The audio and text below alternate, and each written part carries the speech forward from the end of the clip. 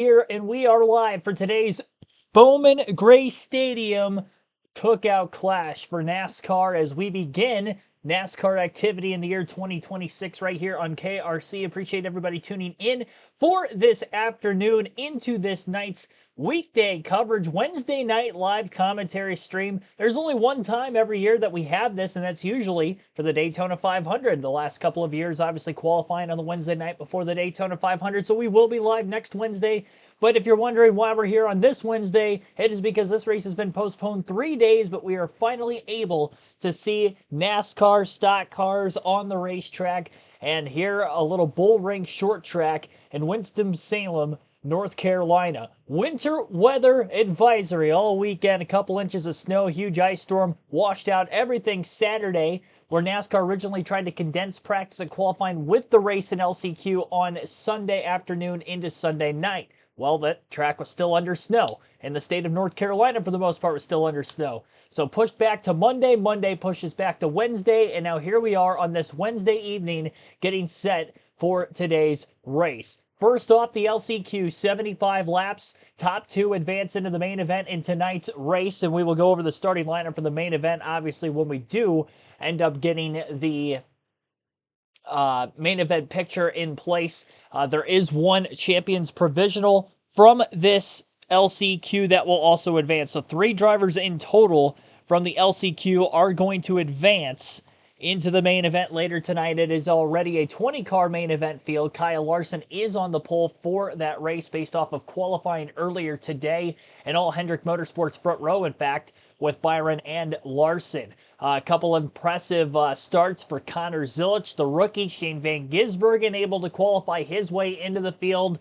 Looking at some of these profile pictures with Logano having his head shaved and Joey Logano with the 1960s mustache. It definitely it caught me off guard. It threw me in for a loop and had to get a quick laugh out of it. I want to get the chat up on my phone. The cars are on the racetrack to begin this LCQ, so I should go over the starting lineup while we're awaiting this one. Again, 75 laps, top 2 advance, plus a champions provisional. Josh Berry is on the pole with Michael McDowell starting on the front row with him. And row number 2 will be Corey LaJoie and Austin Cindric LaJoie in the 6-car, filling in for Brad Keselowski, who was injured in a skiing accident earlier in the winter. Alex Bowman with Riley Herbst in row 3. Bowman is locked into the main event tonight. He does have the champions provisional, but if he races his way into the top 2, then that provisional would go to either Austin Cindric or Josh Berry. Riley Herbst, again, on the outside of that row with Bowman. And row number 4, it'll be Cody Ware and AJ Allmendinger. Allmendinger, one of the series veterans in this clash field that is having to run this LCQ tonight. John Hunter Nemechek, Todd Gillen. Cole Custer and John Hunter Nemechek in row number 5. Then behind them, Todd Gillen and Ty Dillon. Noah Gragson, Ricky Stenhouse Jr. deeper in the field in row 7. Row 8 was Zane Smith, Eric Jones. Row number 9, Chad Fincham, and Burt Myers is back again this year in the number 50. He also tried to participate in this race a year ago.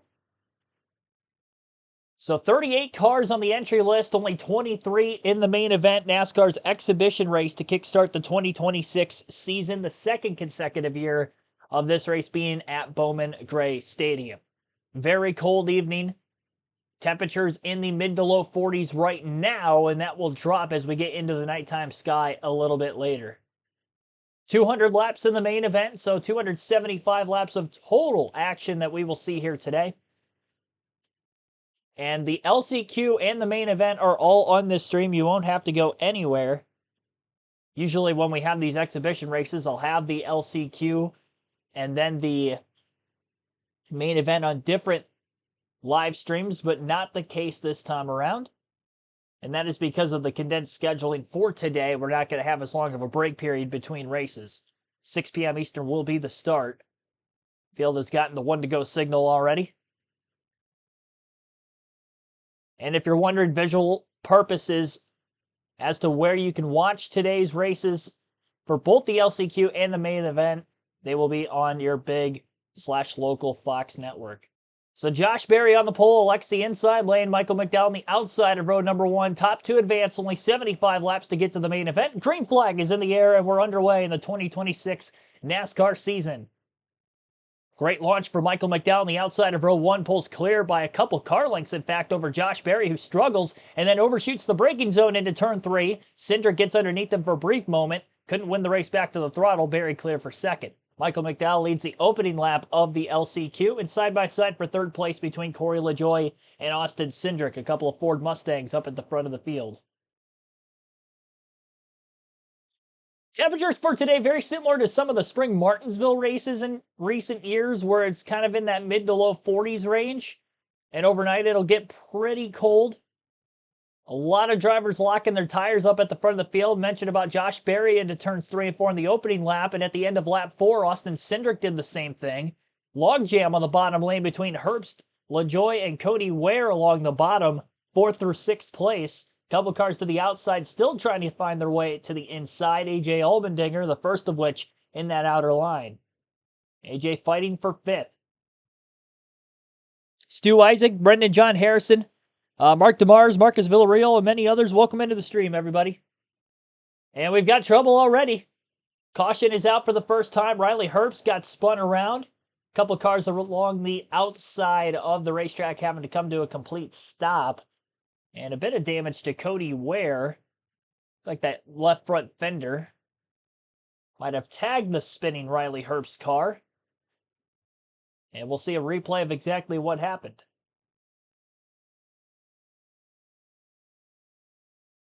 Yep, bumper cars galore. That's going to be the name of the game here. And I would imagine this LCQ, we're going to see more of it than the main event later. Not much damage to Cody Ware's race car that I would have thought.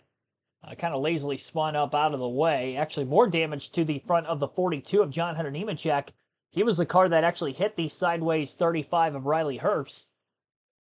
Herbst had gotten spun off the front bumper of AJ Allmendinger, but it was Corey LaJoie who contacted the 16 car first, and then in return spent the sophomore driver Riley Herbst around for our first yellow. So lap 6, caution's out, and caution laps do not count in this LCQ. Green flag laps only, so we might be here for a while. Irina Sayre, thanks for tuning in. Got 18 likes on the stream already. Greatly appreciate that, everybody. With this being an exhibition race tonight, our like goal is going to be to get to 100. And we're at 17 already, so greatly appreciate that. And thanks to all tuning in for the first time. Thanks to everybody showing up. Ethan, thanks for tuning in. McDowell is going to the back. Oh, yeah, for jumping the start. Yeah, I didn't even think about that until just now, but Josh Berry being the pole sitter, he has to be the first one to the start-finish line because of the initial start of the race. Now, in the event of a restart, if you launch earlier than the driver who's supposed to set the restart, aka in that case would have been Josh Berry, then obviously that'd be a penalty, but in the initial start of the race, you cannot beat the leader to the line, and I believe that is what Michael McDowell did. So for jumping the restart, Michael McDowell will be going to the tail end of the field, or last in the lead lap, but we were only 6 laps in. Nobody fell a lap down yet. Long ways to go for Michael McDowell to make the main event. So it was looking pretty good off the initial start for Michael McDowell, but lo and behold, now he's at the tail end of the field. And we will see if he can work his way forward the long way. Garrett, thanks for tuning in. Let's go racing indeed. So Josh Berry now to the lead. And he was kind of holding some cars up behind him before that logjam from about 4th place with Riley Herbst, AJ Allmendinger, and Corey LaJoie. Now the 16 and the 6 of Allmendinger and LaJoie were able to keep their cars in a forward direction, so they sit 3rd and 4th. They'll be around row 2. And how about Burt Myers up to 12th place already? Shout out to him. He started last in 18th. And he's already up to 12th. Alex Bowman struggling mightily right now. He fell all the way back to 13th on the initial start. He was one of those cars stuck in the outside lane. Couldn't get moving forward. Tough break for him.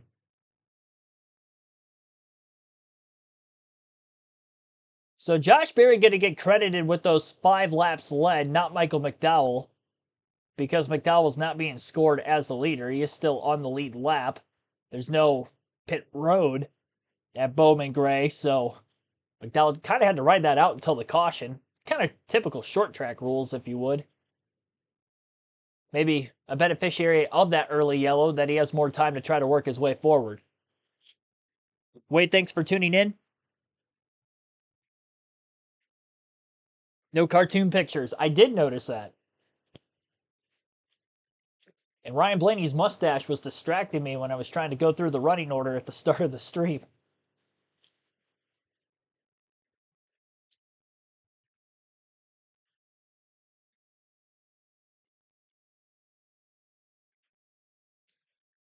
We got Bob's Discount Furniture ad right in our way. The raw feed isn't exactly working, but the live leaderboard is on NASCAR.com right now, and that's what you are looking at on our screen. And I'll try to enlarge that as I go to the next restart. So again, caution laps do not count in this LCQ. 75 laps is our scheduled distance. Laps, technically. Plenty of fuel to make it to the end on this roughly quarter-mile racetrack. Quarter-mile to a third. It's a bull ring, that's for sure. Even tighter than that of the LA Coliseum. You thought that was tight? This is tighter. Green flag back in the air. Great restart for AJ Allmendinger on the outside. Josh Berry looked like he spun his tires as they were picking up to the start-finish line. Berry locking the tires down into turn 3. Washes up the track into the side of AJ Allmendinger. Quite a bit of contact. AJ's going to lead that lap of the line, but he has not been able to get clear of the 21 car yet. Austin Cindric struggling with drive off, and John Hunter Nemechek will slide into third. More bumper cars between the two, 42-21, all log jammed together. The two of Cindric got the worst of it. Corey LaJoie is going to move past him, and Cindric is stuck on the outside trying to get to the bottom with the front row Motorsport Fords, all three of them.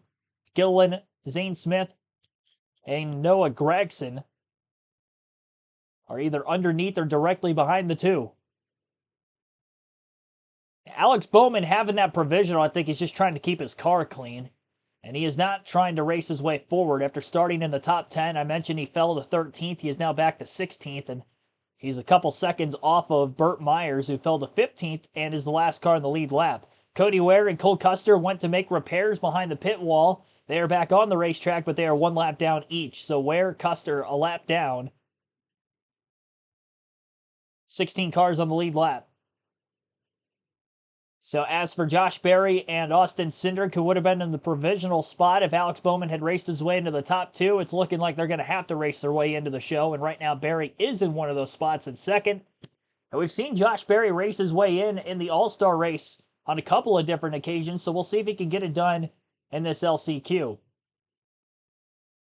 Bump and run for LaJoie, who's been one of the more aggressive drivers in this opening dozen laps of the Clash. Ty Dillon's not taking any prisoners. Immediately after getting bumped out of the way, he tries to put the bumper back to LaJoie. All he did was push him forward.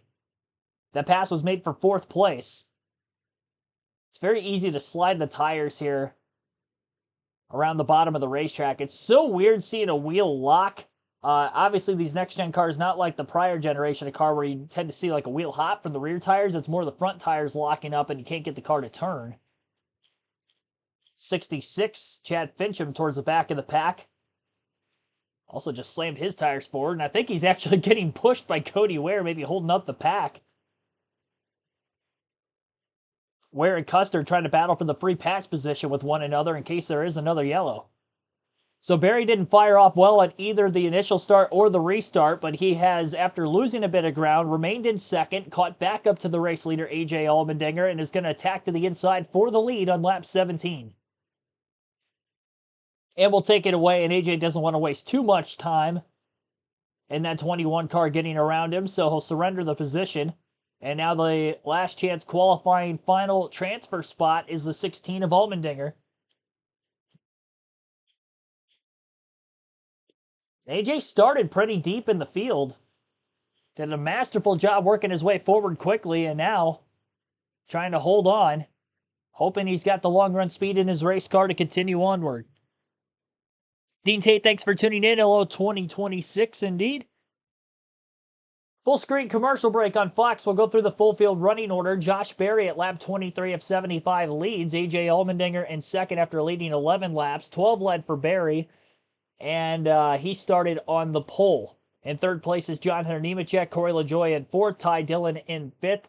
Sixth place is Austin Cindric, Zane Smith seventh. Eighth is Eric Jones. Michael McDowell 9th, Noah Gragson 10th, Todd Gilliland 11th, Riley Herbst in 12th, 13th for Ricky Stenhouse Jr., Alex Bowman 14th, Chad Fincham 15th, Burt Myers 16th, Cole Custer 17th. I mentioned already he's the first car to lap down Cody Ware in 18th. So that rounds out the field, and Cody Ware with a spin, and Custer kind of having to stop around the outside of the track to miss the spinning Herbst car, who was able to continue on the lead lap, but obviously Herbst at the back of the pack on the restart. Back up to 12th, now back to 13th. Stenhouse just got by him. He wasn't 5th when he did spin.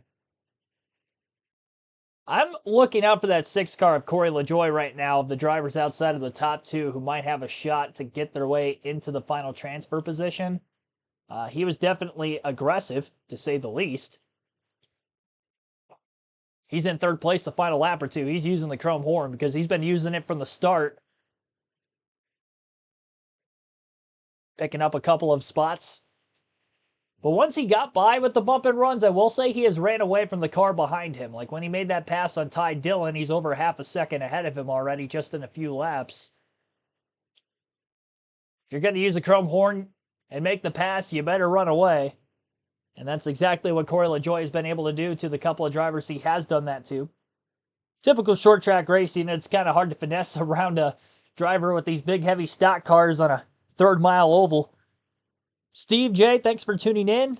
How many people in the grandstands? Not a ton.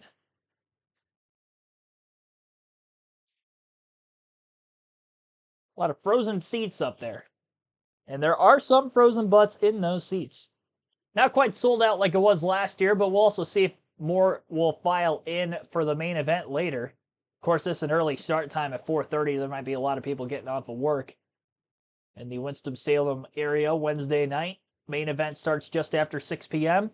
Lap traffic is going to be had for the leaders at the front of the field. Josh Berry and AJ Allmendinger. After Berry had gotten to the lead, he didn't really run away from the 16, but the top 2 still have a decent gap over 3rd. Built up a couple extra tenths of a second or so over the last few laps. John Hunter Nemechek is in 3rd. And Corey LaJoie now just a couple tenths behind him. And if LaJoie can make a quick pass on Nemechek for 3rd, he's still got time to get to the front of the field. Laps wind down quickly here at Bowman Gray. Lap time's under 15 seconds lap over lap, but we still have about half the race to go. Riley Herbst just fell a lap down. Obviously some damage from that earlier spin. And it looked like he had a half spin with Cole Custer moments ago before going to lap down. There's some damage to the right rear of his race car. Backed it up against the wall, but kind of kept it going quickly, and no caution came out for it. Burt Myers, Chad Fincham have also fallen a lap down.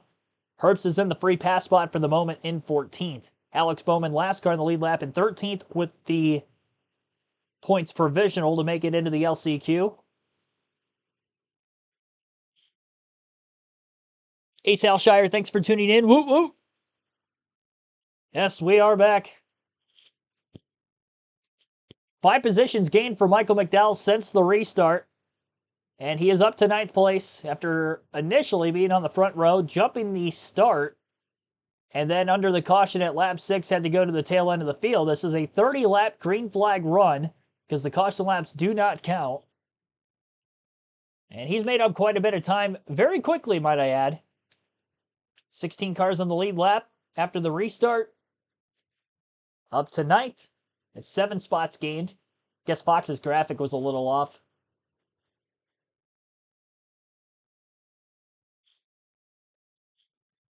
Saying he had 5 spots picked up. Right behind the 43 of Eric Jones. Problem is he's 7.3 seconds out of the lead. And he's just under 6.5 seconds out of 2nd place. Alex Bowman going to go a lap down at the hands of Josh Berry. Berry actually passed him on the outside on the straightaway. No reason for Bowman to push hard when he's already in the main event, just trying to keep his car clean. Now, obviously, he would have to start last on the field with the provisional. Ryan Blaney actually had the provisional in last year's clash from the LCQ, and after starting dead last in the field, still finished in 2nd place. Sorry if I said champions provisional, by the way. I meant points provisional. I've got old NASCAR rules stuck in my head when I was watching qualifying all those years ago on Speed Channel. I'd always hear champion provisional all the time. So when I think of provisional, that's what I think of. Despite the fact that it's severely outdated. Nemechek has not had the pace those top two cars have had. Corey LaJoie, I would say, is faster than the 42, but he hasn't been able to get a pass yet. And I don't think it's really an aerodynamic deficiency for the 42 as much as just the drivability stand front, because he does have a slight bit of right front fender damage, but on this short of a racetrack, I don't think that's really going to affect anything. In saying that, this is the next-gen car, so I could be wrong, but I'd like to believe that that wouldn't be the case.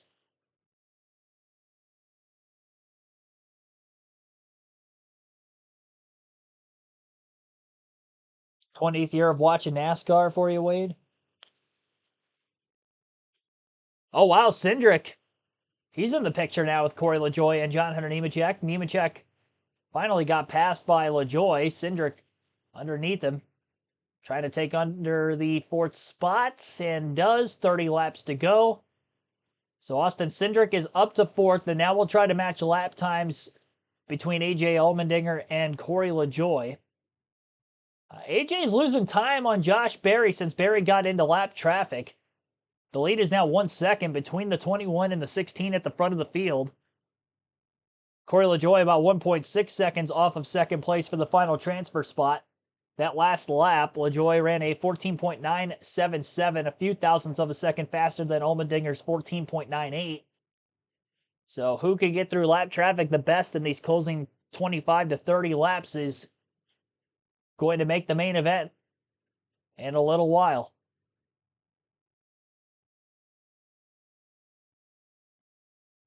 Got trouble on the high side of the racetrack. 34 car of Todd Gilliland having a problem, but we stay green at lap 49. And he might have a flat tire. Looks like Gilliland's going to pull off the racetrack out of the way. Keep this race under green flag conditions. Gilliland was at the tail end of the lead lap. I believe he was in 12th when the issue transpired. Quite a bit of lap traffic in front of Berry.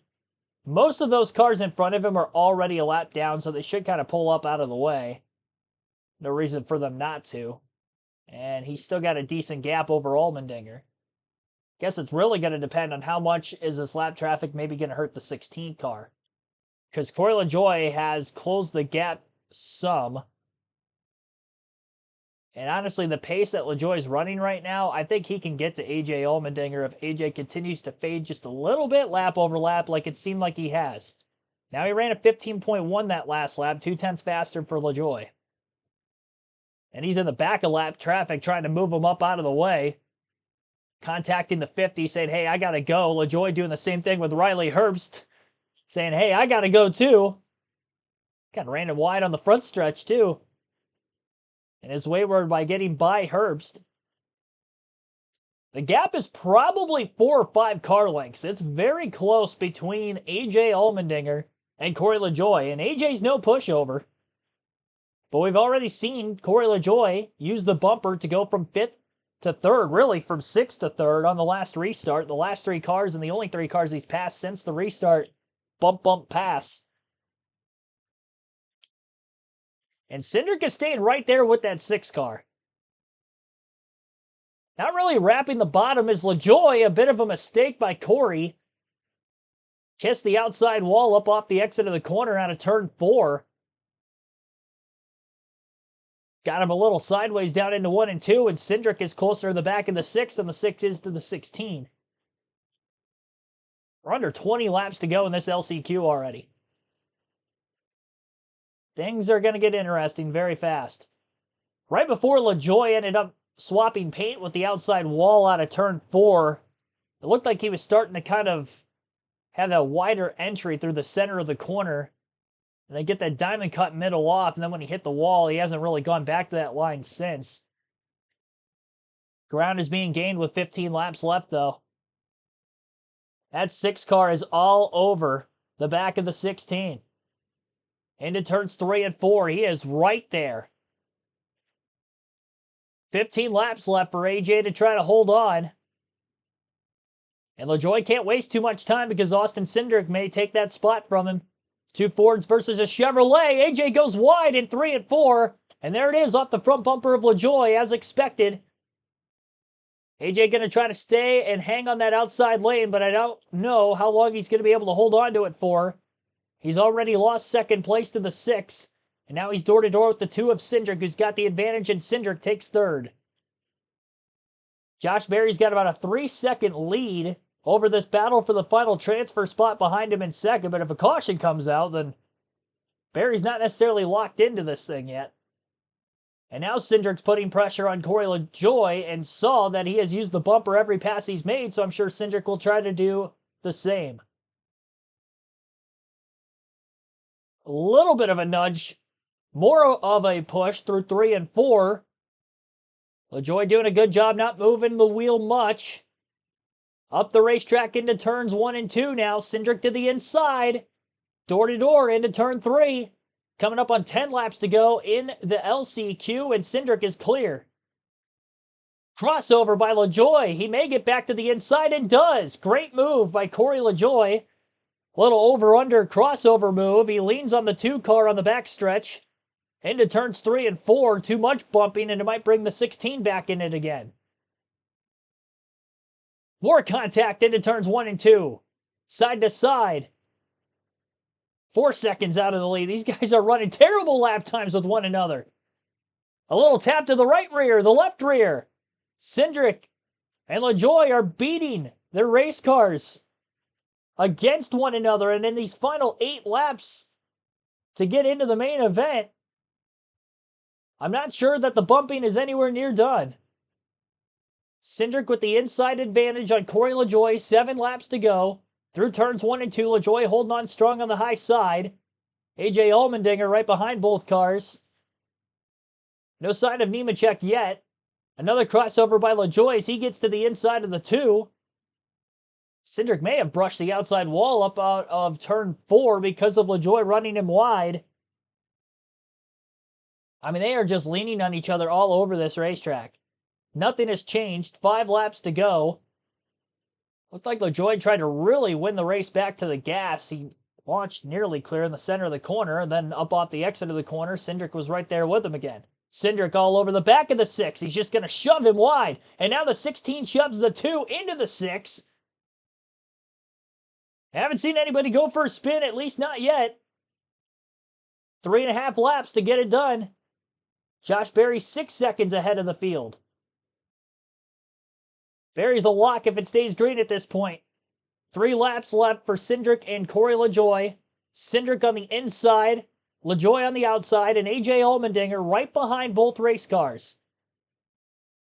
Despite all the contact that these two have made, they're still getting decent drives up off the exit of the corner that AJ, whether he's just sitting back there or for whatever reason, he's not able to stay tightly to the nose, or I should say back bumper of both race cars with his nose. Final lap for Berry as they cross the start-finish line. And as they get there now, it'll be Cindric by inches leading. Can he do that again this time by at the start-finish?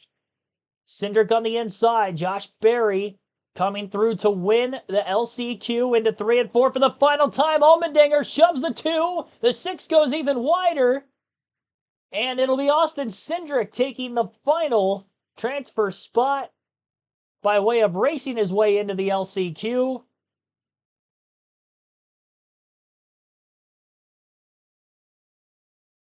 A hard-fought battle between Corey LaJoie and Austin Cindric, and it was AJ Allmendinger in 4th place, who kind of helped the 2 car of Austin Cindric get into the show, because his push to the back of the 2 set the 6 maybe way wider than what he would have been otherwise had they raced their way back to the line. Allmendinger could not get by either car. His only chance was to shove one into the other, which happened, but he couldn't really get by either one in the short amount of time to get back to the front straightaway. So it'll be the Wood Brothers Ford and the Penske Ford racing their way into the main event through tonight's LCQ, and Alex Bowman again will get the points provisional as the final transfer spot into the main event later on this evening. Jimmy Johnson, Fan 48, H. Holly D, thanks for tuning in. Thank God it's racing season again. Yes. Yes, it is. This is the LCQ, yep. 75 laps have just concluded. Josh Berry and Austin Cindric will be the two to race their way in. And with Alex Bowman getting the points provisional, the three drivers who had actually raced their way in tonight through the LCQ to the main event were the only three drivers in this LCQ that made the playoffs last season. And they all make the main event.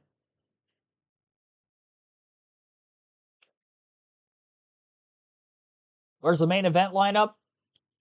I will pull that up for you in a quick second.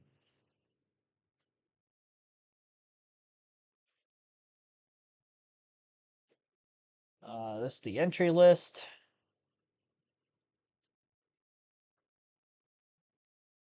While I'm looking for that, here's Josh Berry with Regan Smith following his LCQ win. He said, well, you got a lot behind me, but it was pretty easy for me.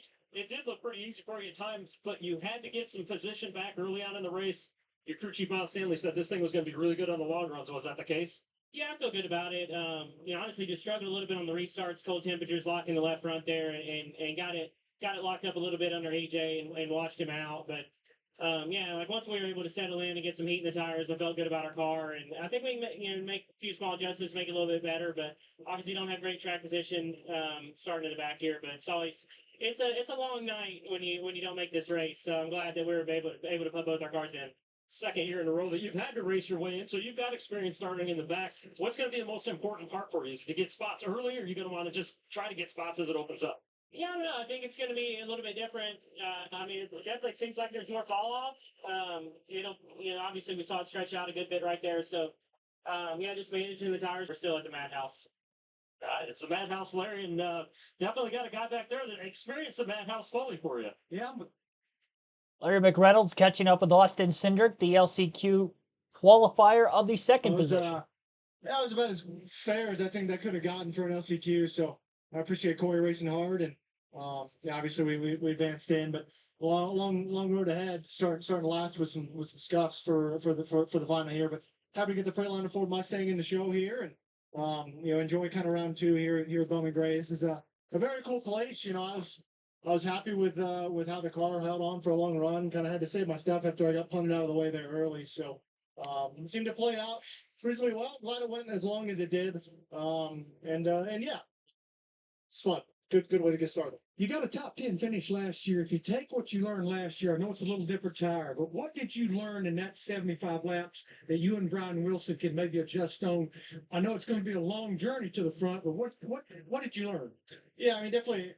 So like that definitely dominates a lot of the characteristics, but so I think a lot of some of the same from last year. I don't talk about added horsepower. I don't think I got full throttle the entire race there, except for maybe when emotions got high. So past that, it was pretty interesting to try and manage. Hopefully, didn't get too much damage there, and like I said, try and have a good final here. Well, Mike, I think it's going to be fun watching these guys try to come from the rear. Absolutely. Sure, they'll catch a word with Alex Bowman, who gets the provisional as well. Although we knew that going into the race, so maybe not. If we catch an Alex Bowman interview, I'll let you listen into that as well. For some reason, very quickly after the race was over, the live leaderboard is now no longer on our screen, but I did pull up the results on my phone, so while you can't visually see them on our live feed, I will at least read them off.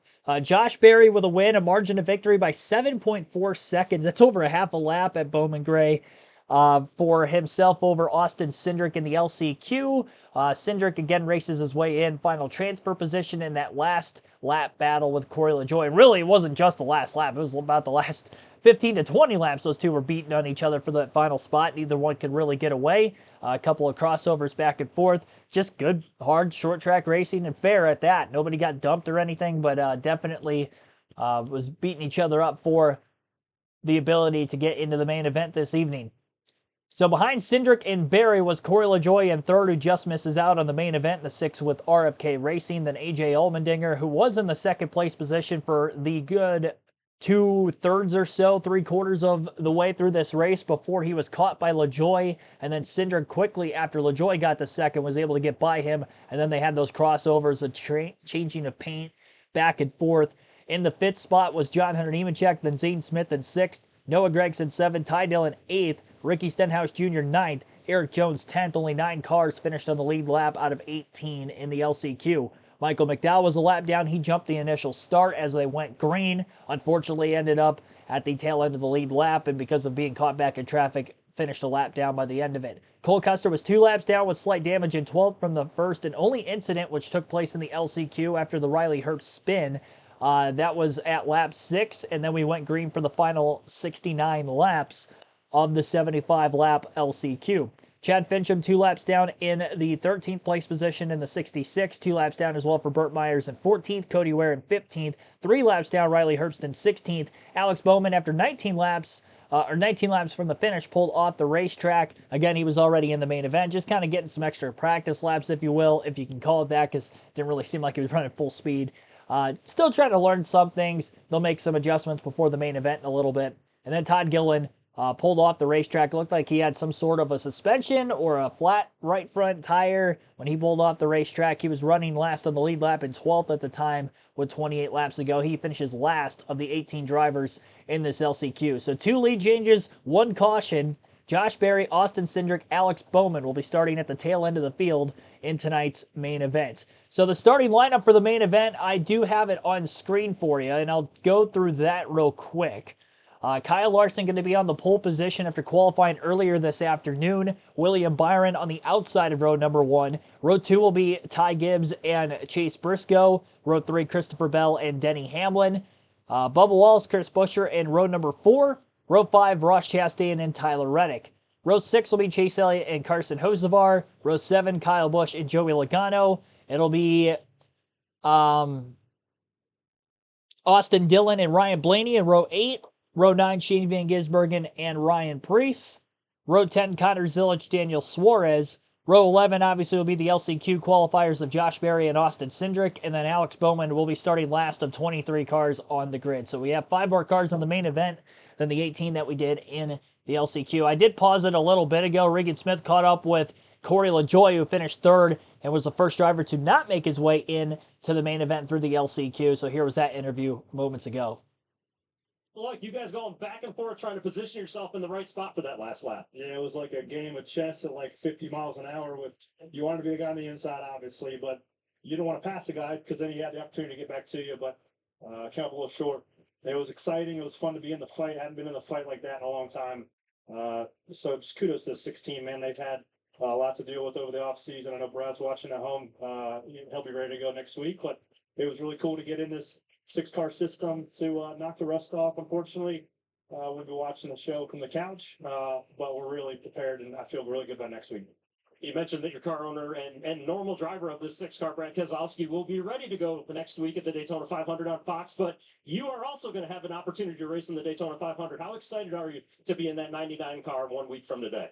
I mean, it's going to be without a doubt the best opportunity I've had at the 500. So we've been close with some other opportunities too in the last couple of years. So maybe this is the year, but nonetheless, we're going to have some strength in numbers with our RFK group next week. And I'm just ready to get out of the snow, get south to Daytona where it's nice and warm, and we'll see if we can go sneak out of Harley J. Ultra. Well, we'll see you in a week, and looking forward to seeing what you can do when we get to Daytona. Larry Mack, I know you got the 3rd party that was involved in that wild finish. Yeah, I've got AJ Allmendinger that was watching Austin Cindric and Corey LaJoie. Looked like maybe just not good on the long run. You had good short ones, Peter Fear. Yeah, I mean, we kind of struggled with our Grizzly nicotine pouches car kind of all day. Trent and the boys made it a lot better for that race. It's cool to go 8th to the lead around the outside of everybody.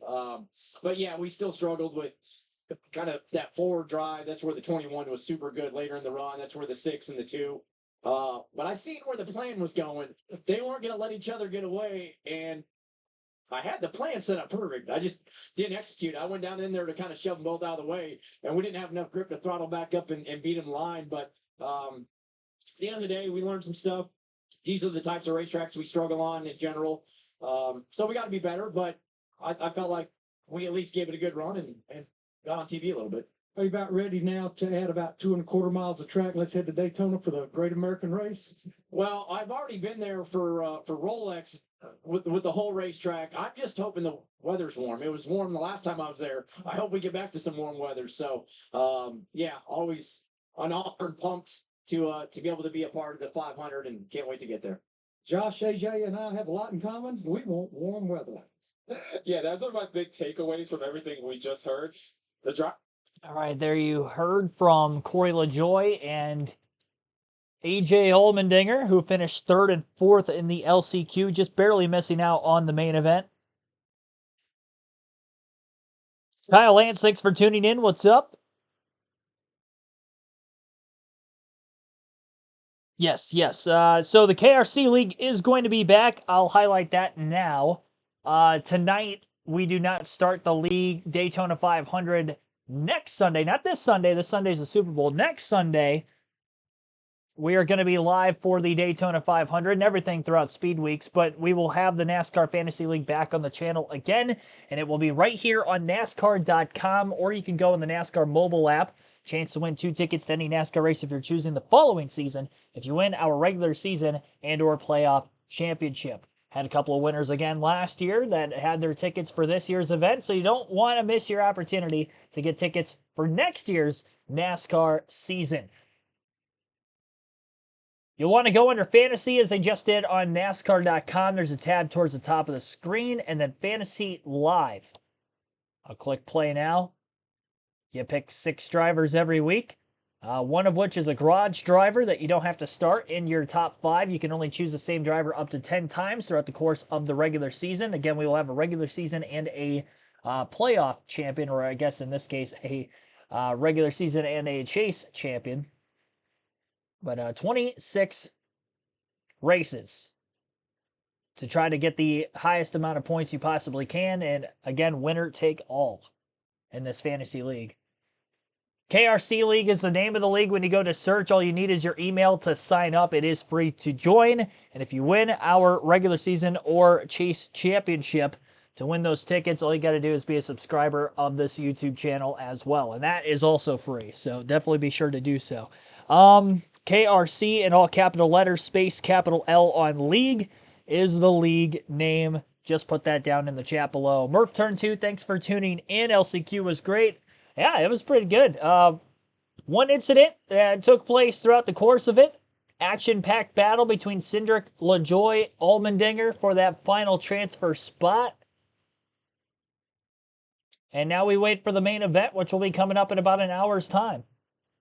So we are not going to end this stream. We will be live right here for the main event. LCQ main event all on one continuous stream. We're going to do some NASCAR trivia while we bypass the time. NASCAR Clash Sporkle. We'll see what our good Sporkle website's going to have for us. All right, so for those of you that don't know and are new to the channel, every time there is a NASCAR Cup Series live commentary to be able to do so is right now. And the reason why is because we have some downtime anyway for 45 minutes to try to kill before the main event of tonight's race following the LCQ. Our first of 2 quizzes for this evening will be this one. 10 minutes in length, 47 drivers have won the Clash in its history. 1979 was the first year, and obviously this goes all the way up through last season, 2025. I'm glad that this quiz is updated, and all we have to do is name every winner of this race. And I'm not going to lie to you, for some reason, my memory doesn't feel very confident with the Clash, because the races before my lifetime, I really don't know, because I haven't seen it. I haven't really seen statistics of it. I do know some of the winners, and it does give us a car number, which is going to help a ton. We'll see if we can get a perfect score. Don't Google it if you can, if you are playing at home, but you are more than welcome to help me out in the chat, and we'll work together to try to get this perfect score. So timer is started. Last year's winner, Chase Elliott, and I'm sure Bill Elliott's going to be on here as well, 1987. Denny Hamlin won in the Coliseum. He also had 3 of them at Daytona. Martin Truex Jr. also won at the Coliseum, and so did Joey Logano. So now we got the Clash Road Course. That was Kyle Busch the one year it was there. And Kyle also won that infamous 2012 race, probably the best Clash that I can think of off the top of my head, at least my personal favorite. 2011 was won by his brother, Kurt Busch. Jimmy Johnson has a Clash win. That was 2019 and 2005. And I actually kind of forget that he won 2019 because this was after he would have had his final career Cup win. A crazy race to say the least. Eric Jones was able to win in 2020 with a ton of wrecked race cars, and I'm actually going to pause it for a quick second during this quiz. I don't do that often, but here's Alex Bowman finally with his interview with Riggin Smith. He'll be starting last after the provisional to get in to the main event through the LCQ. Did you learn what you need for the main event coming up in a little while? Yeah, for sure. Talking to you before the race told me I shouldn't race, so I just took your advice on that one. So, no, I think we felt pretty good about our car in practice, and then not so great about our car in qualifying. And I feel like we just really wanted to try some stuff, like see if we could get on the other side of it, and we did. So we probably learned from that, and yeah, it was a good test session for us. So. Yeah, hate to have to use a provisional to get in, but we're in, and we'll try to drive through the field here later tonight in the Ally 48. Now, I want to give you a little bit of good news. Number one, you should never listen to me because I'm standing here behind the microphone, not a steering wheel right now. But last year, Ryan Blaney also took the provisional to get in. He raced his way all the way up to second, almost had an opportunity to win the race as it got to the end. So how do you play the race out now? Where do you want to get the positions? How quick do you have to get those positions, do you think? Yeah, I mean, it's interesting. I feel like we passed a lot of cars in practice. It probably hurt us in qualifying because it was like I was in dirty air the whole time in practice and kind of never really focused on just making like that all out fast lap. And hopefully that'll help us here with 22 guys to pass. But I also feel like you can beat your stuff up a little bit too much if you are like trying to make too much ground too early. So yeah, the 12 did a great job of that last year, and hopefully we can do the same. Josh, the one thing I heard right there that Alex just said, he passed a lot of cars in practice, so we'll have to keep an eye on him in the future here. All right, hate to pause the trivia game that we were playing there. We're trying to name every Clash winner in NASCAR Cup Series history, but I wanted to get that interview with Alex Bowman out. It was very well after the Clash LCQ was over, but we got it in. Brad Keselowski, 2018 winner. Names that we've already gotten, obviously, are up on screen. Matt Kenseth won in 2015.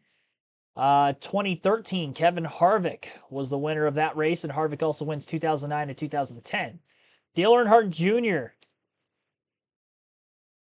had the 2008 victory as well as 2003, while his dad, Dale Sr., winner of 1995, 93, 91, 88, 86, and 80. He had a lot of them. 6 Clash wins for Dale Sr. Tony Stewart in 2007.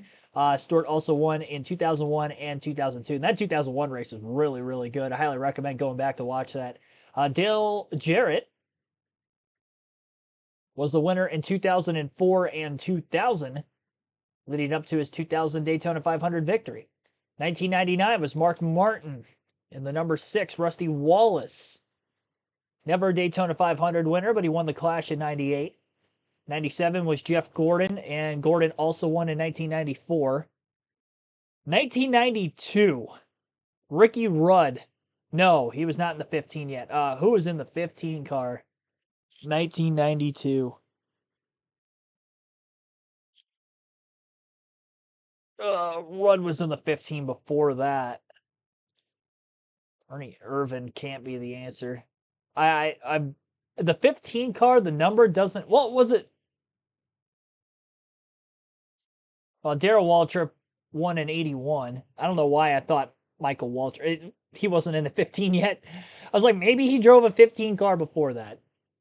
Kenny Schrader was in the 25 in 90 and 89. Labonte was in the 44 and 85. Benny Parsons, was he? Oh, no, the 75, that was Dave Marcus. No? It was not, apparently. Okay. Allison is on the list. Bobby Allison in the 88 car won the 1982 Clash at Daytona. 1992. I don't know who was in the 15 car off the top of my head.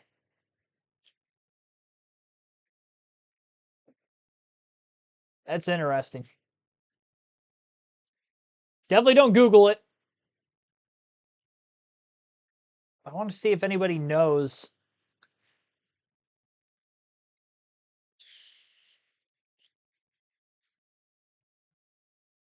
$1979.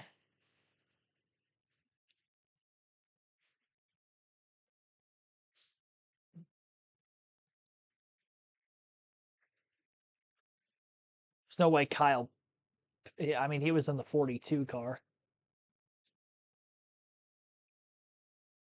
Try Sterling Marlin just for kicks and giggles. That wasn't it.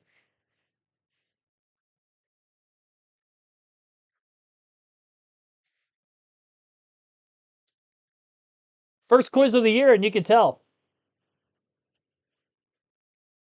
Solomon Lee says Kale. It is not Kale because I did try him.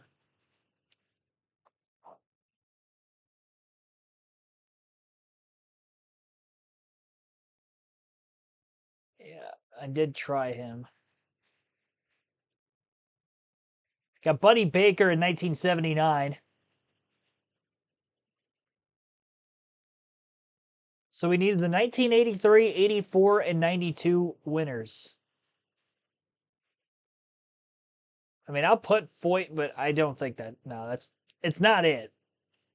I know it's not him. Fireball Roberts is not going to be on here.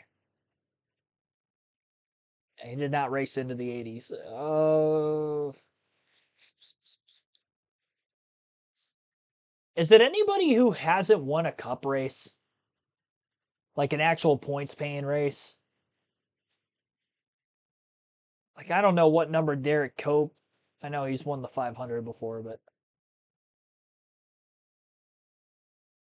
I'm drawing a blank on 92.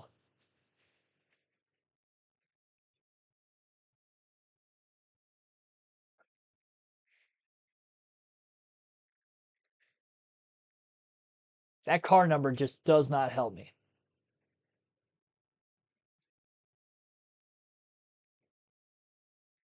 You put Musgrave on here just for the hell of it? No, there's no way.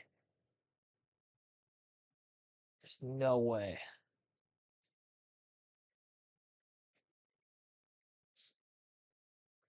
Oh, you know what? What about Jimmy Spencer? He had to win at Talladega. That's why I thought I'd try him.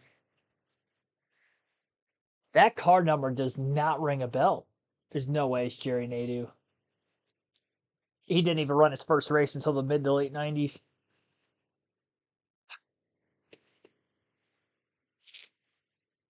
This is tough.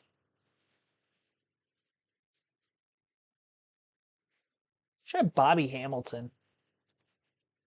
Nope.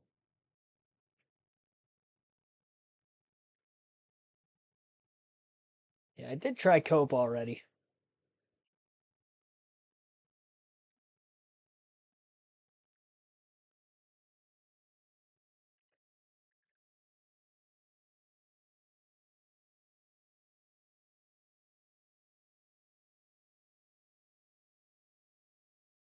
I honestly don't know. We barely have over 2 minutes left. Oh my gosh, Jeff Bodine. Thank you.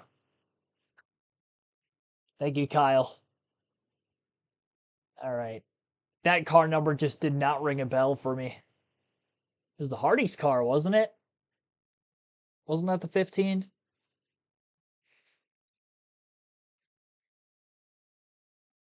All right, so we have 1983 and 84. We've got the number 75 and 83, the number 12 and 84. The number 12, I don't know.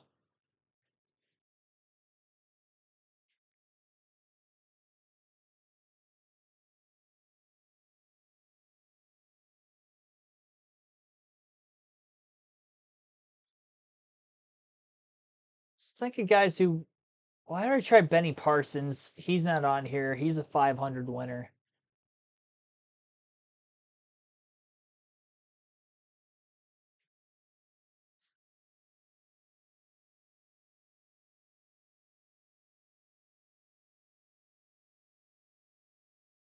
I've tried Yarborough already, but he is not on here. No, it's not Steve Park.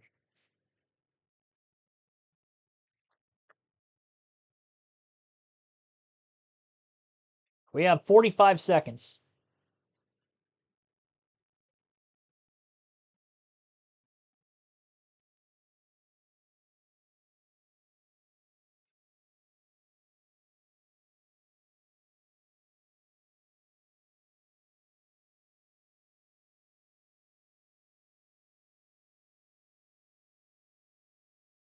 I feel like I'm going to look so dumb for not knowing this.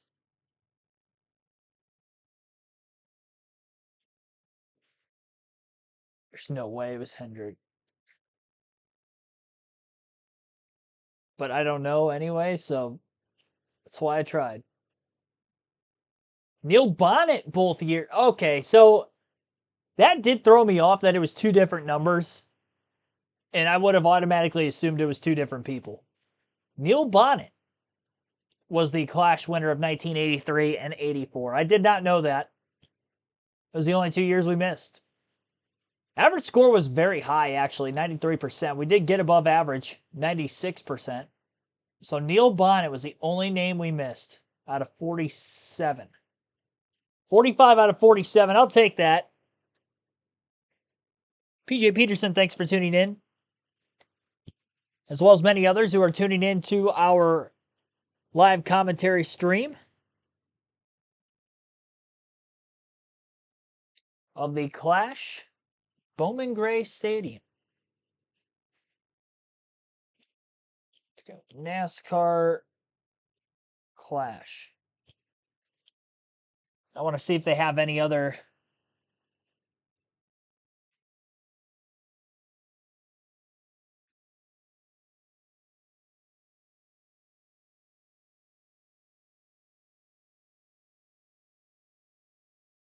NASCAR all-time exhibition race win list. It's going to be a lot of the same names on here, but because we've done all the Clash winners already.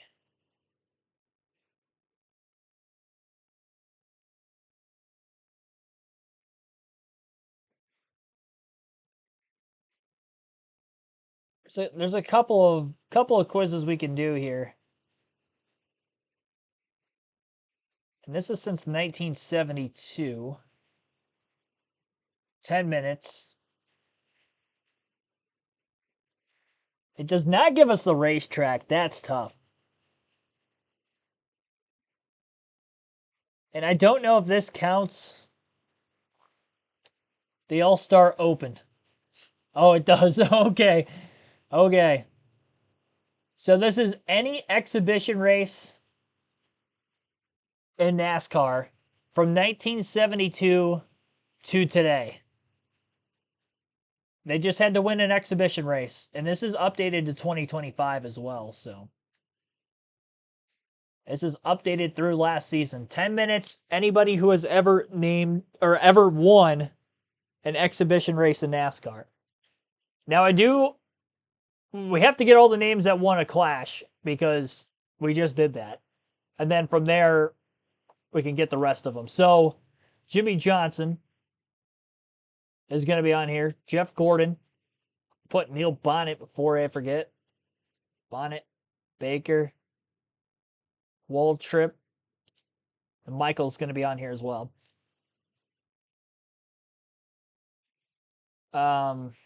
Bodine, Earnhardt Jr. and Sr., Tony Stewart, Harvick was on the list, the Bush brothers,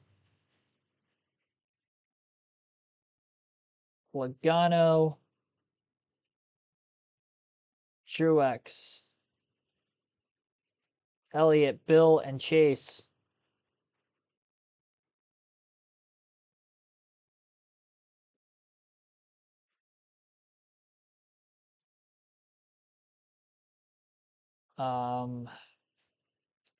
Rusty Wallace, Mark Martin, Dale Jarrett.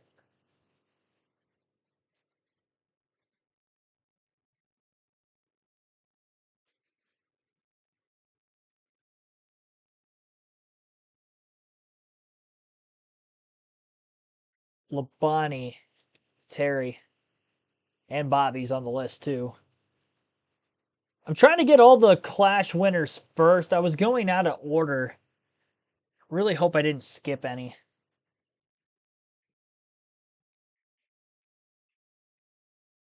Hamlin.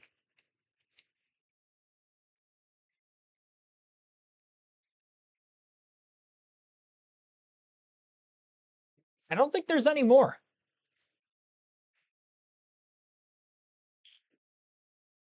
Triple Edit, thanks for tuning in. AJ Summers, welcome to the stream. I see you guys playing along. New Year of commentary, yes. As we get closer to the drop of the green flag, doing some quizzes for right now. After we finished up the LCQ about a half hour ago. Anybody who's ever won an exhibition race in NASCAR? I'd assume this is all the Cup Series. Richard Petty has to be on here. We go Pearson, Yarborough, Allison, Bobby, Donnie, Davey. All-Star race winner, Larson. Oh, Eric Jones won a Clash. I didn't put him on here yet. Paul Menard ever win anything? Because the All-Star Open counts on here, and I know Josh Berry's won that. And he actually just won the LCQ here tonight. Blaney's won an All-Star race. Ryan, that is. Ryan Newman has won an All-Star race. Matt Kenseth, I did not put Clash winner, All-Star race winner. Oh, All-Star race. Ryan Preece ever win? 2022, he won the Open. I was wondering if he did, and I think Chris Buescher has won an Open before as well. But AJ Allmendinger, he's won a couple of Opens. I remember him winning the 2018 one. That was at Charlotte when they had the pre-550 package for the first time. Brian Vickers, I know, has won an Open. Mike Bliss was close at one time. Hornish, I think, was runner-up. No, he did win an Open. Okay. Casey Mears is not on here. How about Sorensen? I know Jamie McMurray has won an All-Star race. Montoya ever win an Open? I don't know. I feel like I'm jumping all over the place now. Jimmy Spencer? Okay, he's on here. Briscoe? Nope. What about Reddick? Tyler Reddick is on here. Bubba Wallace has won an Open, right? Oh, I already put Wallace because of Rusty earlier. Ty Gibbs, I think he has won an Open. Yes. Good point. Good point. I did try Menard already. Yep.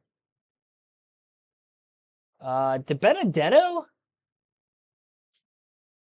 Yes. That was clutch. John Andretti. Nope. Mike Skinner has won 5 times, but never a points paying race. I just put Dick Trickle for kicks and giggles, and I got it.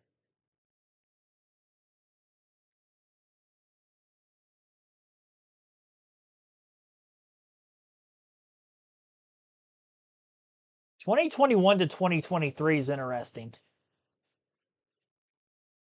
Casey Kane, yes, former All-Star race winner. Elliott Sadler on here at all? Yep. Ricky Rudd's got to be on here. 2000. Bobby Hamilton. It's not on the list.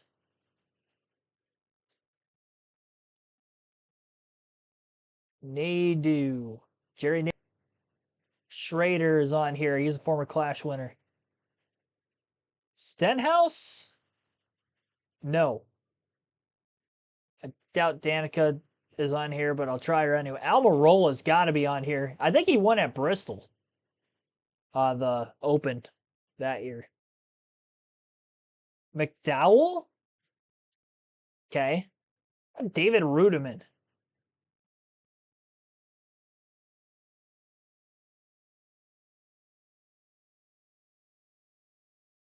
Nope.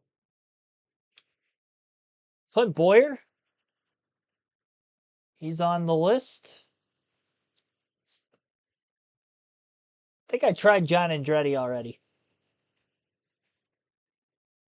We have 3 minutes left, 60 of 87. Sterling Marlin.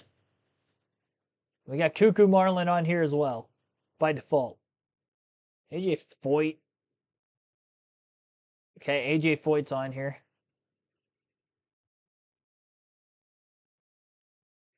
Benny Parsons.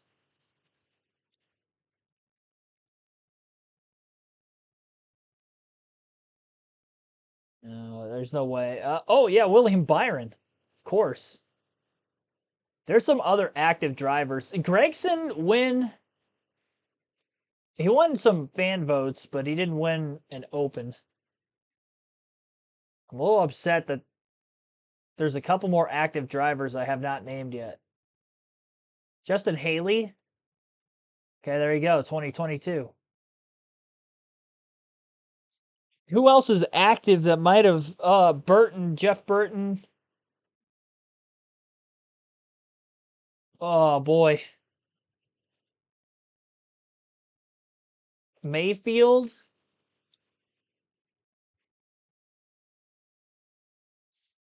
Biffle, of course. Oh, he's not on here. Wow, that's shocking. I did not put Carl Edwards yet. Somebody named that in the chat earlier. Former All-Star race winner.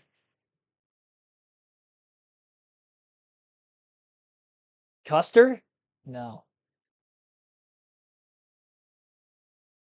2018 to 2022.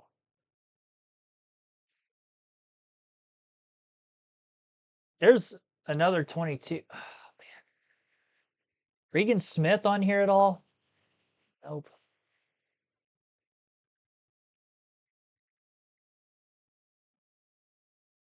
Yeah, 18 to 22. I see that one also. And that bothers me. There's a 21 to 23. There's some active drivers on here. Gilliland.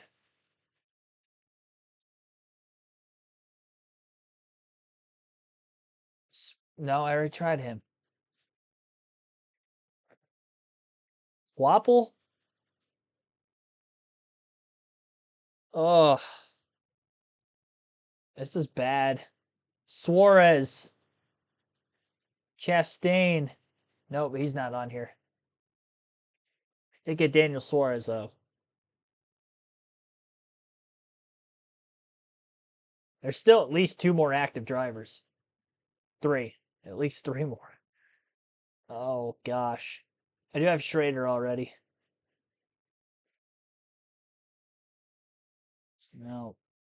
10 seconds. Ambrose?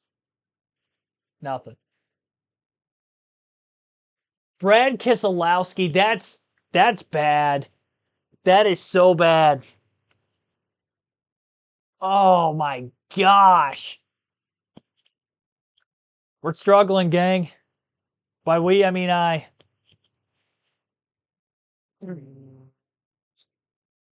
We literally just did the Clash. I thought I had everybody from the Clash.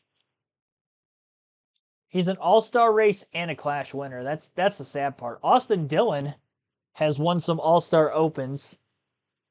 Dave Marcus is on here. Bobby Isaac, Ernie Irvin. I definitely don't think 10 minutes was enough time. We had 10 minutes to do every Clash winner. So to do the Clash winners plus the All-Stars plus the All-Star Opens and any other. It says dirt races, dirt heat races, Japan races. Oh, so I didn't even think about the heats that they had at Dirt Bristol. Those would count on here too. Carson Hocevar won an Open. Austin Cindric. Ty Dillon. Those were all the active drivers. We had 5 active drivers. The Brad Keselowski one, that's terrible. Steve Park, Johnny Benson, Scott Riggs, David Ray. I mean, there's so many drivers that I could have circled around to that I didn't. For one reason or another. Randy LaJoy, Blake Speed, Tim Richmond. I have no idea who Blackie Wangerin is. 1983. Who is Blackie Wangerin? Got a Connie Saylor in there. I have never heard of Blackie Wangerin. We've got time for one more quiz today.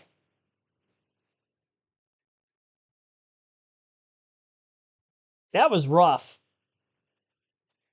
What was my score? I don't think it saved it. I got to go back. Had a 70 of 87. We did get above average. 80%. Average score is 67. So we're 2 for 2 this year on at least getting the average score. But that was a rough way to do it. That was brutal. You can tell I haven't done any NASCAR quizzes in a long time. We did one during the Rolex 24 because we had that 6.5 hour fog caution. So we did some trivia for 45 minutes, but it was Rolex 24 and sports car related. It wasn't NASCAR, so yikes. All right, I saw this quiz and I wanted to save this one for last. This is more modern. And this is any driver who has ran a race in the next-gen car. So next-gen, and it's got every year, obviously, from 2022 to 2026. And they had to race in the next-gen era. And this is literally updated as of January 26th. So it's got the driver lineup for this year already predetermined.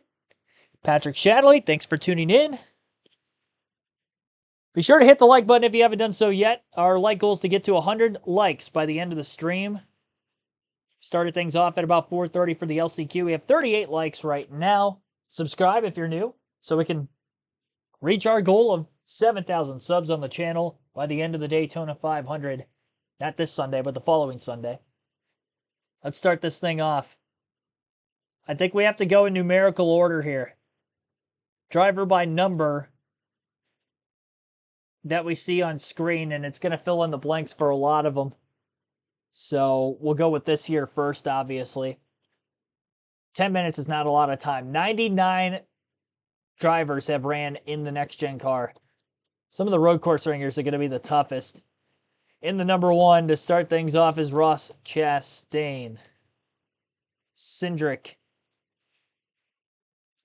is in the number 2. Austin Dillon in the 3. The 4 right now is Gregson. The 5 is Larson. 6 is Keselowski. The 8 and 18 is Busch. The 9 is Elliott. We got Ty Dillon already. Denny Hamlin is in the 11. My guy Ryan Blaney in the 12. AJ Allmendinger is in the 16. And the 13 he drove. Buescher is in the 17. 20 is Bell. 19 and 14 is Briscoe. I see like 77 on there. I'll go Hocevar. Josh Berry was in that car at one point. Logano. You got Reddick. Wallace. Saw 45 and 23 there. Byron in the 24. Gilliland in the 34. Zane Smith drove the 38. 36, David Reagan. 15, Cody Ware. Jones in the 43. Nemechek in the 42. Custer in the 51-41. 36 car. 3650. Oh, Herbst. Because he's in the 35 right now. It's missing a key detail there. Stenhouse in the 47. Bowman in the 48. 23, 45, 54. That's Ty Gibbs. It's hard to believe some of these drivers ran as many different numbers as they did. Ryan Preece is in the 60. 71 is McDowell. 91, that's got to be SVG, right?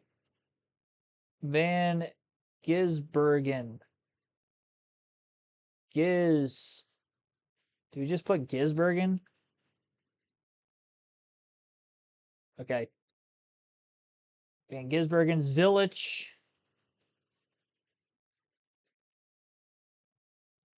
McLeod. 78, Suarez. 99.7.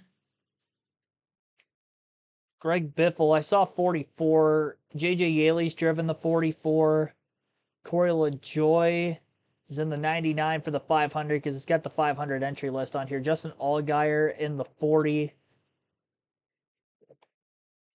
Allgaier. Chad Fincham, literally moments ago, just drove the 66. Who else is in the 66? Casey Mears.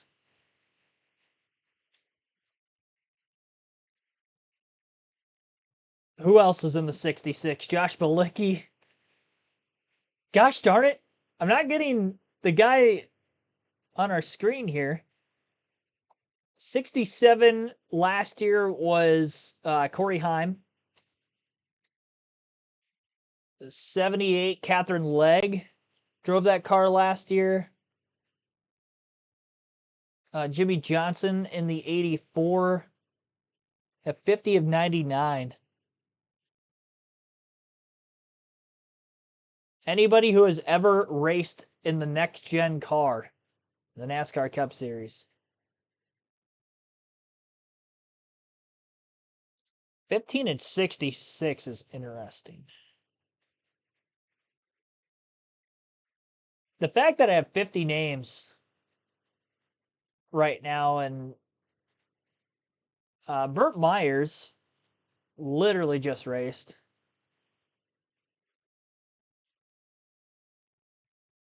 Anthony Alfredo. Have I gotten all of them yet? Okay, so he's 62, 78. The 15 and 66. 1566. Now this is for this year. There's one car we're missing. Timmy Hill is not the 66 we're thinking of.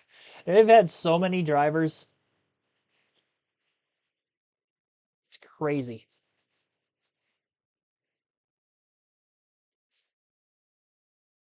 So Burt Myers. I'm trying to think of who else ran at Bowman Gray last year other than Burt Myers. There was somebody else from the Bowman Gray short track area. Orset has not driven a next gen. Okay, never mind. Okay, he did. Montoya, I know, did at Watkins Glen.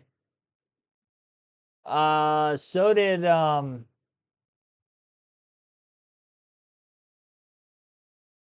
Ryan Newman for Rick Ware Racing.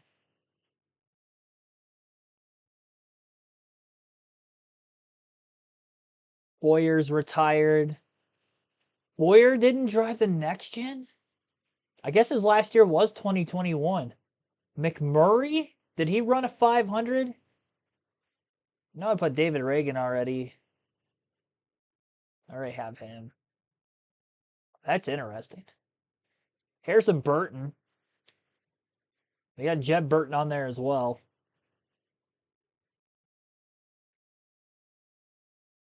Mike Rockenfeller. Yes. So, Taylor, Ricky Taylor, or Jordan Taylor, I guess.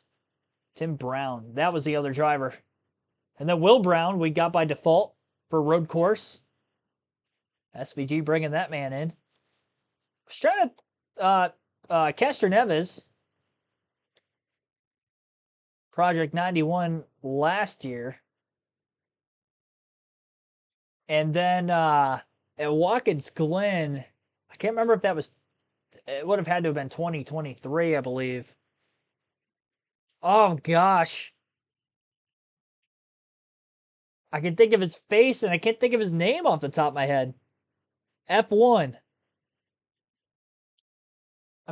My mind's just drawing a blank right now. For no rhyme reason. Kimi, yeah, Raikkonen. I have no idea how to spell that. I'm going to pause it for a quick second. Kimi Raikkonen. Raikkonen.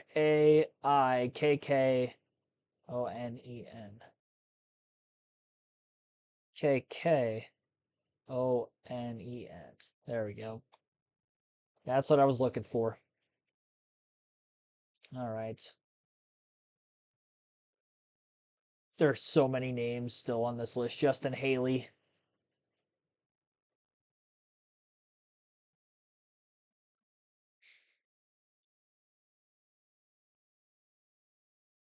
Kevin Harvick.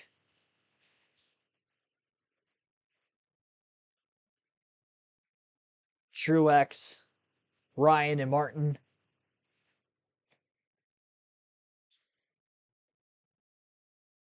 I do have Allgaier already. Got 69 of 99. There are still 30 names on here. We need to try this quiz without a time limit. This time limit is not fair. We got to at least get the average score, though. We got 90 seconds left. I'm just, my mind's, I'm hitting a wall. That's not good.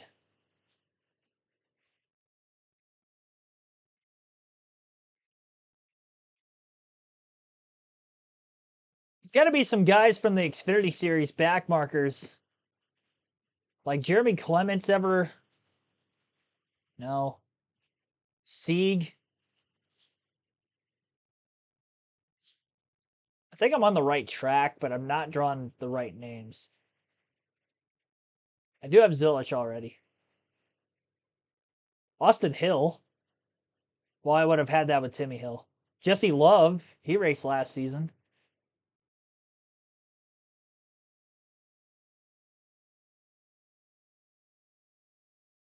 Chandler Smith has ran some races, but I would have got that with Zane Smith.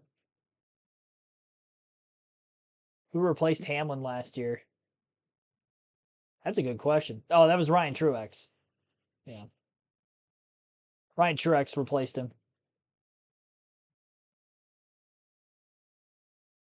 We only have 10 seconds left. I do have Heim already. Oh, man, this is tough. My brain's just fried at this point. Garrett Smithley was the only name we're leaving off for. Okay, well, I was right about Xfinity Series because, like, Brendan Poole's on here too. Derek Kraus. I completely forgot that Derek Kraus made some cup starts with Colleague last season. I don't remember that at all. I mean, I remember it now that I see his name, but there's no way I would have remembered that via the quiz. That he made some cup starts last year with. Yeah, that's right. Joey Gase. David Starr. Daniel Hemrick, of course. Kaz Grala, Joey Hand ran some road course races. Kamui Kobayashi. Parker Retzlaff. He pushed Harrison Burton to the win at Daytona. Cameron Waters. That was another road course ringer named. Josh Williams. He also ran for Colleague back in 2024, some cup races. Connor Daly. That's right. He did run the Daytona 500 in 2023. Eric Almirola. Recently retired. I was trying to think of that. I don't remember Matt Crafton running the 51 for Rick Ware Racing in 2023, but he did. And driving a next-gen car at all. Sheldon Creed. made a start in the 78 back in 2023. I don't remember that at all either. I don't remember Sheldon Creed running a cup race. Jensen Button was another road course name. Rick Ware Racing's had a lot of them. Greg Galding has ran some races with them. Jonathan Davenport, that's right. He ran the Dirt Bristol race. Brody Kostecki, Travis Pastrana ran the 500 back in 2023. And got some more road course ringers. Daniel Kvyat from IndyCar. I don't remember Daniel Kvyat running a next gen race, but he did. Jacques Villeneuve, that's right. That's right. He tried the Daytona 500 back in 2022. I remember him and Biffle were trying to race their way in with one another. Jacques was a menace that weekend. Landon Castle, back in 2022, his last Cup start. Kyle Tilley, Larice Hesemans, and Scott Heckert. Parker Kligerman, of course. I think those are all the names that I missed.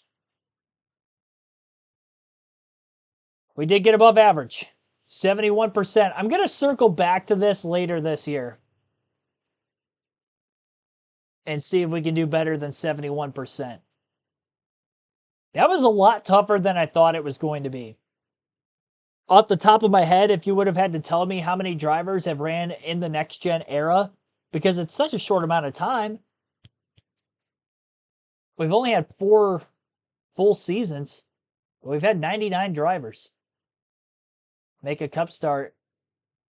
And that does include, obviously, the Clash and the All-Star races, so slightly more than that. That being at the Clash or being at Bowman Gray Stadium.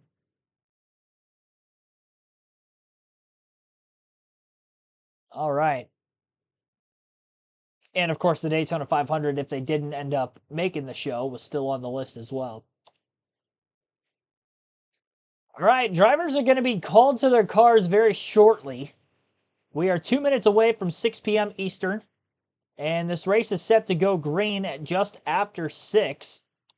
I think we're going to have a driver introduction to go through, and then after driver intros, we're not going to be that far away from the drop of the green flag. Obviously, other pre-race ceremonies will have the national anthem live on stream. Crazy. Villeneuve, really don't remember. Well, I was at the 2022 Daytona 500, and I was there all week, and I remember Jacques being in that field because he missed the 500. But him and Biffle were in the same duel, and they had to race each other to get in. And me being the Greg Biffle fan, I was definitely keeping a close eye on that battle. I didn't think to put his name, but once I saw his name on there, I remembered instantly when he raced. You would have thought it was at a road course, and maybe he did run a road course later in the year, but I remember him trying the Daytona 500. I see a couple of you guys saying Almirola, Kligerman, give you out from F1. Oh, that was another, yeah. Yeah.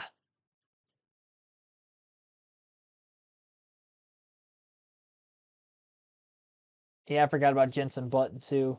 Some of those are way more recent than others. I still had fun with it. We got above the average score on multiple occasions. With 2 races on the stream tonight, the LCQ and then the main events. For the Clash, we're going to do 2 diecast showings today. Usually we would do that at the end of Stage 2. For our diecast showings in today's race, we, earlier this offseason, lost just a great human being overall, Greg Biffle. He was my personal favorite driver growing up as a kid in the NASCAR ranks. Just race car driving in general. I had a lot of Greg Biffle merchandise. Still do to this day. And some of that merchandise is diecast, so I figured I'd show off his number 16 American Red Cross diecast for today.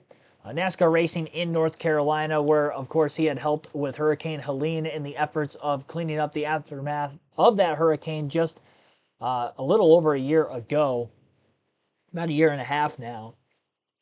And kind of somber, I know, but I missed the Biff.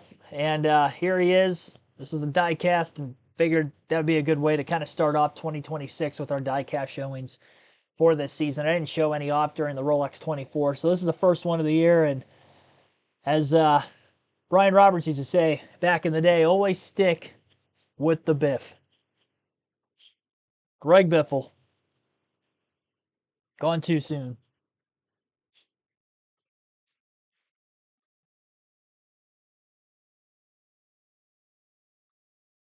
Hashtag be like Biff. Yep. Very much so. Be like Biff.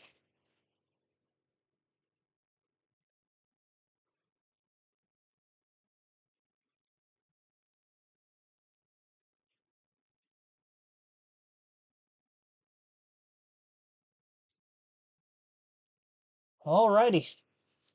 We're going to be racing very, very soon. We already have had some racing tonight with the LCQ.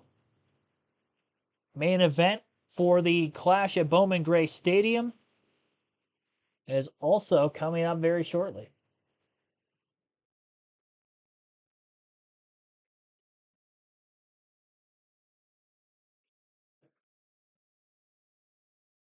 Driver intro is going to be coming up very, very soon. I'll let you listen into that when it does come about.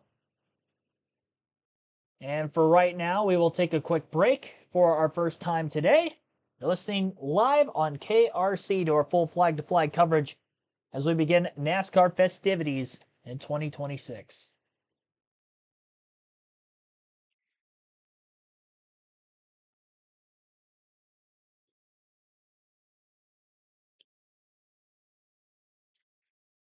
Glad you grabbed dinner and a beverage, got back to the truck before the race started. Perfect.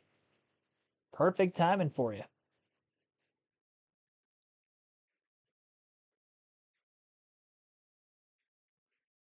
So 200 laps in our main event for this evening.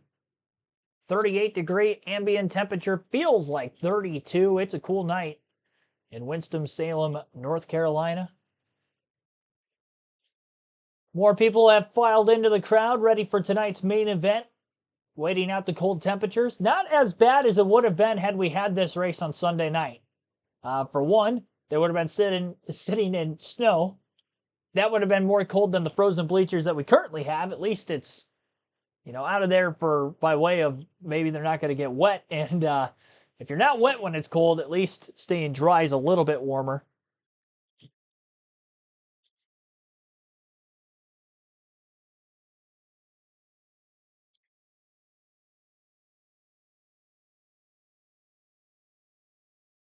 And I'm sure there's still people filing in. Closer we get to the drop of the green flag. Who am I rooting for? Well, I'm rooting for Ryan Blaney as always. And I know I don't have my Blaney gear on yet. I need to do that.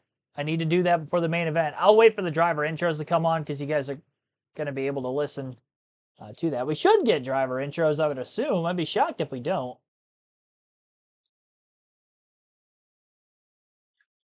I get the Clash is condensed for a Wednesday night, but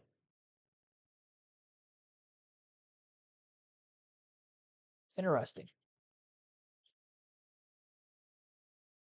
Well, my Clash predictions for the last couple of years has taken a guy who has started on the front row because the winner of this race has come from the front row every year that we've had either the Clash at Bowman Gray Stadium. Last year, pole sitter Chase Elliott was able to get the win, and front row starters in 2023 through 2022 through 2024 out in the LA Coliseum. Those winners all came from the front row as well. Martin Truex Jr., Joey Logano, and Denny Hamlin, one of which did not start on the pole. That was Truex, who started second the year he won. But those other 2 years with Hamlin and Logano, they did start in the pole position. Ryan Blaney, his teammate, started dead last year, finished second to the pole sitter Chase Elliott. Elliott did lose the lead to Denny Hamlin on the initial start, and then Elliott was able to get back by him right before the halfway point, but then Chase Elliott led every lap of the second half of the race. There will be a halfway caution at lap 100. That's the only guaranteed yellow, and I don't believe caution laps count in this year's race, which is just like last season and just like the LCQ we had earlier tonight, which was 75 laps. It's either going to be a very short race or a very long race. A little bit of both. Lap times under 15 seconds, they're going to go by very quickly. 200 laps at a track that takes less than 15 seconds to make a lap. Once we get moving, those laps are going to go by very quickly. This race is going to be fast. They do have all the Cup cars that will be in tonight's main event pushed onto the racetrack. Kyle Larson on the pole for this one. He's going to be my pick to win the Clash this year. And if I'm wrong, it's probably going to be because it's William Byron. And I do think Byron is better in the next-gen car at these shorter, flatter tracks than that of Kyle Larson. I'm still going to take Larson because he's on the front row. And he starts first because maybe Byron falls back to third or fourth place if he gets stuck on the outside too long in the initial start. And that could be the end of the race for him. But yeah, sticking with my strategy, definitely taking a front row starter, especially when you see Larson and Byron on the front row. Two heavy hitters. Not going to discount anybody else to win this race. I could be wrong, and I'd love to be proven wrong. But I know this next-gen car. And I picked a lot of guys starting on the front row last year at other racetracks, and it seemed like it worked out more often than not. We'll see with the extra horsepower on some racetracks this season, if that will maybe help for more passing opportunities than what we've seen in recent years with the short tracks in this next-gen car. Denny Hamlin, four-time Clash winner, is actually tied for second with Jeff Gordon all-time for the second most wins in exhibition races in NASCAR history. If Denny Hamlin were to win tonight, he would move into second alone, only behind Dale Earnhardt Sr., who has 21 wins and non-points paying races to be able to try to get his way up there. And he's not going to catch him because Denny Hamlin's only at 14. I don't think he's going to get 8 exhibition wins in however many years he's got left in the Cup Series.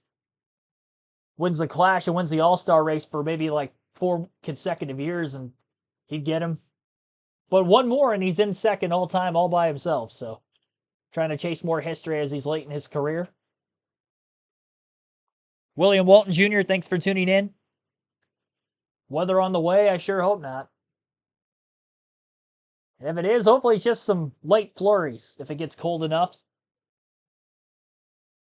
Be kind of fun to see that, actually. Won't be sticking to the racetrack too badly. Should be able to keep things dry. All right, we'll send it down trackside for pre-race ceremonies. During this past off-season, our sport experienced a heartbreaking loss of some truly special members of the NASCAR community. We ask that you hold their families and friends in your thoughts and prayers and join us in a moment of silence to honor their memory.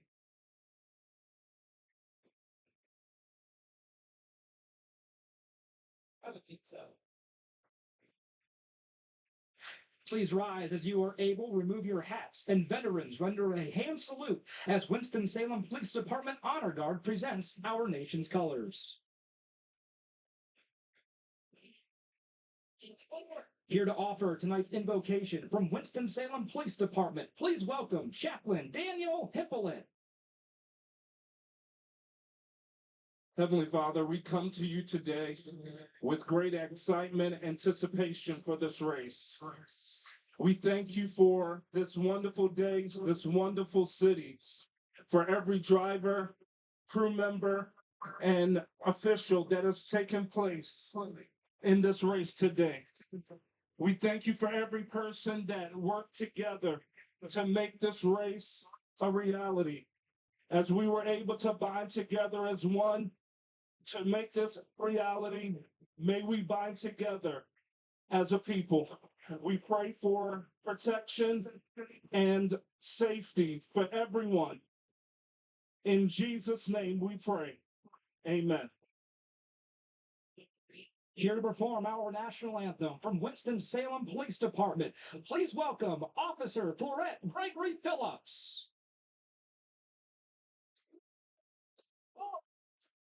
Oh, say, can you see by the dawn's early light what so proudly we hailed at the twilight's last gleam? whose broad stripes and bright stars through the perilous night. Over the ramparts we watched were so gallantly streaming, and the rockets the bombs bursting in air, came through the night that our flag was still there. Oh, say does that star-spangled banner yet wave over the land of the free and the home of the brave?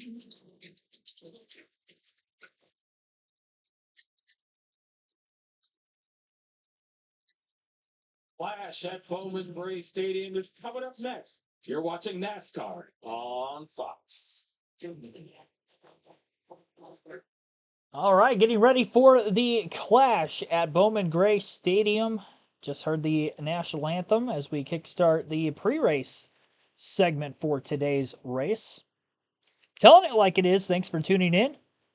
Say the starting order, thanks. Yes, I will. Just waiting to get through that first. We will go through the starting lineup for today's race shortly. I was also asked a question about the weather. I was just looking at the radar. I didn't see any precipitation, rain or snow that's supposed to hit the racetrack within the next couple of hours at least. North Carolina, in the state of North Carolina, is getting some of that, but not in the Winston-Salem area, at least between now and 8 o'clock. So I think we're going to be good to go for this short 200-lap race today, and it'll be over before you know it. As far as the starting lineup for today's race, we did go over that after the LCQ was up about an hour ago, but we'll go through that again as Kyle Larson is the pole sitter for this race. His teammate William Byron on the front row. Larson, the defending series champion, starting the field up at the front. We'll see if he can get his first career Clash victory. Ty Gibbs and Chase Briscoe will make up row number 2, also both looking for their first wins in the Clash. Ty Gibbs and Briscoe are followed by their teammates of Christopher Bell and Denny Hamlin in row number 3. So all 4 JGR Toyotas make up row 2 and 3 for the start of the event. Another Toyota, Bubba Wallace, on the inside of row 4 alongside Chris Buescher, who was the highest qualifying Ford. Ross Chastain with Tyler Reddick make up row 5. Row 6 for Chase Elliott and Carson Hocevar. Row 7 will be Kyle Busch alongside Joey Logano. Austin Dillon and Ryan Blaney in row number 8. Shane Van Gisbergen and Ryan Preece in row 9. Connor Zilic, the rookie, alongside Daniel Suarez in row number 10. In row 11, Josh Berry with Austin Cindric, who were the 2 advancers from the LCQ earlier tonight. Berry, the winner in that race, and the runner-up, Austin Cindric, who got the final transfer spot via on-track. Off-track, Alex Bowman will be starting last. He, too, was in the LCQ. He got the points provisional, as he was the highest in the point standings from last season that did not race his way in or qualify his way in on time earlier this afternoon. So Bowman will be bringing up the rear of the field. And don't count him out of it, because Ryan Blaney, who started last with that same provisional last year from the LCQ, came to finish second on the back bumper of Chase Elliott late. So by all means, all 23 of these drivers do have a shot at this one today. No live pit stops with this short race, but we do have a halfway caution at lap 100. Caution laps themselves will not count in this one today, just like they did for the LCQ. We had 1 caution for incident in that race. We do have 5 more cars on track for the main event than what we did earlier with the 18.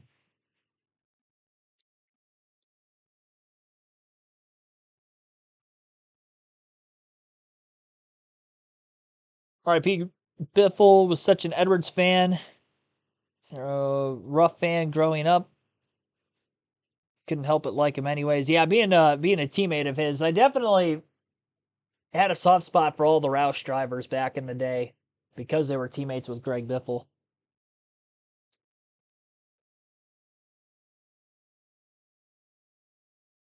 Definitely hold that same sentiment.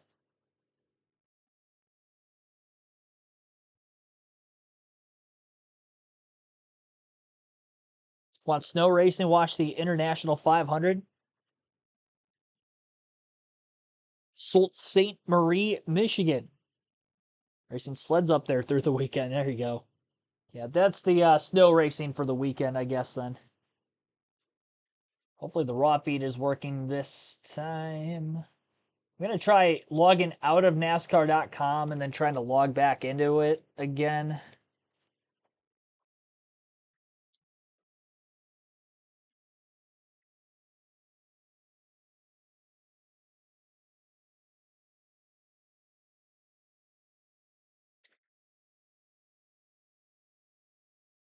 Yeah, so the raw feed's not working, but we do have this leaderboard, which is better than nothing.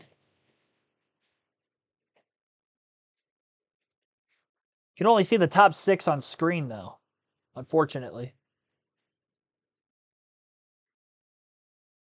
Is it snowing? No, it is not. It was flurrying at my house earlier, but it is not snowing in Winston-Salem. John Barber, thanks for tuning in. Welcome, race fans. Hit that like. Yes, yes, indeed. Hit the like button. You got 41 likes so far. Goals to get to 100. And subscribe if you're new. We have live commentary content like this every NASCAR race weekend. Our next live commentary content 1 week from this day. Next week on Wednesday, we'll be live for Daytona 500 qualifying. So again, qualifying for the Great American Race next Wednesday right here on the channel. And that will be the first live commentary stream for the points-paying races this season. Our first live commentary stream of the year entirely was the Rolex 24 at Daytona. We were live for all 24 hours a week and a half ago. That was a lot of fun. They got the dude from Coney Island doing the driver intros. What's going on? Always onward, always forward. Carry the weight, advance the cause, never submit unto the breach. And these drivers will lead the charge. And now to the command. Last year, these people pushed the envelope and took glory here at this track. I present Brandon Moore, Chase Robertson, Brian Sykes Jr., Brandon Rendell, and a name synonymous with racing tradition and hometown pride from Cookout, Reed. Drivers, start your engines.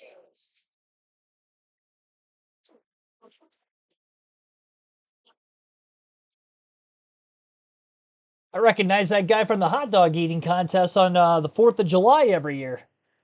Him and Joey Chestnuts are best buds, I think. I recognize that that hat from a mile away.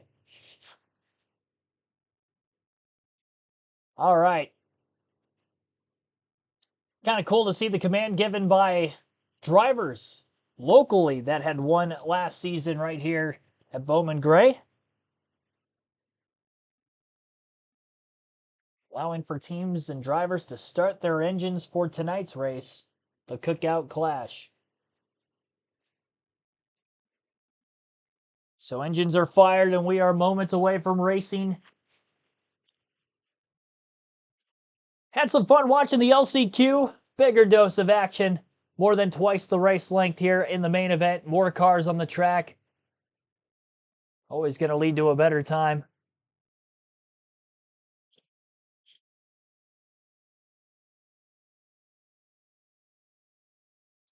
Been getting your fix of racing via NASCAR Classics. Yeah, they've been posting a lot of former Daytona 500s leading up to the start of the 500 next week.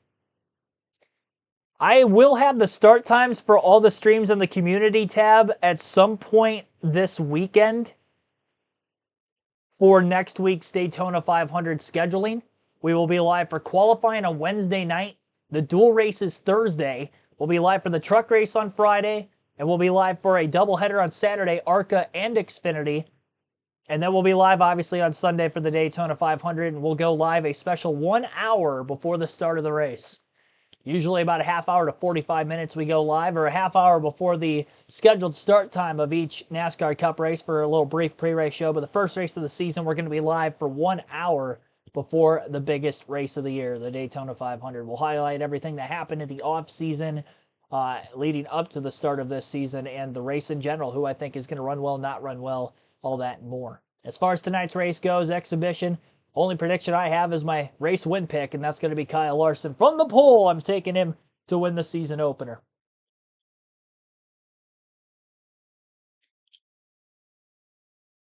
Flat tires, they look flat, yes, but that is by design. The lower the air pressure for the start, better that car is going to sit on the ground, a little bit more stability. As air pressure builds throughout the course of the run, the car is going to go through some changes. Troy the Great, thanks for tuning in.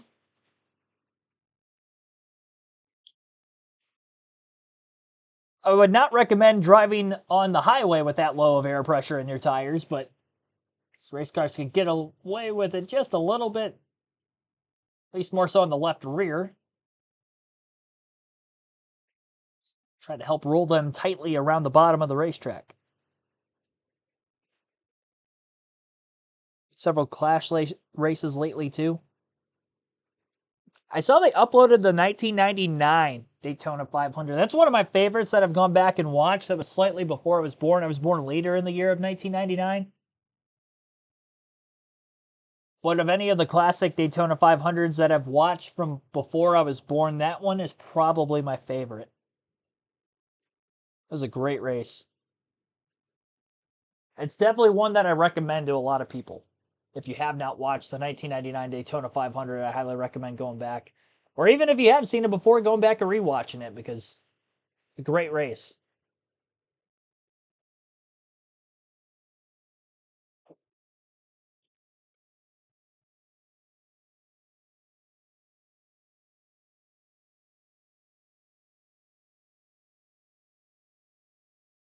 Probably be posting some duels, I'm sure, pretty soon. If they haven't already. On NASCAR Classics leading up to next Thursday. Maybe even some old qualifying sessions for the Daytona 500. Who knows?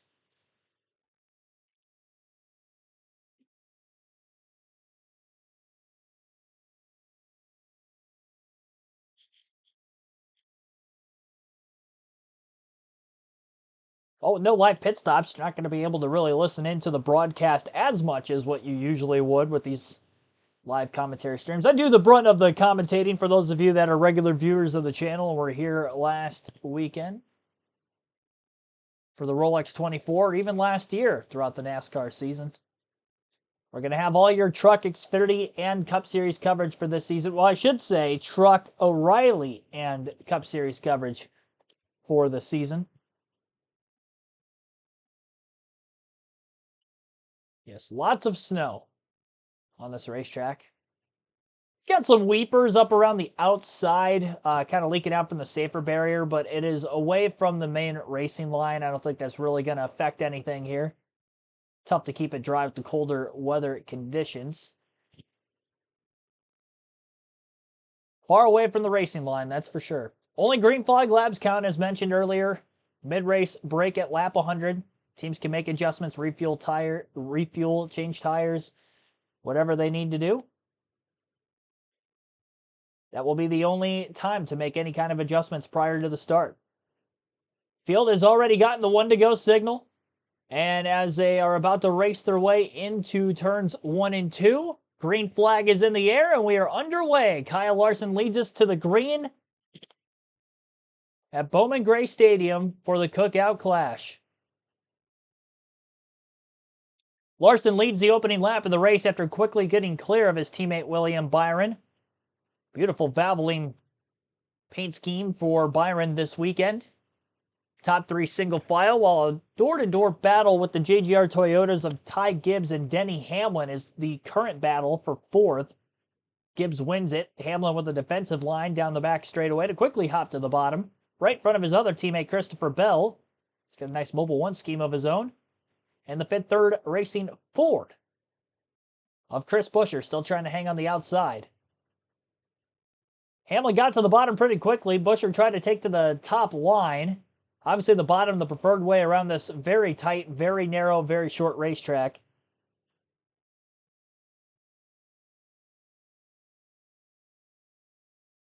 Cindric and LaJoie were holding on strong on the outside at times earlier in the LCQ when battling for that final transfer position. And Buescher, I gotta say, doing a pretty good job of what he has been able to do in that outside lane so far. He's not quite nose to nose with Denny Hamlin anymore, but he's still kind of hanging on that right rear corner panel from time to time, and Hamlin's giving him a ton of room as well. And finally, Hamlin will be clear enough to move up without being overly aggressive in doing so. And Christopher Bell trying to take the spot away from Buescher.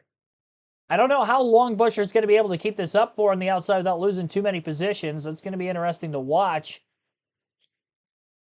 After he had started in the 8th place spot, he is finally able to get to the bottom behind Christopher Bell in front of Bubba Wallace, and he's actually up 1 spot from where he started, passing the 23 who started 7th. Buescher started 8th, and now Buescher in 7th, and Wallace 8th. A lot of Toyotas up inside the top 10 positions, 6 of them in the top 9. Both the 2311 Toyotas that made the main event of Tyler Reddick and Bubba Wallace, and all 4 JGR Toyotas run 3rd through 6th. Gibbs, Hamlin, Bell, and Buescher. Alex Bowman already up 3 positions from the tail end of the field in 23rd to 20th after he had started dead last, getting the points provisional advancement through the LCQ. Ryan Blaney, last year's runner-up, who had qualified in the back half of the field, starting outside the top 10, but still a little closer to the front than he did last season, trying to make up ground. And this is a pretty abrasive racetrack when it comes to tire wear. Over the course of 100 laps, we are going to see some fall-off. We did last season, and that's where that long-run speed came to life for Blaney. Track position was key, and Chase Elliott did a great job of his own, winning this race a season ago, managing his tires while also running fast enough laps to kind of have his way at the front and stay up there. So can Hendrick Motorsports win this race at this track 2 years in a row?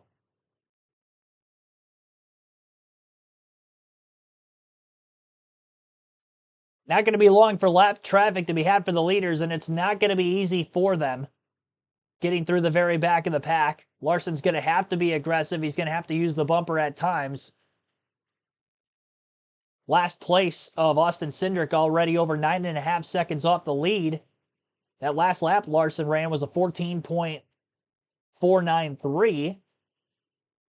Average speed of 62.513 on his fastest lap. All 20 laps so far that have been completed have been led by the pole sitter Larson.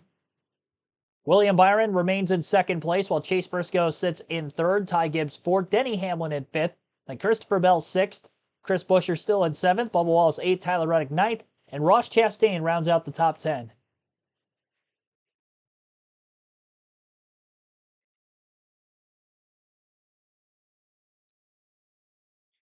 I don't know if anybody else was dealing with it, but Fox on my screen was flickering black and then to full lighting back and forth there a couple times. I thought they lost their feed for a second.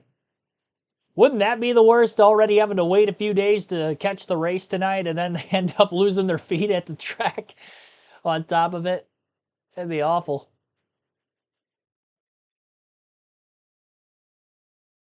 '98 Daytona 500, also iconic. Iconic for the winner of the race, that is for sure. I think they only had 3 cautions in that year's Daytona 500. It was a very fast race. And one of the yellows was late. Unless I'm getting my years mixed up, but I'm pretty sure that was 98.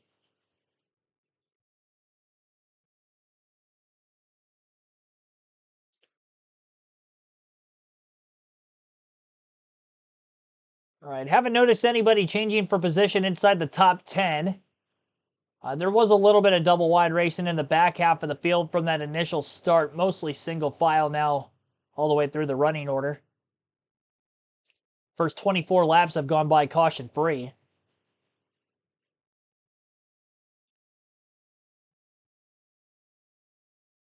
Larson is out to about 0.8 of a second lead over his teammate William Byron. 1.9 seconds to Chase Briscoe in 3rd. 3 seconds to Ty Gibbs in 4th, and 3.5 seconds to Denny Hamlin in 5th. You see intervals in those top few positions. 8th of the way through the race already, 26 laps complete. You're listening live on KRC. We'll take our first break. Fox also on their first commercial break of the race as well, as our live commentary coverage continues.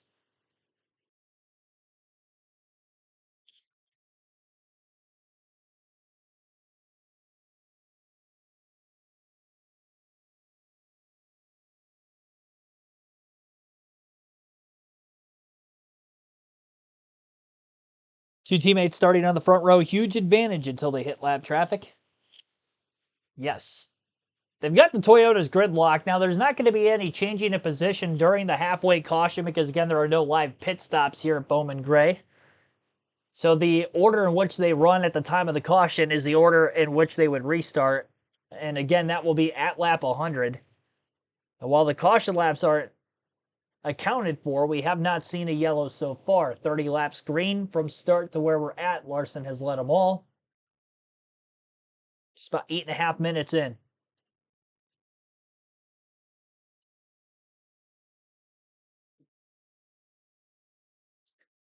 See some positions gained from the initial start and or lost. Alex Bowman is up 4 positions from 23rd to 19th. It's the most spots gained of any driver. Kyle Busch has lost 3 spots since the start. Ross Chastain also lost 3. 4 spots lost for the rookie Connor Zilisch from 19th back to last in 23rd. Ryan Blaney up 2 positions, so a couple here or there. Carson Hocevar up 2 spots as well. Ryan Blaney now up 3 positions as he passes his teammate Joey Logano on track. I like that Bass Pro Shop scheme that Austin Dillon's got in the number 3 this weekend. I don't know why, but it kind of reminds me, and it doesn't really in any way look like it, but for some reason it screams Earnhardt mid-90s to me with the Bass Pro Shops car that he would have in exhibition races from time to time, including the All-Star race. Maybe he ran that same scheme, and that's why I'm thinking about it. When I see the Bass Pro Shops car on the number 3, I usually tend to think of that gold Bass Pro Shops car that Dale Sr. ran back in the 90s.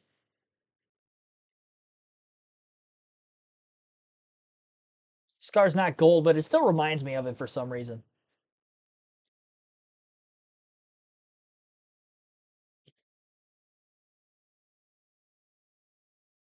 All right. So back into the field for Kyle Larson. Last lap, he ran a 14.39.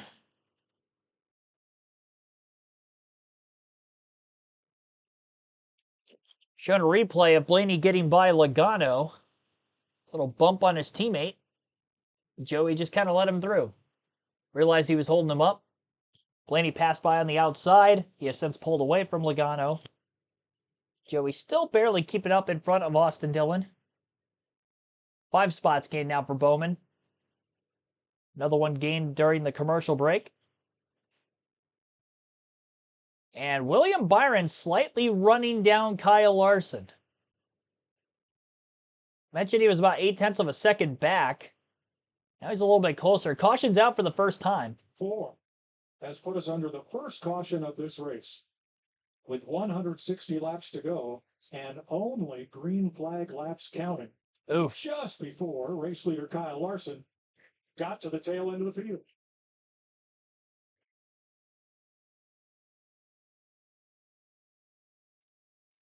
So the track crew will come out, pick up whatever brought us under caution.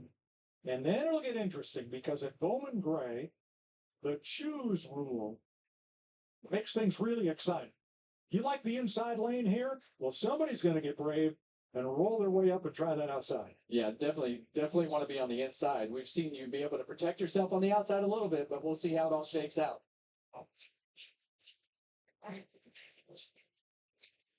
So I'm not sure the exact reason for why we're under caution, but we are under caution in the clash at Bowman Gray Stadium. It sounds like debris was the cause of the caution. I'd like to see it. I get it's an exhibition race, So,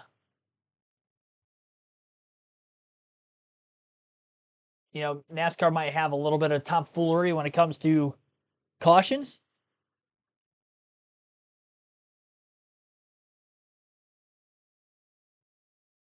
Jojo, welcome into the stream. Yes, we have finally gotten to Bowman Gray.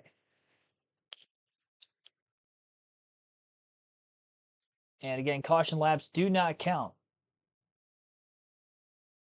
Still got some weepers. I don't know if that's the reason for why we're under caution or not. I'll have to wait for further explanation when I do come back from commercial.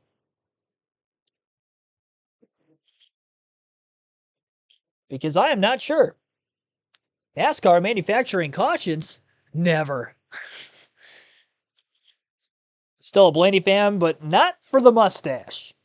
Yeah, it's very hit or miss for some people. Some really dig it. Some say it's a little outdated.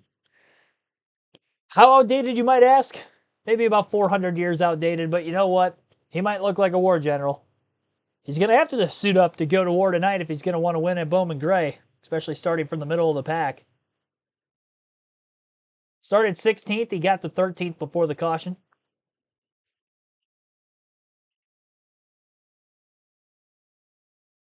So again, caution laps do not count. We're currently at lap 41.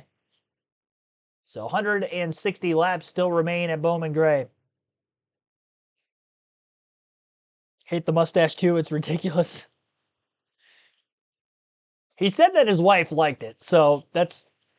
If the wife likes it, he's probably going to have it for a bit.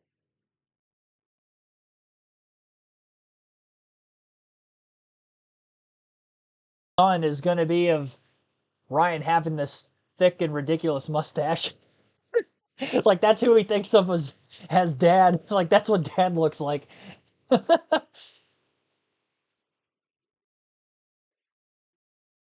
What a wild time.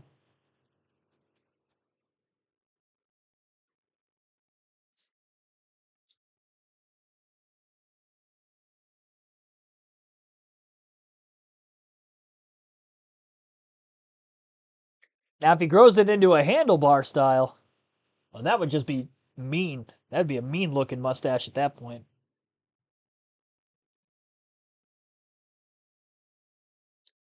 Emojine Blevin says that she likes Blaney's stash.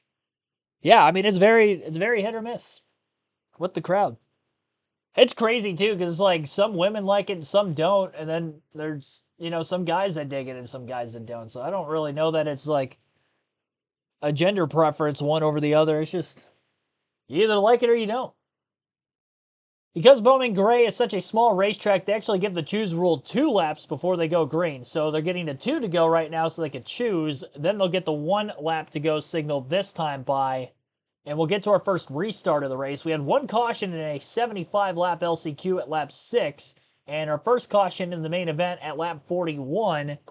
Still not entirely sure what the caution was for. They said debris, but I didn't see anything there. So it might have been the fun flag for USRX fans that might be watching tonight's race. They did have that Michael Waltrip flag caution last year in the All-Star race, so this is not new for a exhibition race, especially in recent years. Things might get a little wild on the restarts, especially at the Madhouse. There's a reason they call it the Madhouse here at Bowman Gray. Nobody really got mad last year in the main event. Well, I guess Ty Gibbs kind of banging going on in the LCQ for the final transfer spot between Cindric and LaJoy, but they were pretty respectable with one another, all things considered. Put on a great short track race. Kyle Larson taking the outside of row 1 for this restart. Green flag back in the air.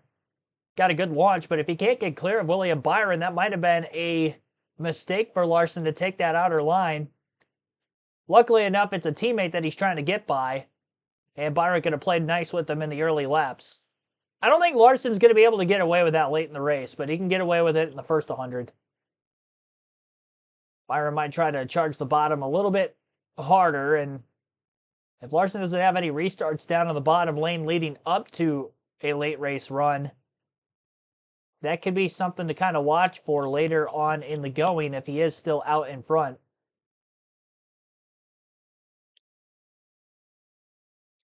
So Briscoe got through to third place in front of Ty Gibbs. A lot of 2x2 racing between Bell, Hamlin, and pretty much 2x2 for the next 4 rows back behind them. It's going to be interesting to see how the outside's going to get sorted out and who can get to the bottom when. Chris Buescher nearly clear on Bubba Wallace, looking for a little extra room. Wallace went wide through the center of 3 and 4 the last lap, and that opened an opportunity not only for Buescher to clear, but I think his teammate Tyler Reddick is going to get underneath him as well. Buescher also trying to go to work on Christopher Bell, not letting him get down to the bottom from the restart. And there's a shot to move Buescher up into the top 5. He was the highest qualifying 4, the only one of which had started in the top 10, and now he's trying to be the first 4 to get up into the top 5 positions. He just cleared Bell up to 6th. He's got a pretty decent race car here tonight. Some bottlenecking going on after Buescher was able to clear Bell. Bell trying to get back down to the bottom as quickly as he could, right in front of that 23 car. And we got movement at the front of the field. Chase Briscoe up to 2nd as he gets by William Byron. All right, so the 5 was running away with it. And then after about 40 laps, right before the caution, Byron was closing in on Kyle Larson. Chase Briscoe on the restart going to get by the 24. Now remember, everybody's still on the same set of tires because there were no pit stops, obviously, from one caution to the next. So while these tires had a heat cycle in them, they do have about 40 laps on them prior to going green. Did Briscoe maybe save his tires a little bit better? And now with the bunch up on the restart, getting back up with the front runners, is he better at this point? He had a nice bump to get underneath the Byron, and once he was underneath him, Byron let him go, cut down to the bottom, kind of pushed Briscoe forward a little bit. It was more just trying to keep his speed up without losing too much ground and having to run that outside for the short bit of time that he did. Really, it was not even a half a lap by the time he let the 19 go. And Briscoe is running slightly better lap times than that of Larson up at the front of the field. Kind of trading lap times back and forth, if you will. Some laps it does look like Larson a couple hundredths faster, and back to Briscoe in other laps. Byron's still all over the back of that 19 car. Briscoe did a great job getting to and passing the 24, but now it almost looks like he's holding him up in spots. Chase Elliott getting by Bubba Wallace. Wallace is going to go for a spin off of his best buddy, Ryan Blaney. Blaney gets into him a little bit. Caution's going to be out for the second time. Blaney got a shot from probably not just 1, but 2 cars from behind, which absolutely launched him into the 23 and sent him around. That was very similar to the LCQ caution with Riley Herbst, where it really started a couple rows back. Teammate Tyler Reddick got kicked up the racetrack, couldn't get back down, and here they all come.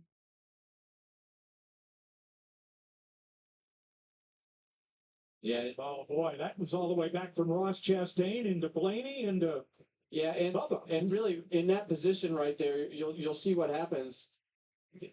Blaney is just going to check up a little bit early, and the guys behind him have not thought anything about checking up early, so it just stacked them up. That might even have started as far back as Joey Logano in the 22. Things happen fast at Bowman Bridge. Yeah, the initial contact was definitely Chastain into Blaney. Live when it first happened, I thought maybe Logano got in the back of the 1 car, but after watching a couple of replays, that wasn't the case. It was definitely the 1 into the 12. But it was really, I mean, things happened so quick that it almost didn't even look like the 23 and the 12 were that slow getting into the corner for the 1 to catch both of them. I mean, it's just a product of everybody's driving it so deep into the corner trying to catch the next car. Backing up a corner at a tighter short track like this doesn't work out quite as well. Some moments you can kind of get away with that at Martinsville when the field spaces out a little bit, but even that's a half mile and this is not. You back up a corner, you're just going to get ran into from behind, and you're going to end up losing more than what you would have gained on the backside of that. So we went 13 laps there, 40 laps to start the race, then a caution, 13 laps, then caution number 2, our first incident. The first caution was for debris, and Bubba Wallace goes for a spin. Not a lot of damage on the 12 and the 23. It's very similar damage to the 12 of Blaney's right front fender after contact with Wallace following the spin. It was that second crunch around Wallace's left front. And Bubba is in for some repairs. Maybe looking at that right rear. Not sure if he got a piece of the wall or not. So adjustments for Wallace. It's going to drop him off the lead lap. Now, even though the caution laps don't count here, I'm pretty sure Wallace is going to fall off the lead lap having to make those repairs. Because I believe that's how Cole Custer and Cody Ware fell a lap down back in the LCQ. I'll wait and see what timing and scoring has to say about it. Might have to wait until the restart to actually be able to view it.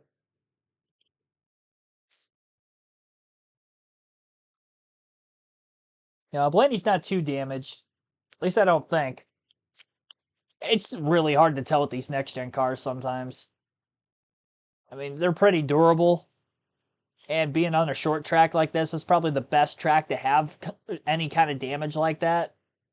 That I don't think he's going to have to deal with an aerodynamic deficiency. You're really at that point just hoping there's not anything wrong with the right front tire itself or the suspension supporting that tire in that part of the race car. 10 days until the Daytona 500, the sport's biggest race of the season, and we'll kick things off with Speed Weeks 1 week from today with qualifying for the Daytona 500 right here on KRC. Wednesday night next week, 8 p.m. Eastern. We'll be live right here on the channel, Daytona 500 pole qualifying. What's up? So if I'm Chase Briscoe, I pick the bottom. And, I think that forces William Byron to go to the top. So it's going to be interesting to see how that choose. But, You don't cowboy up, go to the outside? I don't know. I mean, Not yet. if you can keep him pinned down, you've got a shot. Austin Dillon went to the pits, came back out. So did Bubba Wallace. He changed a flat tire. You're only allowed to change flat tires, not a change of tires completely until halfway. Look at here. That makes sense. Side. We have a cowboy. Well, a lot of times those spotters up top will say winners choose the front row. So see if it works out. Last time Kyle Larson went to victory lane in a cup car, last May at Kansas. It's dangerous when you put Kyle Larson on the front row of a race, any race. Well, I know this is an exhibition race, but in all reality, this is really what kicks your season off. And if you can get to victory lane and you can have a good run here, it just gives you a lot of confidence going into the Daytona 500 where we start paying points. So it's important, no matter, they're handing out a trophy, and all these guys want that trophy. All right, now the first 3 rows are Chevy, Toyota, Toyota, Ford. Yeah, they broke up that teammate orchestra that we saw there. Now I think everybody's gonna go back racing. Probably for the better, for them and us. It's challenging as a race car driver, trying to help your teammates, trying to do the right thing by them, and then trying to win this race for yourself. 53 laps complete, caution laps. All right, we're going to advance to the next restart here. Kyle Larson and Chase Briscoe, green flag back in the air. Larson, Briscoe side by side as they work their way through turns 1 and 2. Briscoe trying to hang up there on the high side with Larson. Now, Larson went to the outside of row 1 when he had his teammate underneath of him. And because he didn't have his teammate there this time, with Briscoe getting to second on the restart prior, that's why he chose the bottom. 3 wide in the middle of the pack around Ryan Blaney, Chase Elliott on the high side, and I believe it was Ross Chastain in the middle. It was, and now Chastain is on the high side of the 22 of Joey Logano as Blaney tries to work forward. That battle with Elliott is for 10th. Battle at the front of the field still ongoing between Briscoe and Larson. Briscoe was able to lead 3 laps at the front of the field, having his nose out in front at the start-finish line over Larson, but he's not been able to clear the 5 car to this point.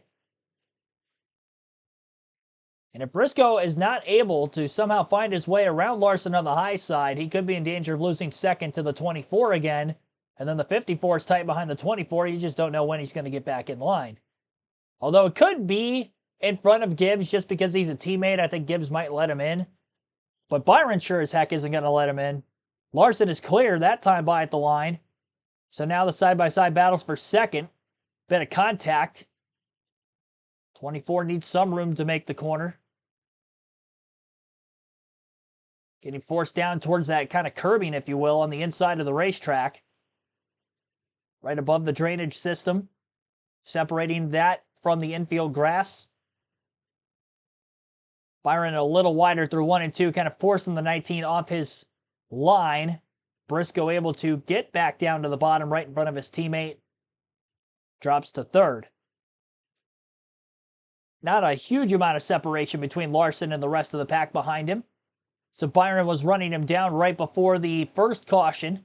Now we'll see if the 24 car can put pressure on the 5 with about 60 laps on their tires.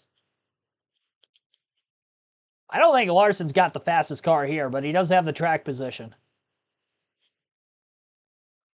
That will matter in the sense of keeping him up there, but if he, for whatever reason, gets shuffled out of line on a restart or gets spun around, I don't think he's making his way anywhere near the front of the field. Ryan Blaney up 8 positions from the start of the race, was in 16th initially, up to 8th. Alex Bowman up 8 spots as well to 15th after starting last in 23rd. Those are the 2 biggest movers so far. Carson Hocevar started just outside the top 10. He's up to 7th, right in front of Blaney. Hocevar actually the highest running non-Gibbs or Hendrick car. Buscher, who was the highest running Ford for a while, was outside of row 3 and 6th on the last restart. Did not fare well, fell back to 9th. Top 5 in the running order at the end of lap 67 has Larson in the lead, William Byron in 2nd, Chase Briscoe 3rd, Ty Gibbs 4th, and Denny Hamlin in 5th. Byron to the back bumper of Kyle Larson, and will battle him for the lead. He's going to play nice with him for now, but once that 19 gets there, I think the 19 may be the aggressor in this battle. Ross Chastain and Ryan Preece on screen going for 13th. Josh Berry, who had won the LCQ earlier, also making a great deal of a way through traffic. If Preece can make the pass on Chastain, Berry going to look to make the pass on the 1 car as well. That can move Berry to 14th place. Connor Zilic, who fell to last on the initial start, he is up to 18th. 5 positions gained since the first caution, which was lap 40. Pretty good effort over the course of about 29 laps. Top 4 cars all nose to tail and tightly at that, maybe all simultaneously touching each other on both ends of the racetrack as they go through the turns. Larson is just not rotating through the center as well as the other cars around him. Tries a wider entrance into the corner, gets moved off the front bumper of Byron when trying to do that, but he was just looking for something different because what he was doing to rotate on the bottom of the racetrack was not working out well. Larson looks like he's dealing with a very tight race car. Byron is not clear yet, but he is the leader at the line the last time by. Briscoe going to push the 24 forward, and now Byron's clear. Briscoe on the inside of Larson for second, and how many spots is Larson going to lose as he is struggling with his race car? Well, there goes my pick. Fading in the wind. Maybe not the wind because it's not a fast racetrack. Fading in the slow 50 mile an hour. Gibbs to 3rd. Denny Hamlin is not going to be able to get to the inside of Larson. Hamlin going to try the outside. This is going to be interesting. Nobody's really tried to make a pass on the high side. Larson squeezes Hamlin. They nearly got against the wall. And Hocevar into the back of the 11 car now. Carson Hocevar, Denny Hamlin are going to battle for 5th, and Ryan Blaney right behind both of them. And that was after contact between the 11 and the 5. It looked like Larson just kind of ran the 11 up the track into the wall. The 11 stumbled to get into whatever corner it was on the racetrack that he was trying to get into after the contact from Larson, and that allows for Carson Hocevar to get his way into the top 5. Great run for Carson tonight. And Ryan Blaney in these first 100 laps on the move. Had to be one of the favorites after what he was able to do last year from 23rd to 2nd. 16th, not the greatest starting spot either, but it's better than 23rd, and he's already up to 6th as he clears Hamlin as well. Caution's out, and it's for Austin Cindric, who was, I believe, outside the top 20 when his spin had taken place, lap 77. Our 3rd caution of the race as he's trying to get going from the infield grass. Almost ran into Daniel Suarez. Ay, ay, ay. All right, well. That was probably the most fun I've had watching this race so far. That roughly 20 lap run, 25 laps we had under green. Shane Van Gisbergen got into the back of the 2 of Cindric, spun him around right off the exit of turn 4. It's a weird spot to get into a car right off the exit of the corner like that. And I wonder if Cindric lifted because he got tight or something, because SVG caught him fast. Van Gisbergen right now is in 19th, so that tells me Cindric was probably in 18th. Just inside the top 20. Bubba Wallace during that last caution had a flat right rear tire, so he was able to put that tire back on. You can't change all 4 until the halfway caution, but they were able to get him back out there, and he did not lose a lap. And also on pit road for adjustments was, I think, Daniel Suarez? Did they say on the broadcast came in? Couldn't take tires, but made... Oh, Austin Dillon. My bad. It was Austin Dillon. And Dillon's in 22nd.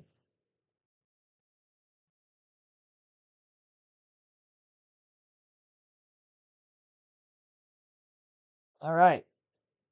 To the choose rule. We're restarting very shortly.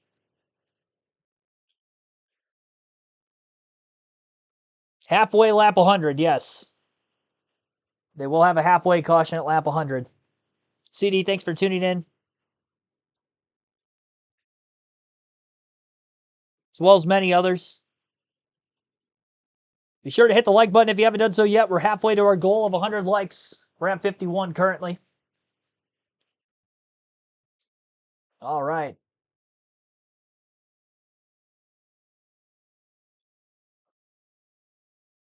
So taking a look here on this next restart, Byron and Briscoe will be the front row. Byron on the bottom, Briscoe up high. Row 2 will be Ty Gibbs and Larson. Larson fell to 4th right before the caution came out.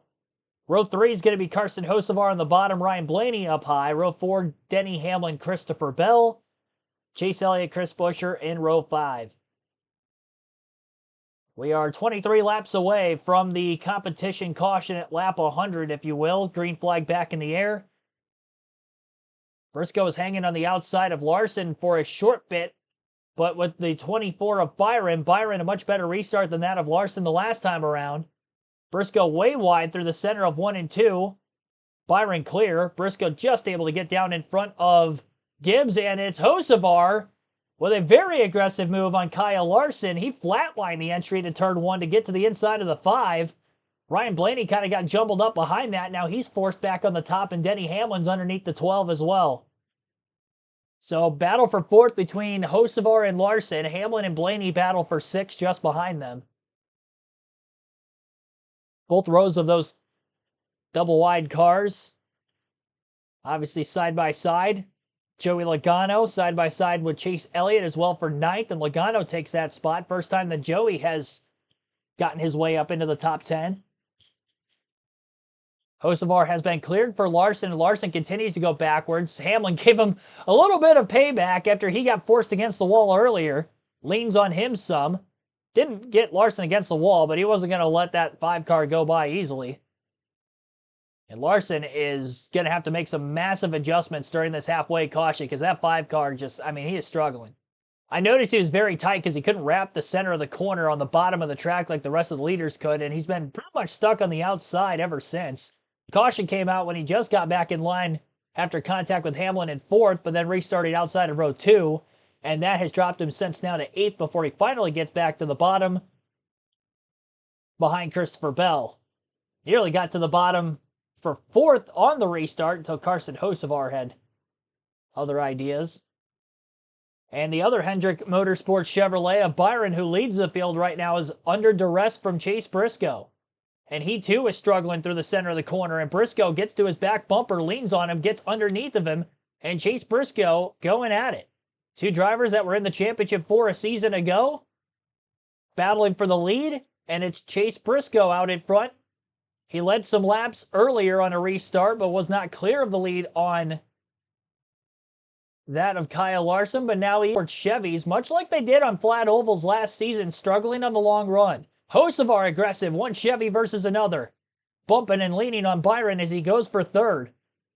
He's going to be making some enemies by the end of this race. I don't know if that's going to fare well for him because he's leaned on everybody he's tried to pass so far, and this one with a great amount of contact. He hasn't wrecked anybody yet, but that may be coming eventually. Who knows? So Byron's stuck on the outside. Just trying to hang on to the halfway caution at lap 100 if he can. He's going to fall to fourth if Hocevar gets by him. And as for Denny Hamlin, trying to keep his nose tight to the back of the 77 so he can find his way by the 24 as well. Biggest mover since the start of the race. Hocevar's up 9 spots. Ryan Blaney up 10. 8 for Ryan Preece, 7 for Josh Berry, and Connor Zilic up 6 positions to 13th. A lot of the young guns having a great night tonight. Zilic, considering he's up that many spots already from deep in the field. He's a rookie in the Cup Series this season. You got the likes of Hocevar, who's got a couple years of experience in the Cup Series. Same for Ty Gibbs. Neither of them have had a career win, but running second and third tonight. Ryan Preece up inside the top 10. Hamlin getting into the back of Hocevar there for a brief moment, and that really hurt Hocevar's chances of getting the drive off necessary to get by Byron. Byron's got the nose out in front of the 77. He's trying to crowd him just a little bit more. Hamlin making that contact with Hocevar backed him up enough. Ryan Blaney is now underneath the Hamlin for 5th. Hocevar concedes the position to Byron. Byron does barely hang on for 3rd, and he can probably thank Denny Hamlin for that. Because had Hamlin not gotten into the left rear as hard as he did on Hocevar, I don't know that he necessarily would be able to hold on. 6 laps until the halfway caution. Ty Gibbs has caught his teammate Chase Briscoe. Really never let him get away after the two got to 1st and 2nd after passing both of the Hendrick Motorsport cars of Byron and Larson during the first half of this race. Gibbs hard into the back of that 19 car. Moving him just a bit, trying to get in position to take the lead before halfway so he can restart whatever lane he chooses while being able to control everything. Gibbs is rounding the racetrack very, very well, and he is clear. Couple bumps to get underneath of him. A little loose off for Briscoe, trying to power down off turn 4 to keep up with Gibbs as Gibbs is out in front for the first time today. We've seen 4 different drivers lead in the first half of the race. Larson from the pole, then Byron, then Briscoe, and now Gibbs. Quite a bit of contact back in the pack. It looked like Cindric might have paid back to Shane Van Gisbergen, only for Cindric to get launched wide off the front bumper of the 97 again.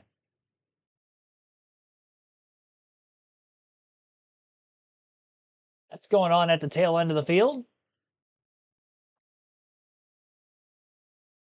Christopher Bell has since gotten by Denny Hamlin for 6th off screen. Cindric, by the way, is currently 2 laps down. 1 lap down, sorry. He's the only car off of the lead lap. And we are officially halfway. Kyle Larson has fallen all the way back to 10th place.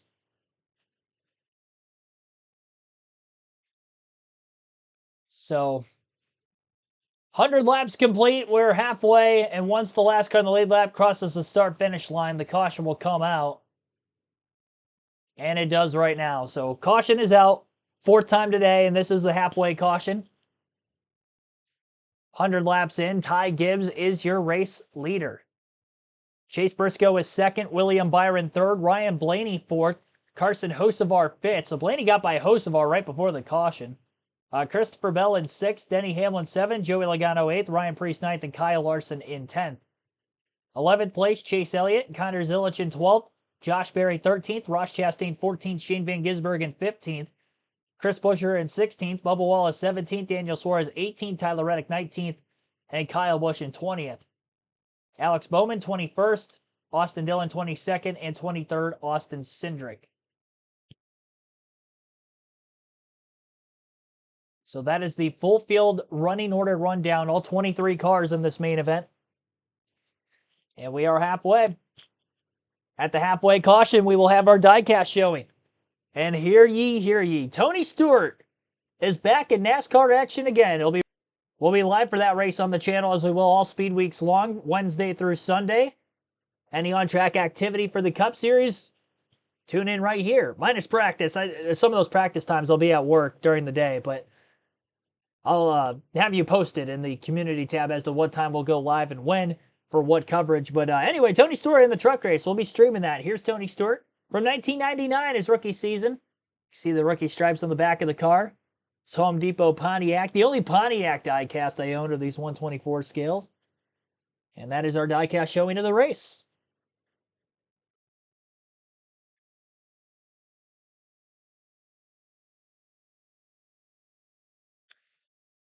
A little Tony Stewart action. So Ty Gibbs leads at halfway. Can he hold on? We shall see. And halfway caution for tonight's Cookout Clash.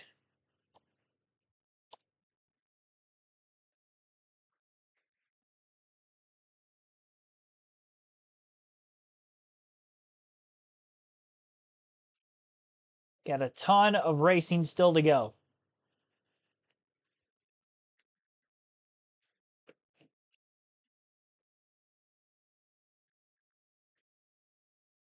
The only major adjustments that these teams can make is right now without losing track position, so we'll get to listen in to some of those pit reports and see what your favorite drivers are up to.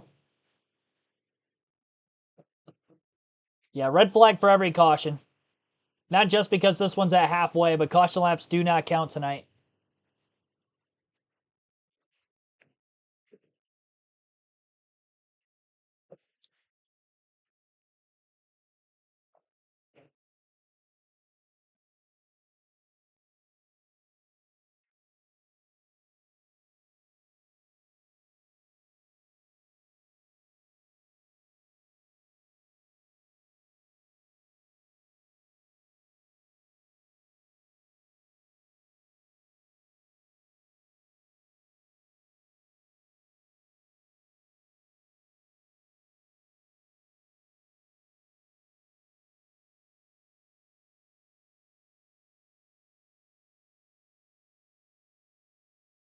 It's in that 54 car right now, your leader. Well, we saw a lot of action out there. So, Jamie, what were your initial thoughts on what we saw so far those first 100 laps? Yeah, pretty clean racing. I think that was expected for what we saw here last year. The guy that I have my eye on is Ryan Blaney. He started back in 16th, and we've seen him drive up into the top 5. These next couple of restarts, I think, are going to play a huge role in the outcome of this, but Blaney seems to have a great car. Let's check out the recap of the day to see how we got to this point right now. Of course, we know that storm cleared out and we had cars on track, and it was Kyle Larson, the defending champ, getting the pole earlier on today. Yeah, Larson was surprised by that. Faded here in this first segment. You see right here the LCQ. What a battle we had. You see Barry going by Allmendinger for the lead, and then he checked out, and these guys had a heck of a battle coming to the checker.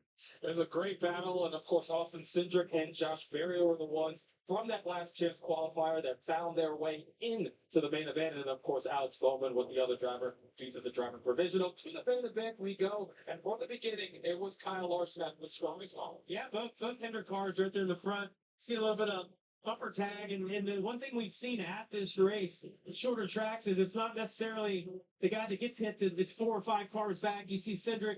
Some of these guys are getting frustrated with each other. We heard Shane Van Gisbergen had his frustration, but what about Ty Gibbs? Going for the lead, get by his teammate Chase Briscoe. Yeah, big move there. Of course, an important season for Ty Gibbs. He is the one in the lead with 100 laps into the books. So, what are your thoughts on him being able to hold off Briscoe, who's also been very strong in this event? Yeah, I mean, it seems like the tires firing off after a caution. Some guys have done better than others at that. The Gibbs cars seem to be really good on the long run. But again, I like Blaney just because of how deep he started in the pack, the history, what he did here last year, the fact that he's already up there. Cautions are going to play a huge role in this. In the restarts, we saw Larson get stuck on the outside. People just won't be as friendly against some laps, Josh. Well, speaking of someone who is always friendly, let's check in with Regan and Larry Mack down in the pits, starting with Regan. Well, Josh, thank you. And as you'll see behind me right now, a little bit different look from what we normally get with pit stops. These cars, of course, have the brake. They can come in here. They can make all of the normal changes that they would make on a regular pit stop. The difference is this is not the over-the-wall crews. These are the pit crews that would normally service these cars throughout the course of the weekend. The guys that would come in and do the 8-second pit stops, they are home. They will not show up until Daytona next week because of how Bowman Gray is set up. Right now, showing a shot right here of Ty Gibbs' car.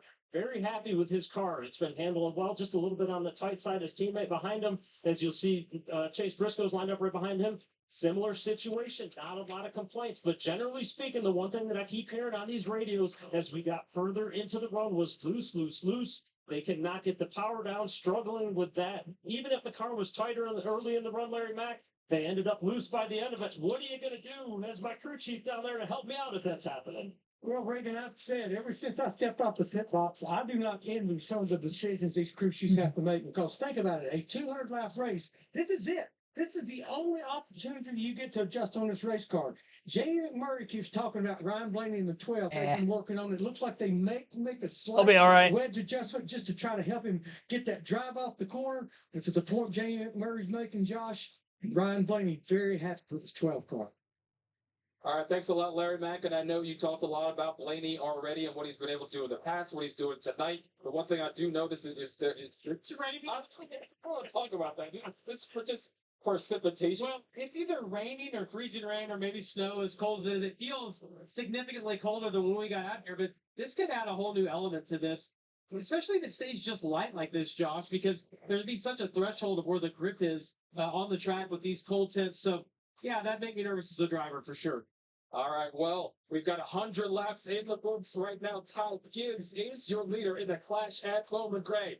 Action for the second half of this race. Now I know what you guys are thinking. Oh no, it's raining. There is wet weather tires available with this being a short track race. So this is only going to quite literally dampen things potentially. I don't think it's going to end anything. When I was looking on the radar, I didn't see anything in Winston-Salem before 8 o'clock. So it looked like whatever there may have been coming this way, either a pop-up or it has gotten here early. Whatever the case, got a little bit of freezing rain. Rainy, mist. They showed the ambient temperature was 36 degrees during this halfway caution. It was 38 at the start of the race about an hour ago. And once more, Ty Gibbs is your race leader. Chase Briscoe second. William Byron third. Ryan Blaney fourth. Carson Hocevar in fifth. Sixth is Christopher Bell. Denny Hamlin seventh. Joey Logano eighth. Ryan Preece ninth. And Kyle Larson rounds out the top 10.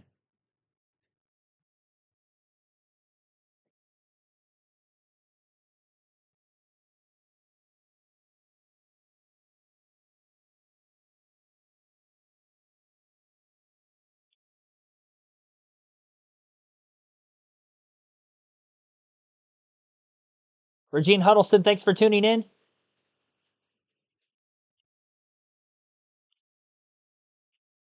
Five lead changes in the race. 4 cautions. 25 minutes of racing. Red flags pausing the amount of time that we've actually had racing for. So that 25 minutes, 44 seconds was legitimately under green. But the caution lap's not counting tonight.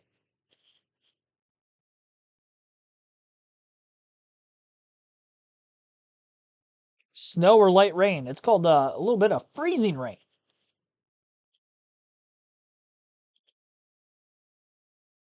Just got to hope we don't have a flood in the infield with the precipitation. But again, there are wet weather tires available.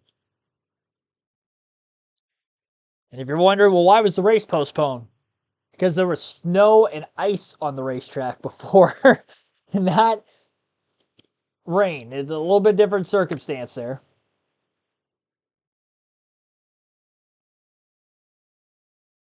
Hail? No. No, freezing rain. No hail.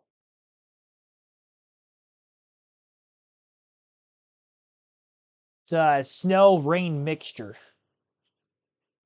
Joe Rochester, thanks for tuning in. What's the weather doing there? A little bit of freezing rain action. If you're from the south wondering what is freezing rain, it's just a snow-rain mixture. Sleet, if you will. Ray was a president of R.J. Reynolds, and when he passed his estate, donating 30% of the cost to build this stadium. The state picked up the 70%, but they named it for him, and they've been playing football and racing here ever since. That was 1937. This race, the biggest movers forward, Josh Berry +8, Ryan Priest +9, and Ryan Blaney +12 positions. Let's see if we can find it. Hey, Ryan Blaney, it's Warren the boys up in the Fox booth. You got us? Sir, I got you. Well, buddy, I come with good news. Last year we were here about this time. We started last and we were up to 10th. This year we started 16th and we're already up to 4th. We're doing a lot better. What we got for a hot rod? We got a hot rod. Hard to explain, yeah, 4 Mustangs. It's pretty good. It's I think it lasts a little bit longer than most. Just about, the old we can do when we restart here, but I hope nobody isn't too mad at me. I think we're trying to relay the message I got pushed, but yeah, it's been a fun night so far. Hopefully we can keep it going. Well, tell me what you've got figured out. Obviously, your car looks really good on the long runs, as you just said, but it really rolls the middle good, and you can put the throttle down well, make all these passes. Yeah, I mean, really good race number. Hopefully, it'll be a really good race. Make it a little bit easier with my car to kind of do what I wanted to do. Hopefully, we're definitely competitive and can put together another solid 100 laps. And here we got. You think I the hell of it? I like it. Good luck out there. Thanks. Thank you. Ryan Blaney currently 4th. Now, not everyone is as happy and satisfied with the way they've been raced as Ryan Blaney. Here is the radio on Daniel Suarez's new ride. Uh-oh. Don't tell us the score of the 23 maybe one more time when I keep you. 97 on call from here. Copy. All right, so that was the 23, Bubba Wallace, and the 97, Shane Got a list. Yeah, Suarez, he can be a bit of a curmudgeon as he gets underneath and puts that helmet on. So you see Bubba not happy with him right there, gives him a little bit of a brake check, slams into the door. That was under caution. Tough in the back of the field tonight. Have we ever seen that at the Madhouse before? Oh, every Saturday night. Just a normal activity. We got some pretty good precip coming down now, guys. No, we don't. Yes, we do. Get out your leaf blower then. All right. Here's what Bubba Wallace had to say. Hey. I know, you're running into me. For no reason. Everybody going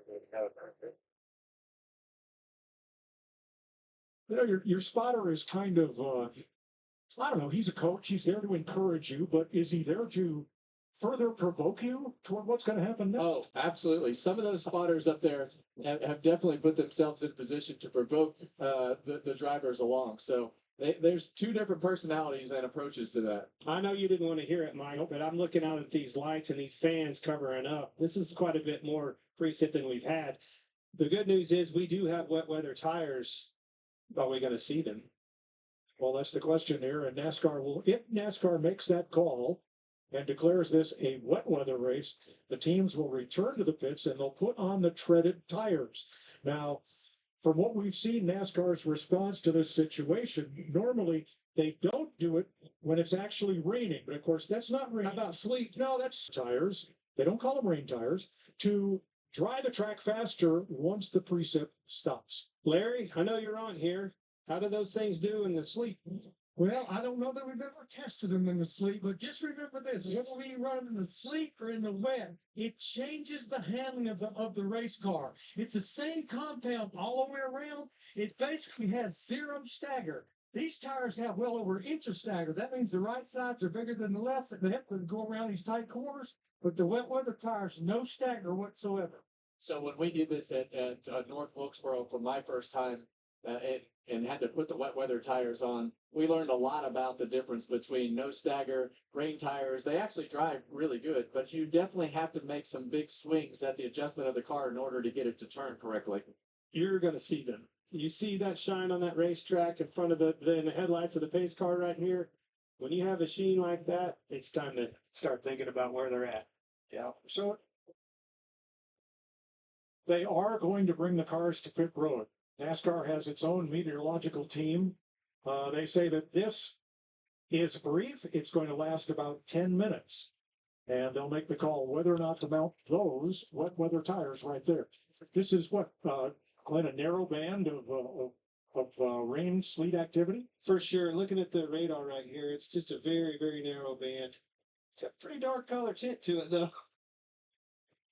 Well, with all the snow we've seen, and believe me, this amount of snow, it's not unprecedented, but it's been more than 20 years since the Triad has had as much snow as we've had here over the last 10 days. You see, that's just a very brief cell.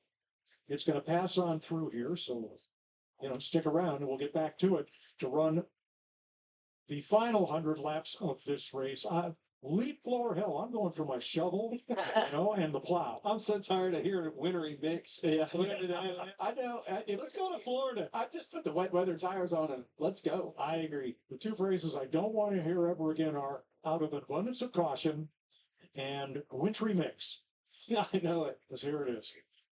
These fans, boy, they've been tested. But when I arrived here, it was about 20 minutes before the gates opened, and there was a line of fans waiting to get in and get their favorite seats to see the clash. Well, it looks like, obviously, with the size of that cell, and I'm assuming that they're going to try to just wait this out and keep the wet weather tires at bay for now and try to dry the track up. It won't take long. Obviously, this track being as small as it is, that is a good thing here. The positive in this is it doesn't take long to dry. Do you plow it, blow it, or just wait for it to evaporate? I'm tired of waiting. I like Whatever we do, just do it. I like using those big race cars with warm pieces on there to put those tires on and just get them out on the racetrack. Well, I mean, we do have them, right? Well, and the thing about the wet weather tires is they're really good.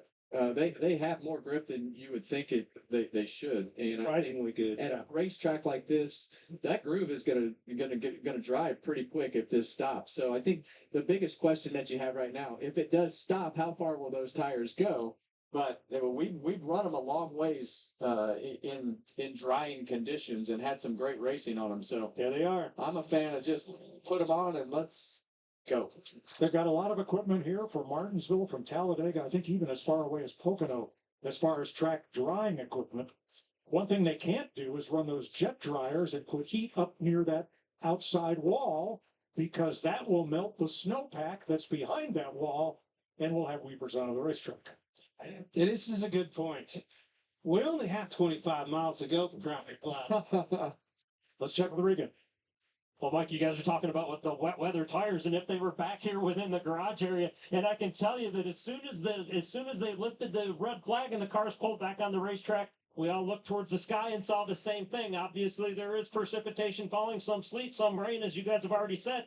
But these rain tires behind me, it was like a swarm of people with rain tires coming running from the garage area and bringing the tires out here towards this pit road section that we have set up. So all the cars you'll see right now do have the rain tires ready. The crew guys and the tire guys in particular, we're airing them up, getting them ready, getting them to the pressures that they want to have them on. And everybody is standing around the race cars back here right now. And they are devising plans. They're coming up with what they want to adjust, what they want to do when they do finally, if they do finally put these rain tires on. So discussions underway back in the pit area as we await the decision of NASCAR calling it a wet weather race or not. Now, when Regan was out in Denver driving for Furniture Row. All right. Waiting out the slight delay that we have here for rain, snow, wintry mix, if you will. And we are going to be having racing at some point once the cell passes through. It does sound like we're going to end up having some wet weather tire action in tonight's clash at Bowman Gray Stadium.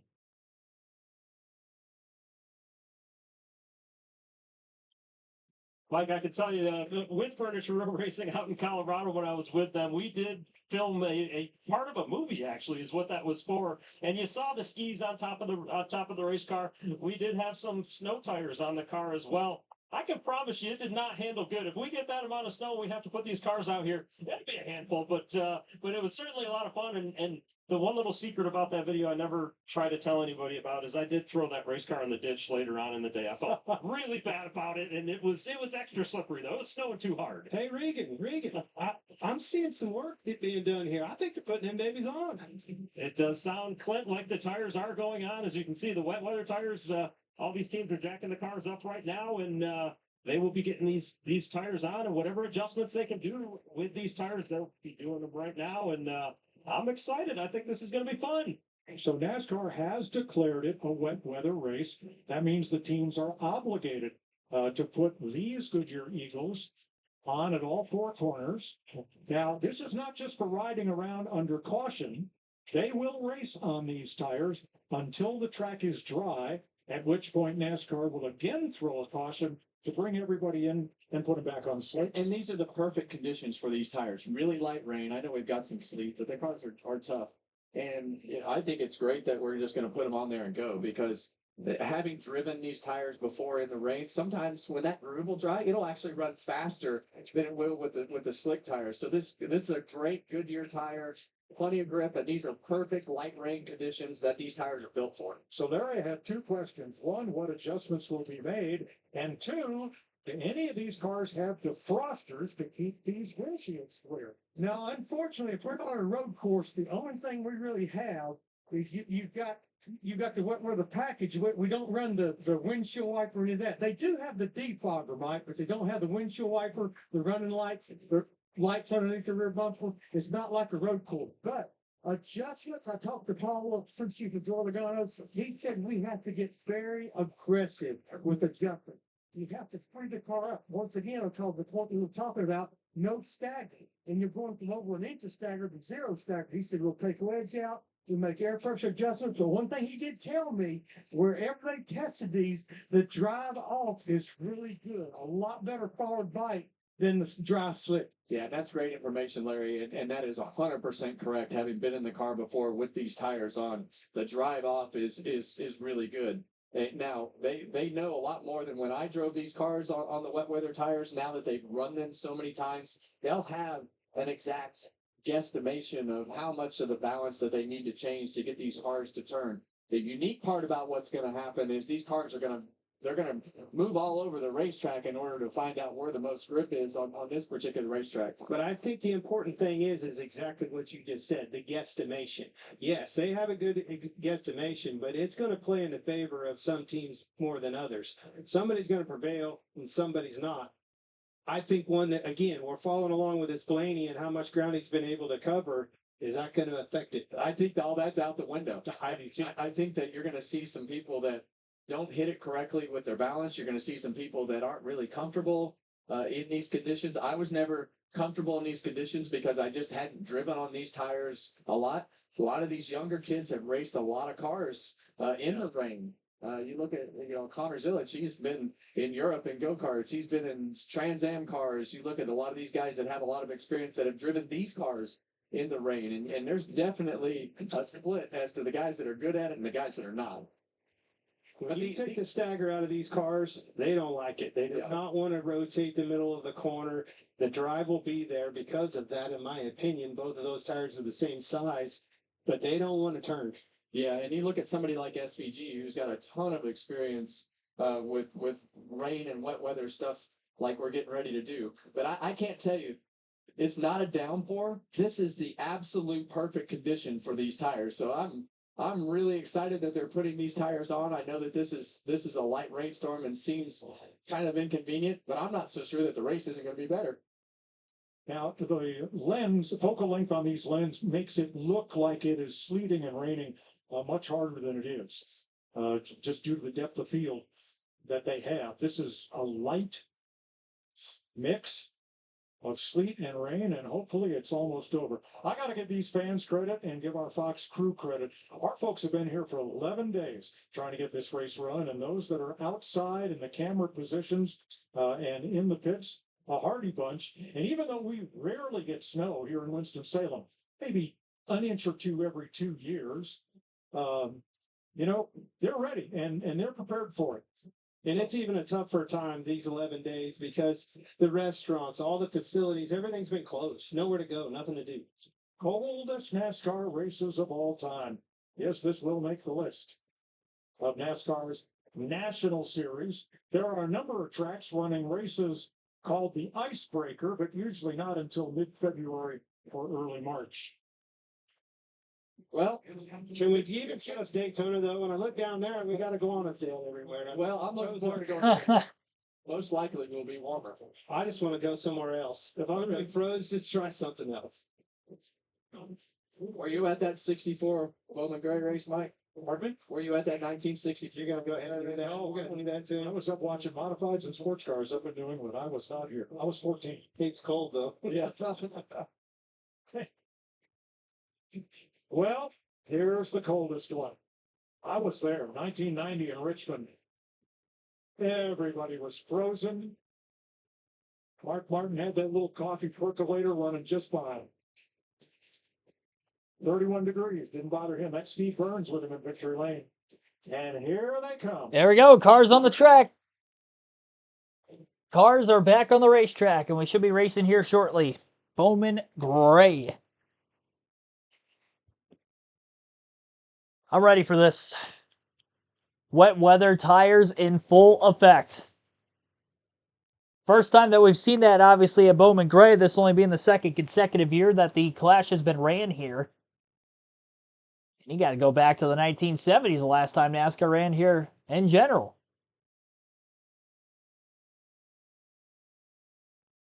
It is going to be slick. Let's hope these tires can grip up enough. I'm also hoping visibility doesn't become an issue. I don't think it will because of the slower speeds. But not having the windshield wipers is going to be interesting.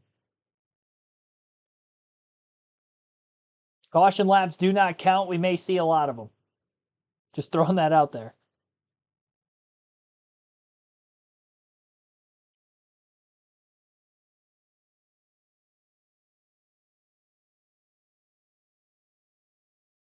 Weather has definitely impacted this year's Clash at Bowman Gray over the last few days, and here we are again on race day, which is now Wednesday. Waited 3 nights for more precipitation.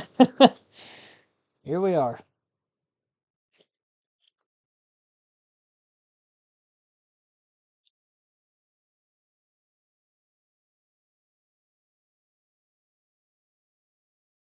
But sure, the moisture's, I don't know how different than a lot. Now, when you drive home from the track tonight, you're going to drive like there's an egg between your foot and the accelerator pedal to maintain traction. That is not the job here. It's anything but. Yeah, and you heard him mention the spray. That's the only thing that limits us on what we can do in the rain. We can drive in a monsoon. We can drive in light rain. We can do all those things. The only thing that limits the safety side of what we're getting ready to do is if the spray is so crazy that you can't see. Yeah, it's a vision thing. It's not a grip thing. These tires, we've covered it. You've said it enough. I've watched it. These things have a surprising amount of grip for these drivers. Now, on Saturday nights here, the modifieds, the late models, the stadium stocks, they have bump and runs. They have cars that get sent all the way across the infield grass, taking out all that beautiful lettering. We haven't seen that yet tonight. If not, we might. I would like to see them just speed things up a little bit here with a parade lap and give them a feel for the grip. Again, that sleet needs to blow off the windshields. Going back to your vision, we don't have windshield wipers on these cars. They weren't prepared for that like we would see at a road course or something like that. So let's get these things moving and see what we got. And a lot of times when you get in, I never liked the windshield wiper. I never used the windshield wiper on the Cup car. I always liked just a clean sheet of Rain-X. Because it made it worse. Yeah, the windshield wiper made it worse. If they, hopefully, most of these guys just rubbed a clean, tore a tear off, and just went a nice layer of Rain-X on the window and it'll just roll right off. Totally agree. You would get tire rubber on it, some oil, some grease from the rear ends and stuff on your windshield, and you just smear and make it worse with your vision. But the longer you wait, the less, the worse it gets. So I think some speed on the windshield of these things will help your vision a little bit. You see on the upper right corner, the evidence of the tear-offs, those little triangles. Thanks, that help indicate where to pull and give the driver a clean vision. Now, you have limited opportunities to do that. I've only seen like 2 or 3 on most of these cards. When I was driving, we heard Byron question about, thumbs up, thumbs down, not talking about the spray. When I got put into these positions and they started talking about rain tires, everything I voted for was never do it. And the track's never good enough. So there's going to be a lot of politicking from the guys that are good at it, not good at it, comfortable in it, not comfortable in it. So it'll be interesting to see what we do right here. Now, from our booth, I'm looking down at turn 1, and there is a decided difference between the bottom 2 lanes of the racetrack where you run and the upper 2 lanes to the wall, which look almost mirror smooth and have standing water out there, right where the 45 is venturing now. Now, tonight on Fox, an all-new episode of The Masked Singer, celebrating America's 250th birthday, followed by an all-new episode of Fear Factor, House of Fear. That all starts tonight after racing, right here on Fox. So the one thing I'm standing here thinking about is, when we talk about the spray, what will the spray difference be at these low speeds? You go to a lot of places like Watkins Glen, New Hampshire, some of the places that we run these rain tires, and you see a lot of speed right there. Is it different here going slower? All right, here's Denny Hamlin's radio. It's gonna be, just think it's I learned something. Get better at that. Yeah, I mean, not to the one thing. I like that, and I agree. Great approach. It's easy for us to stand behind this glass and say, yeah, well, I'm all for it. It looks great. The grip's going to be good, yada, yada, yada. We need these guys. I wish they'd pick the pace up a little bit and give them a feel for not only the grip, but see if it blows some of that water off their windshields and gives them good vision. No indication yet from NASCAR as to when we might get back to racing here as sleet continues to fall.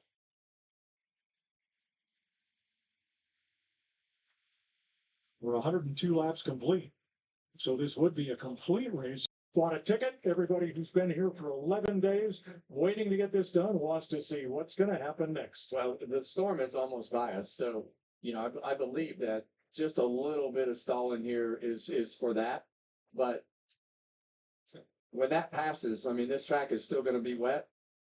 But back to Denny's point, we do this so we can learn a little bit here. What can we get away with? We haven't seen this on a short track like this. I hear this. Now, Chase Elliott, he's from Georgia, where they don't hardly get any snow. How's he feel about this?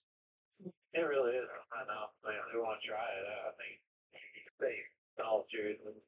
We're sure things around all year. Let's try.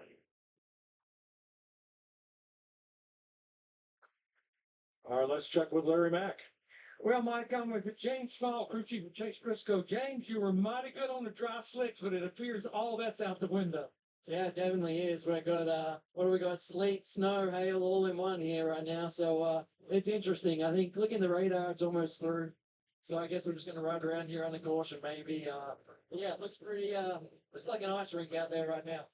I know we've not picked up any speed. Has Chase commented possibly about the vision issue? The biggest issue right now is the glare, with the slick track and the lights. That's more of the thing rather than, we're not really getting much spray around here right now. But, I think it's fine this end. He's struggling a little more up that end. Well, Mike, I've been in it 46 years, and just when you think you've seen it all, something else rears its head. Here we are, Larry Mack, 26 years in. And yes, I would say this is a first for NASCAR on Fox. The football field that includes a racetrack. The athletic department of Winston-Salem State there off to the right. Who turns 3 and 4? What's Kyle Larson have to say?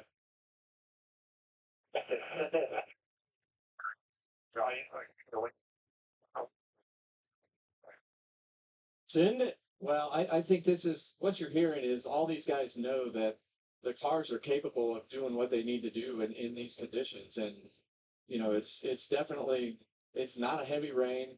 And I know that the track looks really wet and slick, but I think that I could be wrong, but I think that it would be fine. Well, that's a lot of experience. You got champion there, Chase Elliott, a champion, Denny Hamlin, a lot of all the years of experience with him. They're all saying go for it. Denny Hamlin's on board.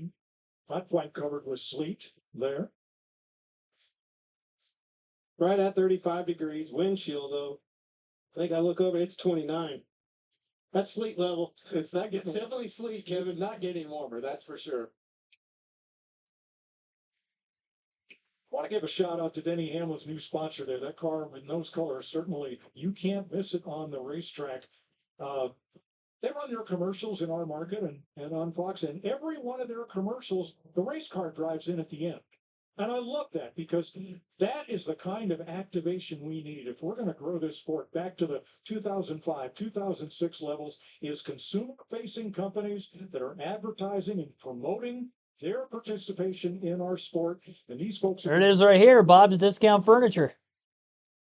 All right, the cars will return to the pits. Oh. And that is so that the track drying equipment can come out and try to remove standing water. It's okay to run on a wet surface, but standing water, well, that creates a level between the asphalt and the tire where all you got to do is slide. That's not good. Clint, don't have a come apart. Please. What? I'm confused. Okay. Well, Clint's confused here, Kev. I do know standing water. If there's going to be spray, it's going to be because of standing water. Yeah, I don't think the speeds are high enough to really have a lot of spray. Well, there's only one way to find out. Those three drivers wanted to find out. And look how much that sweeper truck is picking up as it comes down the front straightaway and rolls off toward turn number one.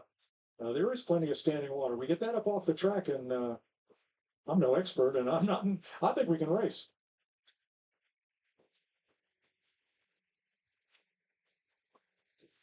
Racing competition where short track drivers battle for the chance to drive for Ram in the 2026 NASCAR Truck Series. Let's have a look.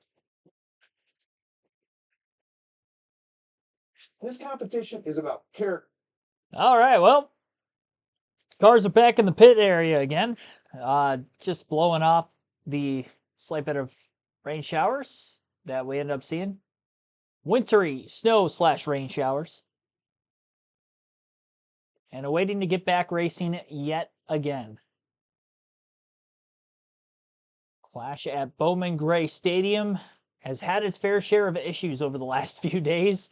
Finally getting started on a Wednesday night, only for now to have a rain delay, if you will. All during the course of the midway caution. 100 laps in. So 100 laps down, 100 to go. So it shouldn't take very long to blow the track dry. And it doesn't have to be completely dry. They're just mainly trying to get the standing water off of the racetrack and into the infield grass area. So I don't think that this is going to be a long hold. I'd hate to, give a rough estimate on time, but I really can't see them being in the pits for very long. Gives a chance for the teams to clear out the windshields as well.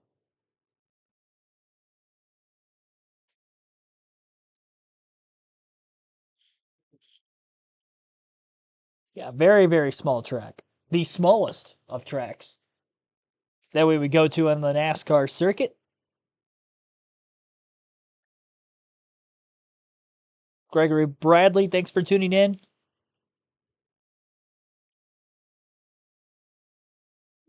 Jason Nation 72, welcome to the stream. Last time winter precipitation fell during a race, 2006 Bristol Busch race, the Mini Sharpie 300. Kyle Busch won that. Yes, I do remember that race. That was one of my early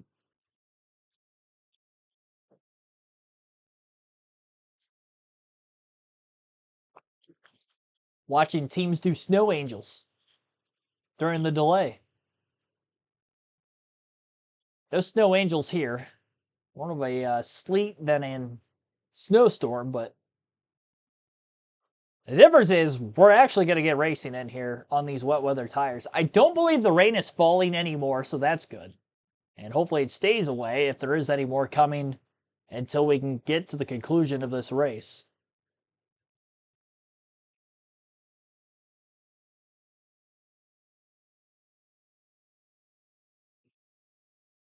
Randall Burnett, crew chief on the 88 of Connor He's done a Zillich. great job tonight, being patient, kind of working his way through there. And, he's just learning this place. It's like this first time he's ever saw it. So the rain might fall into our hands here. We'll see how it goes. It's kind of lightening up now, so we'll just see how it goes. It'll probably be really slick on the bottom with, a lot of rubber down there now. So we'll have to see what happens. What else do you tell him? Do you tell him anything? Because this is kind of a new zone for all of us right now when it comes to Bowman Gray in this stadium racing. Well, yeah, I mean, obviously this place is tricky in the dry, and now we're going to put, rain tires or snow tires or whatever you want to call them at this point. It's kind of sleeting, whatever, but yeah, it's going to be interesting. It'll be a lot of fun. I'm sure the fans will really enjoy it. Be nice to get it over with. It's freezing out here. It is cold down here, guys, but I'm looking forward to seeing what Connor can do. Of course, all those wins last year in the series before the Cup Series here, so can't wait to see what he's capable of doing here in a minute. All right, well, there you heard from Randall Burnett. Kyle Larson's crew chief, Clip Daniels, with Larry McReynolds. That's right. I mean, we've got the rain tires on, we're ready to go. I think it was like 3 pace laps ago. Larson said, "Hey man, let's just send it." So now that we have a little bit of accumulation of ice, that'd be a new thing for us in NASCAR. So let's give it a try. Well, we're going to be on wet weather tires at Pierce Cliff, and you guys jumped out there after sitting on the pole and had 67 laps. What kind of happened in the second half of that first run? I think part of what made us so good early is we could just turn so well. And ultimately, as the run went along, we just got the right rear built up too much. We're just too loose. So made a few adjustments there for the dry, and now it's raining and icing. So we'll see what that does. But we've had a couple data points of running in the wet. Richmond and North Wilkesboro a few years ago. So we have a little bit of an idea of the adjustments to make. But ultimately, different track and just kind of a different environment with the temps being so cold that that'll be a little bit of an X factor here too. But it's going to be fun to watch. Hopefully, our car's good enough. I know Kyle's he's going to have fun wheeling that thing. I know one thing is vision, and Kevin and Clint were talking in the booth. They're not sure the speeds would ever get high enough that would cause an issue. Has Kyle commented about that at all? Yeah, I mean, that was certainly an issue, if I remember correctly, maybe old car at Coda a handful of years ago, where visibility was a big issue. I don't know that car speeds would be high enough to just have that much spray. Kyle talked about on the radio with us that he was kind of hoping we get going, and he thought it would, all just kind of settle into a spot where you'd get a groove worked in. That it wouldn't spray that bad. So now that they're blowing the track, I would imagine that's certainly going to help it. And yeah, it'd be fun to go race and just see what this this environment brings us. I think that's a general consensus for a lot of drivers and crew chiefs. Let's go, man. Let's get after it. Yeah, I agree, Larry. And I'm not seeing any more standing water on the racetrack. So they're doing a good job of addressing this as the teams work on windshields and air pressures. I guess there was some talk down there about sending crew chiefs out to the parking lot to get the wipers off of their street cars. Can't do that. Would be nice. Yeah. Well, in my opinion, we need this answered. Can we do this? And this is, if we get it. Yeah, I mean, the good news is this is an exhibition race, so if all hell breaks loose and nothing goes right on this restart, we have a 20-car pileup. At least it's not costing anybody anything in the season championship. So, Brule, thanks for tuning in.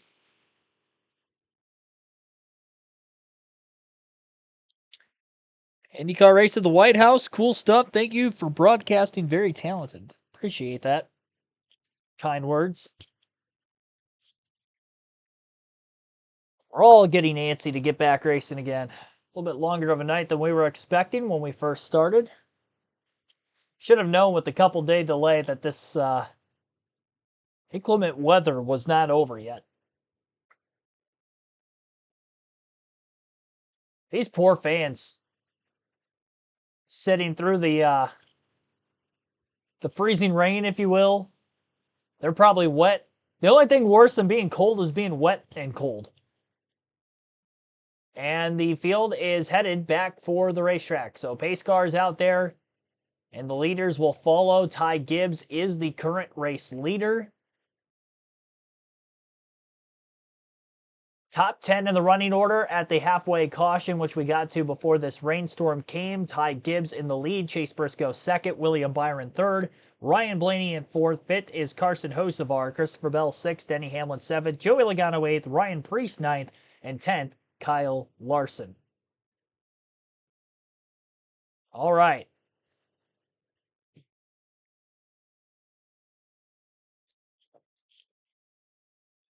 Can't imagine we're going to have too many caution laps before we let them loose.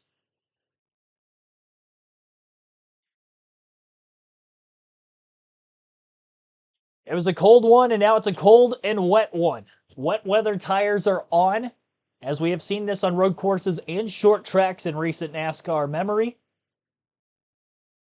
We have not seen them at Bowman Gray on this short of a track, and we also haven't seen them with cooler temperatures. Is there any kind of glaze or ice that is being built up on the racetrack as the temperature continues to drop into the night? The dampness of the racetrack, I think, is going to stay there for most of this race. Now, they might, rubbering in 23 cars, single groove down around the bottom. That's going to be the fastest way to go around, obviously. And maybe over 100 laps, it becomes dry enough that they don't need the wet weather tires anymore. But I would like to think that that is probably not going to be the case. And we're going to see these wet weather tires on for the rest of the race. Now, if for some reason it does start to get really dry, NASCAR is going to have to make the decision as to when to have a caution to get slicks back on the race car. And that's going to be a very difficult decision that they're going to have to make as a sanctioning body to allow these teams to switch back to slicks, because there's no live pit stops at Bowman Gray. Every other track on the schedule, we would have live pit stops. In a circumstance that we have right now, NASCAR would have the caution. They'll tell the teams they can or cannot put the wet weather tires on. Once they can take them off whenever they want, but they're not going to be able to do that under green. Now, there is still a bit of a misty, sleety rain action going on right now. It hasn't completely stopped, or if it did for the short bit for the light track drying process that we had, that's okay. I'd say we gotta get them green now. Let's get some heat in the racetrack. If we can keep heat in the track itself, we're gonna be in a much better spot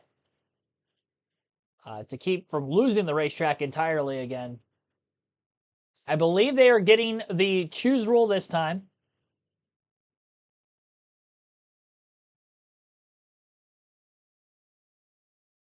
It's very interesting that other than Ty Gibbs, the leader, second through fourth took the outside. They did not want to take the bottom.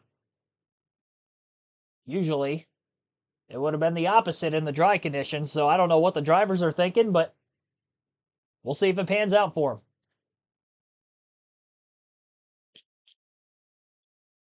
It's a bold strategy, Cotton. We'll see what's going to happen. Gibbs and Briscoe going to be on the front row.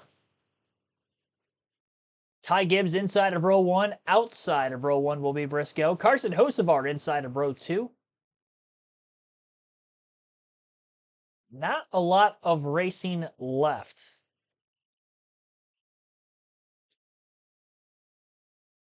How wet is too wet? Hopefully this isn't too wet.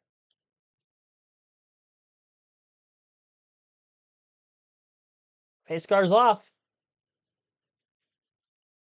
And we'll be coming to the green. Again, Gibbs inside of row 1. Green flag back in the air. Carson Hocevar slides those rear tires inside of row number 2. 3 wide for the lead already. Everybody's just kind of sliding all over the place. This is nuts. Who's going to slide around the least? Oh, we got a couple of them around. That didn't work out well for Ryan Priest, Kyle Larson, Denny Hamlin as they go sliding. And that was more of a spinning sideways kind of situation there, where we had about 3 cars simultaneously looping around in turns 3 and 4, carrying a little bit too much speed. And obviously in the wet conditions, that could be a cause for concern to see what we're going to do here.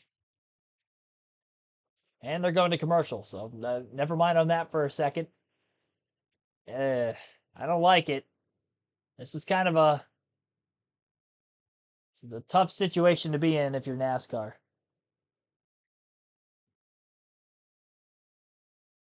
Because we didn't even get a lap, and remember, caution laps don't count. I hope we don't need to dry the track more. I don't know if it's too slippery, icy. I don't know. I'm going to assume the 3 guys that lost control just didn't have control of their cars. Everybody was washing up to the outside. Now, obviously, that was the first lap, and the drivers will get acclimated and make the adjustments necessary behind the wheel that they need to from a driving aspect to keep that from happening as much on a repetitive basis. But the idea is still to go fast. And when the bottom frees up like that on a short track, like Bowman Gray, you're going to want to slide in there deep and try to take those spots away. Showing a replay. Yeah, Hamlin lost it on his own down on the bottom. So did Preece. And I couldn't tell if Hamlin washed up into Larson and Larson lost control or if he hit a slick spot as well and then spun. Oh, brother.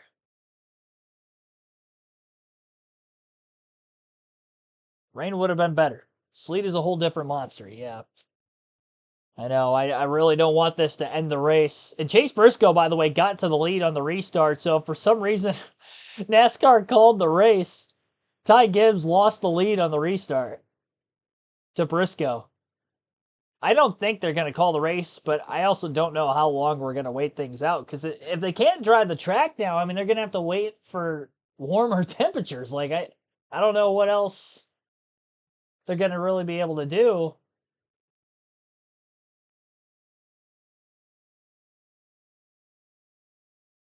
And we're already past halfway, barely.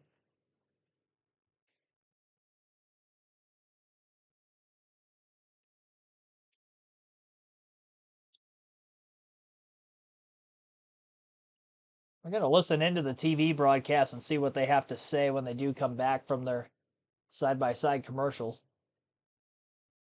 Not a good night for Kyle Larson. That is for sure.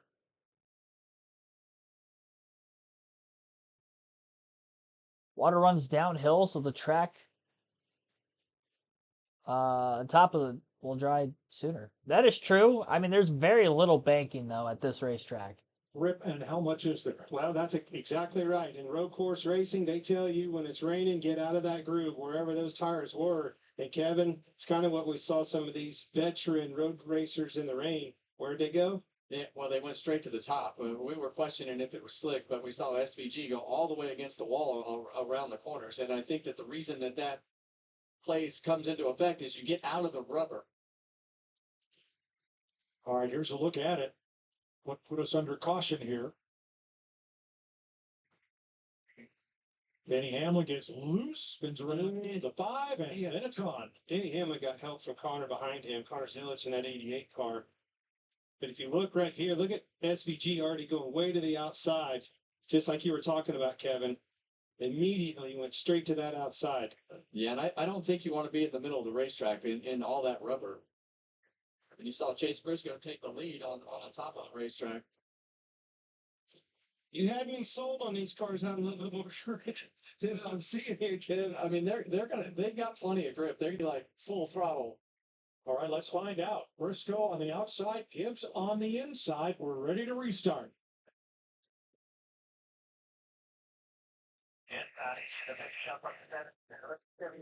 Hocevar to the inside. 3 wide. Oh, that drain on the bottom got loose. This is what I'm talking about. Keep these tires rolling. Do not be careful on the brakes and careful on that throttle. Yeah, and as we run right here, you know, and the rain starts to let up like it has a little bit. If they're all running the same groove, that groove will start to get cleaner, less water on it, as they move that water out of the preferred line. And they're adapting. They're getting it figured out quick, aren't they? Zilic to 5th. It's a big scrum in the back. You see here. Yeah, we were worried about that top groove, but they're definitely making ground up on the top side of the racetrack. Uh-oh, 3 wide. little lean, and we're going to be okay. And you see, Oh! the middle is just Mike, you spoke too soon. the middle is no man's land because you've got all 4 tires in that rubber, Clint. Creasy and Reddick got together there. Here comes Bell and Dylan.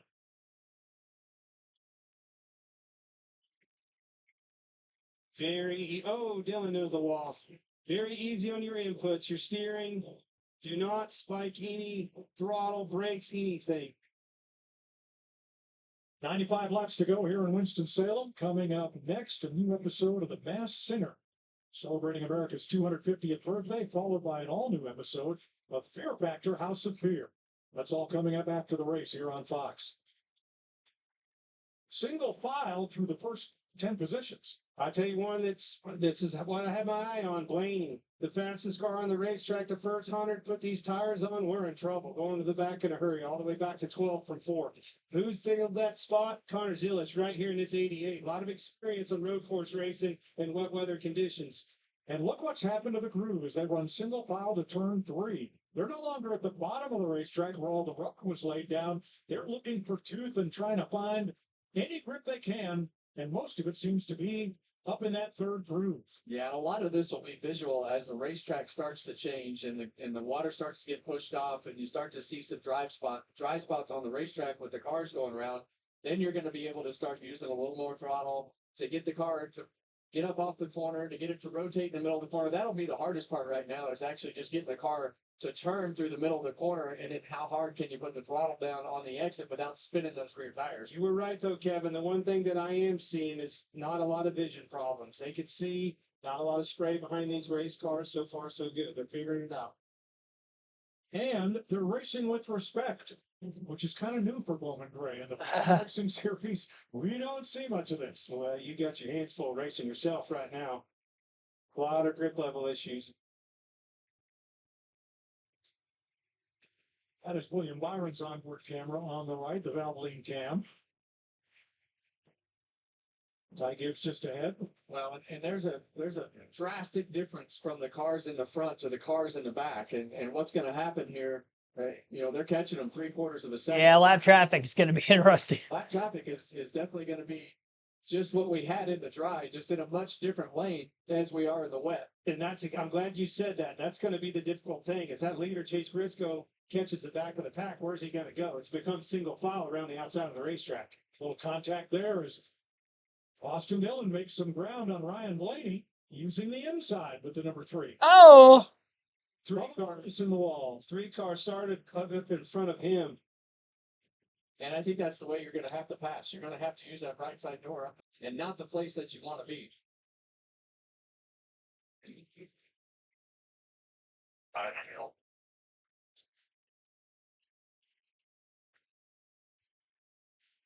Not at all what my man Ryan Blaney wanted to see here.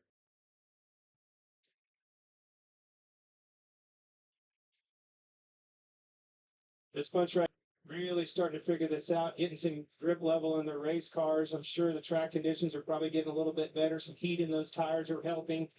Yeah, and I think that confident now the 24 car is better than the 54. He's able to get in the corner a little bit harder. It looks like he can get his car rotated, where Ty can't get in the corner as hard because it doesn't look like his car is turning in. But you can see just a little bit wider for the 24 getting in the corner compared to the 54. It just gives him a little bit better angle. But as you see this racetrack right here, Clint, you can start to see where the groove is in the racetrack, where they're getting all that water cleaned off the track. And that's why the speeds are picking up in a big way.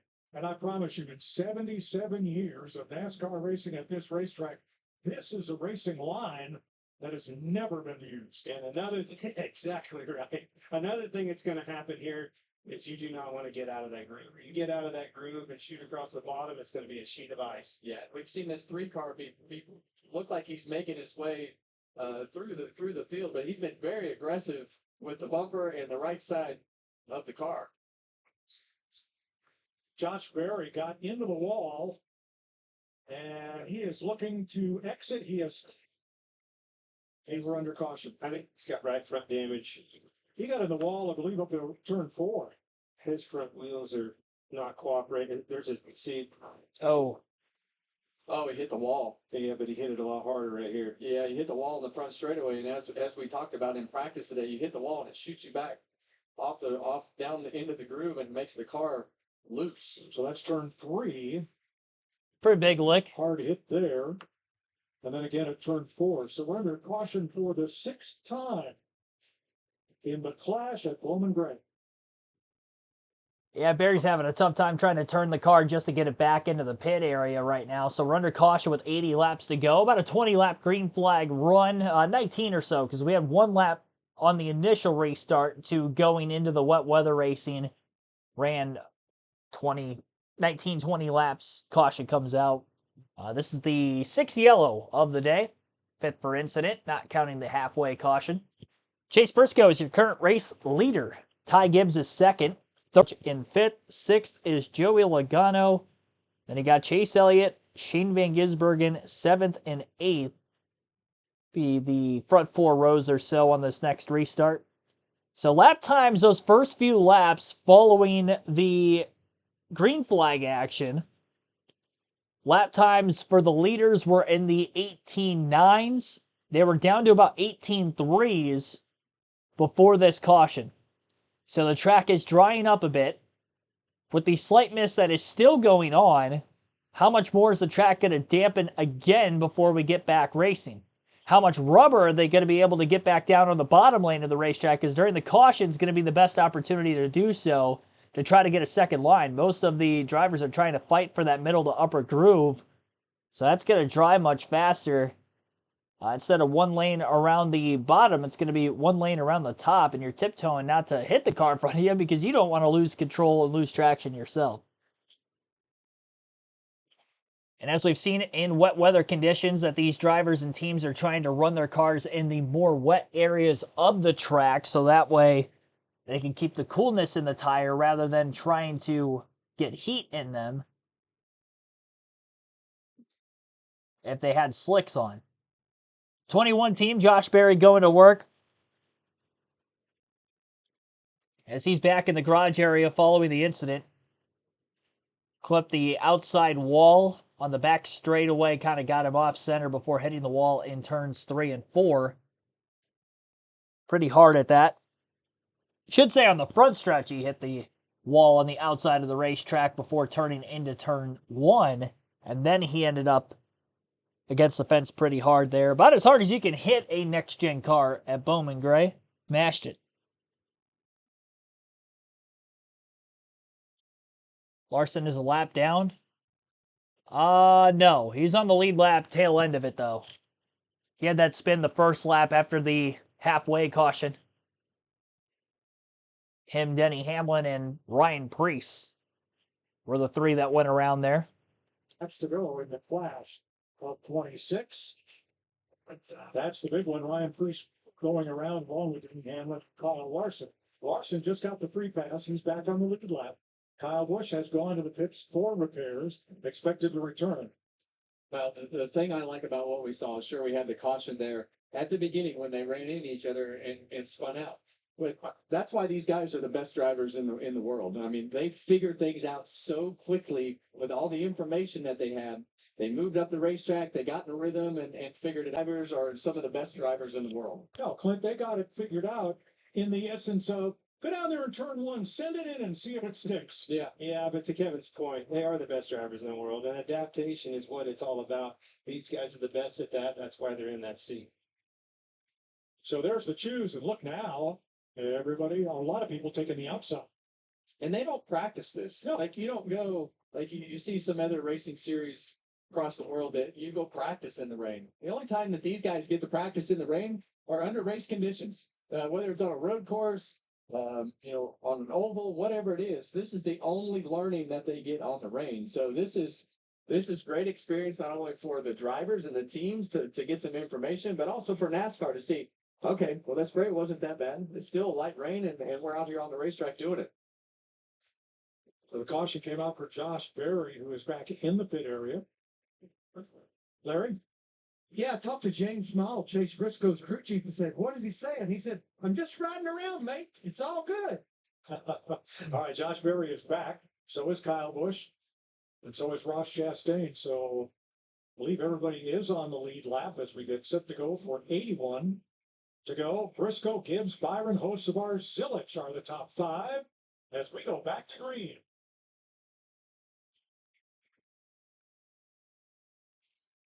Uh-oh. 4 wide. Man, once that thing does slip, it's just like driving on ice and around here like we've done the last 10 days around here. Once it starts sliding, you're in trouble. Yeah, once you get that thing sliding, it's like it shears the tires and just you can feel the car just like you would on your road car as it would hydroplane across the racetrack and when it loses grip. Zilich, the blue car on the inside. He is making some ground in that bottom groove. Up challenging now for 5th side by side with Chase Elliott. Gonna give up that spot. And turn 4, they're all piled up. Oh boy. Is there. Wallace. Berry wasn't part of it. Cindric's got a flat left front. Back to Connor Zilich like you were talking about, Mike, but man, he looks like he's crawling down there, Kevin. Yeah, and I don't think it's better down there. I don't think there was a hole up top. He was running the left sides down on the concrete and maybe a little in the grass to try to get through the corner.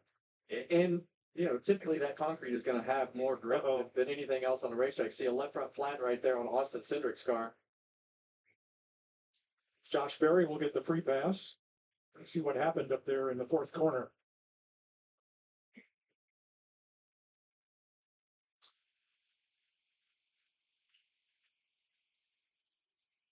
You see Bowman got loose and then got into the side of him and cut that left front tire down. Fits. Ay, ay, ay. Very edgy getting underneath somebody down in that, not that preferred groove when you shoot across the bottom, trying to keep that car underneath that. You keep it straight and still make the corner. Boy, big difference this made for that car. Wow. All right, we'll re-rack them and try again to finish the clash at Bowman Gray. Oh. We still have 79 laps to go. This is going to be a minute. I kind of figured it was going to be that with the slower pace and potentially more cautions. We've had 3 yellows in the span of 21 laps. We had 3 cautions for incident in the entire first 100. Obviously, that was in dry conditions, now in the wet weather. Fatal Phantom 399, NASCAR All Out. Thanks for tuning in. I saw you guys in the chat earlier. Didn't get a chance to give the shout-outs to you. And we'll see what's going to happen. Joey Logano Fan 77, thanks for tuning in as well. I think I saw you during the halfway caution. Matthew Dorter Bruno and many others. Welcome, welcome, welcome. So 79 laps to go. And it's Chase Briscoe out in front of Ty Gibbs. And you have Carson Hocevar in 3rd, William Byron 4th, Chase Elliott up to 5th, and Daniel Suarez rounds out the top half dozen in 6th.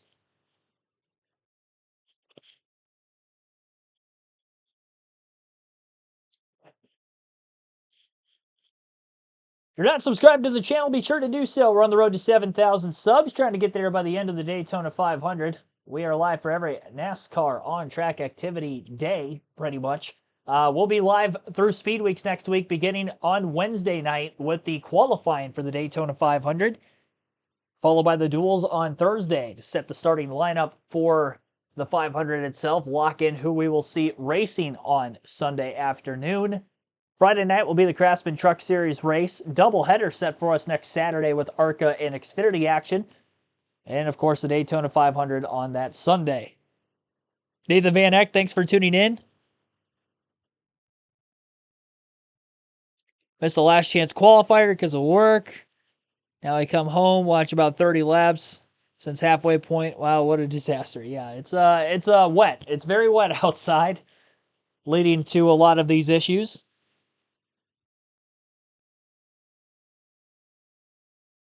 Eugene Dib, thanks for tuning in. At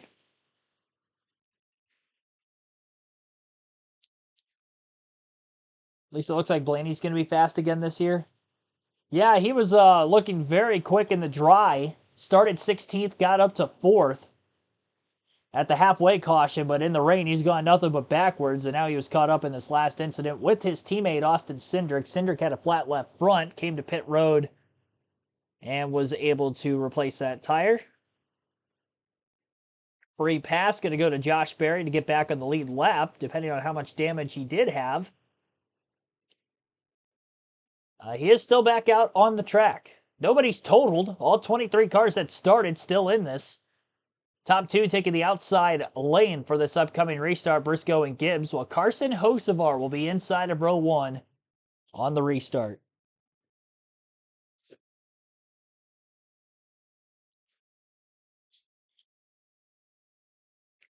Four different leaders, 6 lead changes. All 23 cars are going to be back in the lead lap. 7 cautions, 6 for incidents so far tonight. If we do run consecutive green flag laps for quite some time, we're not going to have a lot of race left, but we'll see. I thought we were going to chug along pretty good there at the, not the first green flag they had, but the second one after that one lap. We did get about 19 to 20 laps in before that Josh Berry incident. And obviously this incident, the first lap following the restart immediately after. It's going to be a battle to get to the top side of the track. Connor Zilic was trying to work the bottom on the last restart. Got up to 4th initially, but then faded back to 7th before the yellow flag as he couldn't get back up to the outside. All right, green flag is back in the air. Briscoe kind of stumbled on the restart, spinning his tires a bit. Carson Hocevar trying to take advantage of it with a slide job. Slides all the way up in front of Briscoe and takes the lead. 4 wide through the center of the pack up off the exit of turn 2. There's still 4 wide down into 3 and 4. Zilic, Busher, SVG, Tyler Reddick all in it. Somehow there wasn't a wreck through all that. Everybody was slipping and sliding with contact, just trying not to crash. William Byron on this restart going backwards in that outside lane. He slipped up near the wall, maybe into it a bit, as he had Daniel Suarez underneath him, but still somehow holds on to his race car and holds on to 5th place. Great restart for Chase Elliott to get up to 4th. And now single file for most of the top 10. I don't know how they survived potential calamity on that restart. Great driving ability, though, by Zilic. He was sideways in the middle of being sandwiched 4 wide. Obviously lost some spots there, but still cycled in 10th place. Could have been a lot worse.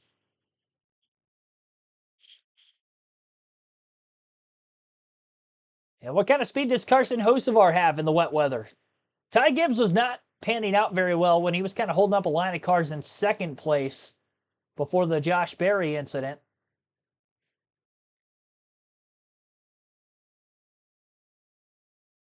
Hocevar was looking quick in the dry conditions as well, had driven himself up as high as 4th place in the running order. Was actually in 5th right before the caution at halfway, and since the restart has gotten now obviously to the front of the field.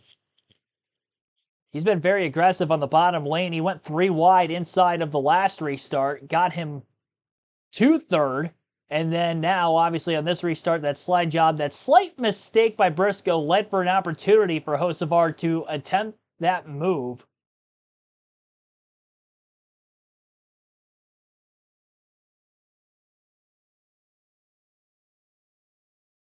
Briscoe slid the rear tires as he was getting to the start-finish line. And as the track continues to dry up just a bit, again, lap times are going to quicken up at the front of the field. So in the dry conditions, faster lap times of the day were around 14.3s, 14.4s. When the rain first had happened, we were looking at about 18.9 being the fast laps. Hocevar, the leader that last time by at 18.3. Briscoe at 18.18. Showing a side-by-side of the battle for the lead between Briscoe and Hocevar as Briscoe closes in on the 77. And then the middle of the pack right now, back half of the top 10, if you will. Chase Elliott pulled out of line trying to make a pass on Ty Gibbs for 3rd place moments ago. Got to the inside, basically spun Ty Gibbs around, straightened him back up again after Gibbs was spun in the wrong direction. Allowed for Daniel Suarez to pass everybody to get up to 3rd. No caution, we stay green. That probably would have been a caution. But the reason why it wasn't, I think, is because NASCAR wants to keep this green for as long as possible at this point. We've had a lot of caution laps, and we don't count the caution laps tonight. He did get straightened back up pretty quickly, and that was because the 9 was basically pushing him back in the direction that he could have been straightened back out quickly. Sliding across the wet pavement probably helped as well. Shane Van Gisbergen got all the way up to 5th with that commotion. I mentioned Chase Elliott was trying to make a pass for 3rd. He fell to 9th. Ryan Priest, Connor Zilic up a couple spots to 7th and 8th as well. Briscoe to the back bumper of Carson Hocevar, and it's just these 2 cars kind of getting away from the rest of the field. Suarez, after that battle for 3rd between Elliott and Gibbs, log jammed everybody else up. Suarez is 6.7 seconds off of the race lead. That last lap, though, was a couple tenths quicker than the top 2. Now up to 18.0s at last lap. Hocevar trying to pick up the pace a little bit and make life harder for Briscoe. Now Ryan Blaney has gone around for a spin, and we still stay green. So, yeah, it's going to have to take something massive for there to actually be a caution at this rate, because NASCAR's been keeping it mostly green here. Ryan Blaney and Austin Cindric taking up both lanes right now, right in front of the race leader, Carson Hocevar. Hocevar finally having to get to the bottom to try to pass Cindric. There's not a lot of grip down there. Both kind of slide jobbing their way by the 2, the 19 and the 77, that is. Lap 138.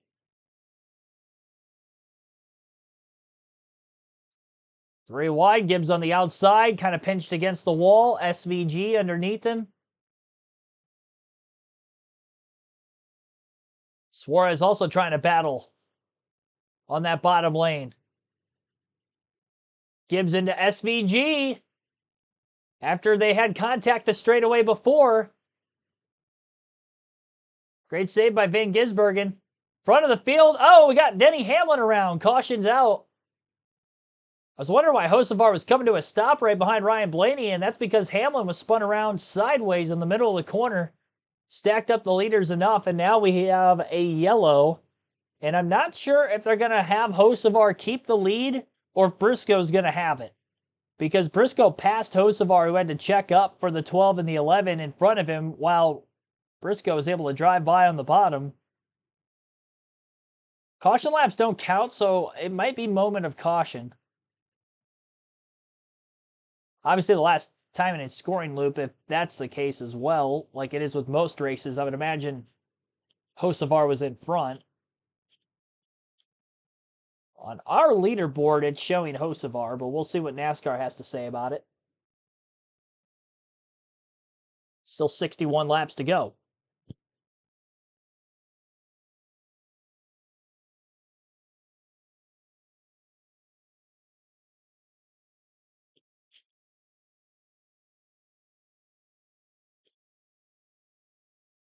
Laps led tonight, Larson surprisingly has still led the most, 67 laps led for him, 35 for Chase Briscoe, 17 for Carson Hocevar, William Byron with 14 laps led, and 5 for Ty Gibbs. And just over 100 people in the chat. Greatly appreciate everybody tuning in. Heading to the choose rule as we're about to get a quick restart. Not much cleanup there. Hamlin kind of got back going in the right direction.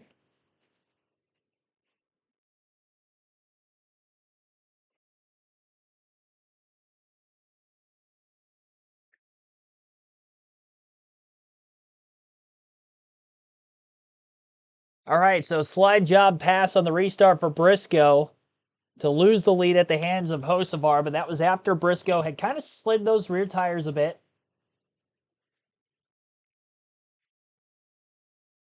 Might have called off that last restart, I believe. Maybe not quite going to get to the choose rule yet.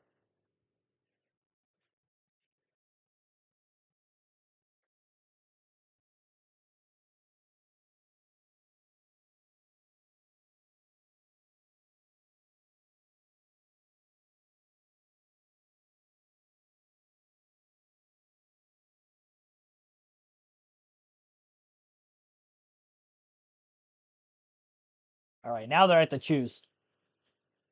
Maybe not. I don't know. Suarez ran over the box. Suarez was in third. He ran over the box. I know if that happens, usually that's a penalty. Anybody else see that? Or was it just me? For those of you watching at home.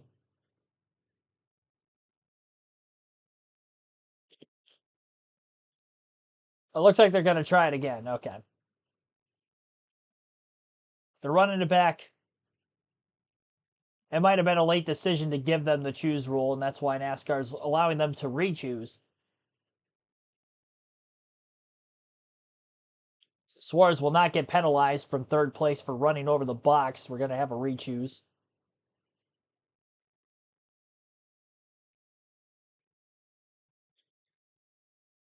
So Hocevar outside of row 1. See if he gets a better standing restart than that of Briscoe, who had lost the lead on the outside of row 1 on the last restart.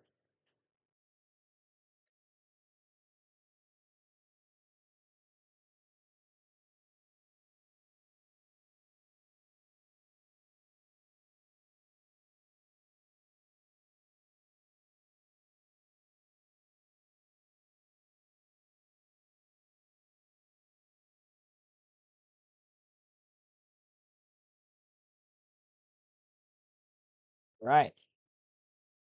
Here we go. Green flag back in the air. Hocevar had a good launch on the restart that time. Going to be tough for Briscoe to try to find a way back in line. Everybody's trying to crowd up near the wall right now. Even that bottom lane just doing whatever they can to try to get themselves into that preferred line as quick as possible. Briscoe leaning on Hocevar as we complete the first lap following the restart. And quite a bit more contact. Left rear of that 77 car. And Hocevar looked like he turned down the track into the 19 a bit and then pulls clear. Ty Gibbs and SVG still battling back and forth. I'm surprised Gibbs is back up to third, but he is. And the caution flag's out again. And it's because Austin Dillon is sitting in the wrong direction. Well, we got 2 laps and another caution. Lap 140 now.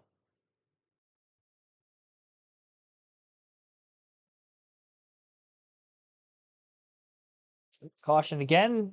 Now for Austin Dillon. 9th caution in 140 laps.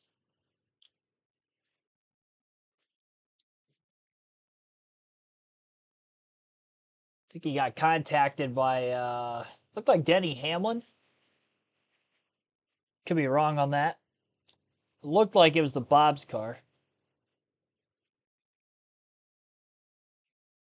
Bob's Discount Furniture.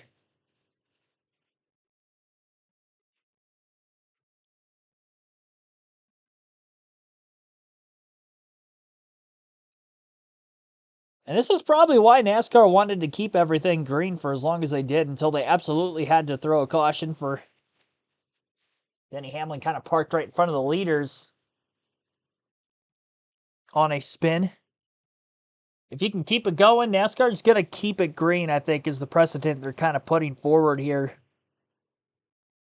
for what's dictated a caution. Austin Dillon was sitting pointed nose to the wall, sideways in the middle of the corner, was not going to be able to get rolling before the leaders got back around. There's obviously not a lot of time to try to drive away because lap time's right now around 18 seconds. Less than that in dry conditions. Still roughly 4 seconds slower a lap right now than what we were earlier before the rain.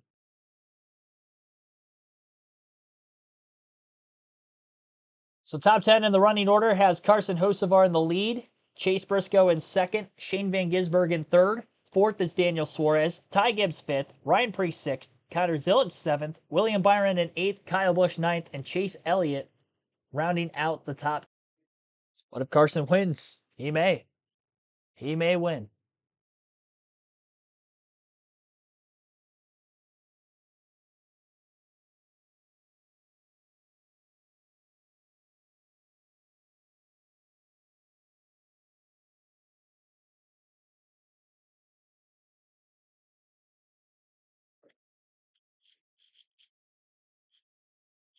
We've had 38 minutes and 58 seconds of green flag action. This race started right around 6:15 to 6:20 Eastern Time. But between a delay for sleet. And now the plethora of cautions, we've seen 9 total. Here we are. And off to the choose rule. The more and more restarts we get, as the track dries more and more in one specific lane versus the bottom, the fight for the top is going to be a lot more difficult. Plus, you just factor in you're getting later in the race as well.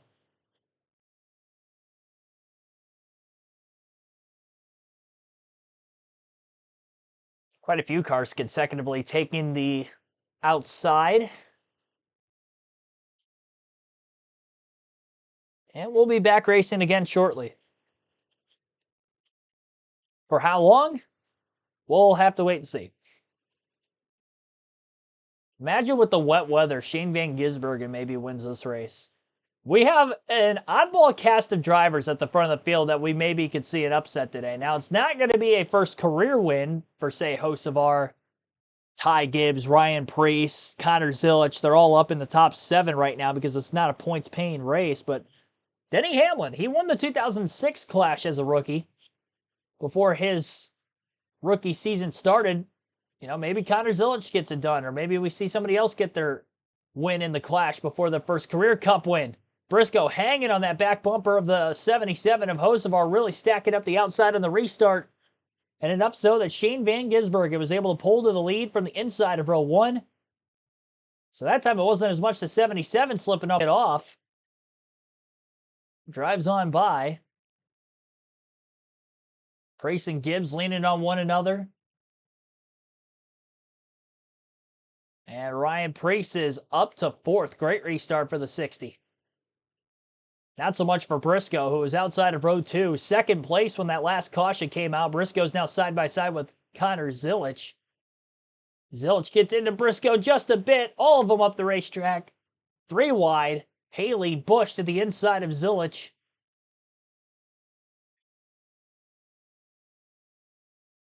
They're still 3 wide, and now a caution's out somewhere else around the racetrack. And it's going to be for Chase Elliott.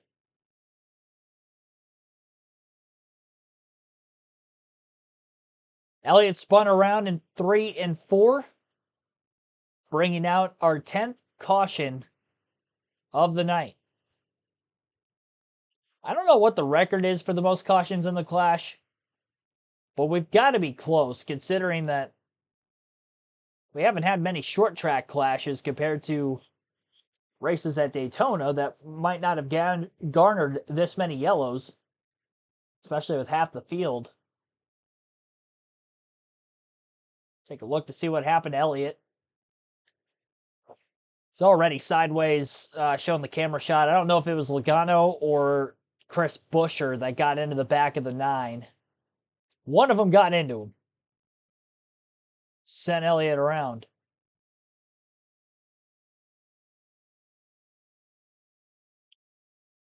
Corey Freet. Thanks for tuning in.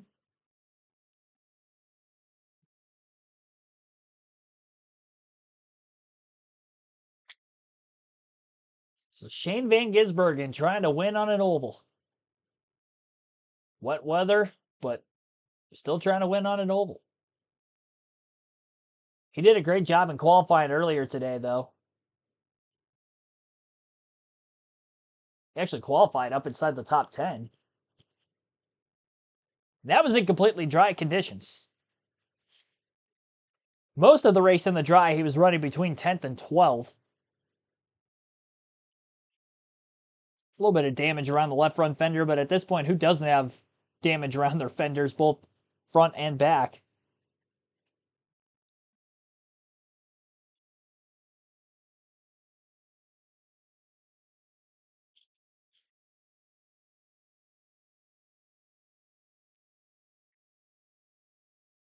So Shane Van Gisbergen is the leader. Carson Hocevar, 2nd. Ryan Preece, 3rd. Ty Gibbs in 4th. The half spin that Gibbs had when he was battling with Elliott a couple restarts ago, in 3rd, he fell back to like 7th, and now he got back up to 3rd, only to be passed by Preece and Hocevar. And some reason it was showing Ryan Priest in second, host of our third. AJF, thanks for tuning in.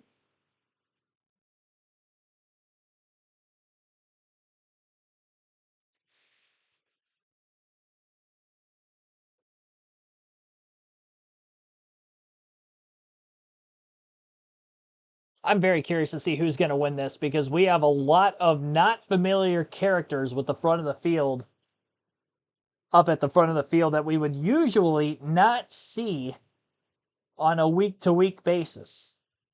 A lot of your powerhouse teams outside of 4th and 5th of JGR are nowhere to be found. Hendrick Motorsports' highest running driver is Byron in 9th. Penske, Logano, 13th. Blaney's outside the top 20. Same for Cindric with damage.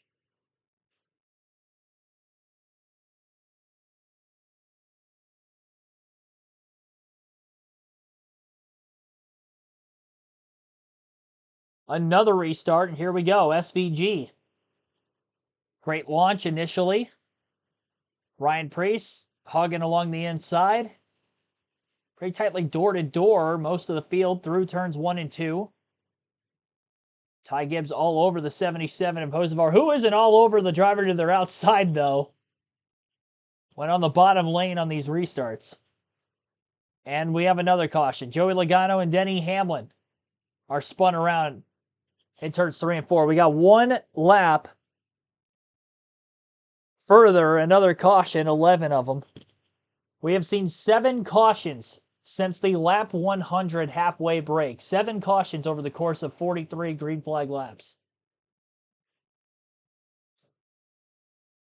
On a quarter, he kind of ran over the left rear tire of Chase Elliott. Not kind of, he did. After Elliott was kind of pinched between Hamlin and Logano after Logano had spun in front of both the cars in front of him. Kyle Larson barely missing Logano, sliding through. Blaney actually had kind of pushed Hamlin further into that mess following an incident. Zach Attack, thanks for tuning in. Yeah, another spin. And another one. SVG's the only driver in the top 5 with any wins in their Cup careers. All of those on road courses. Hard to believe he's got 6 wins already. He had 5 last season. And then his first career win on the Chicago Street Course a couple years ago. It's just insane.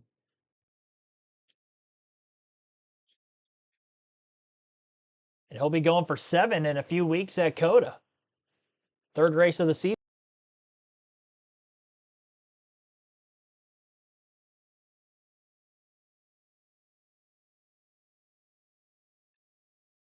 Well, well, well.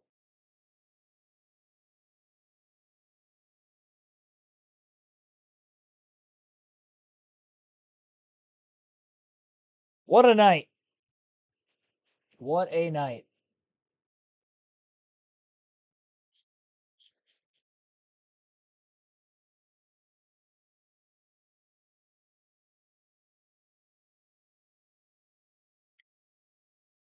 This is definitely the long one at Bowman Gray. Between the rain delay and what we have right now, as far as on-track competitiveness goes, this is definitely longer than last year's race. I mean, at some point, we're going to get a long green flag run in. We have to with this many laps left. There's no way we're going to go like 5 laps at a time with cautions every time. Otherwise, it's going to be another hour plus before this is anywhere near done. SVG is going to take the inside of row 1 on the restart this time instead of the outside. Ryan Priest will be outside of row 1 above him. Field gets the 1 to go signal.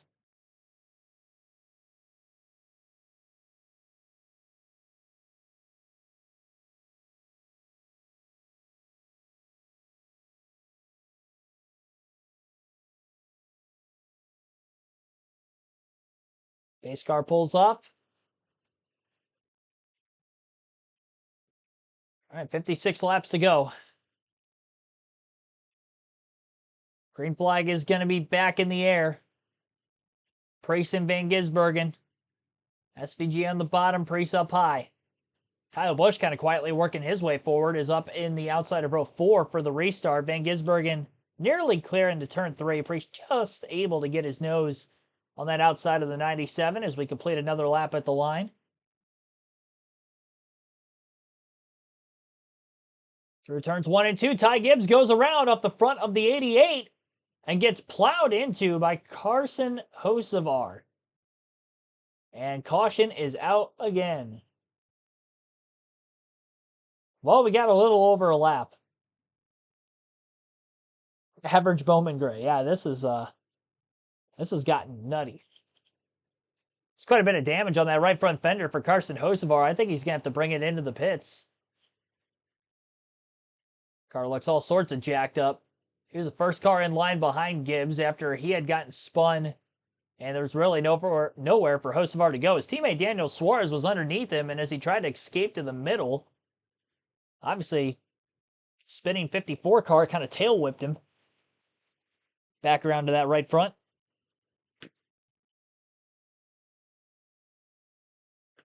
Tell the drivers if they crash, they're out. Yeah, I feel like, and this should probably be the case for like local short tracks, where it's like if you're involved in so many incidents, I feel like you should have to get off the track. You can only go to the rear so many times. That's the second time we've seen somebody spin off of Zilich's front bumper. I believe the first time Denny Hamlin spun earlier was off of Zilich's front bumper. Way back when Denny was still up in the top 10. 12 cautions.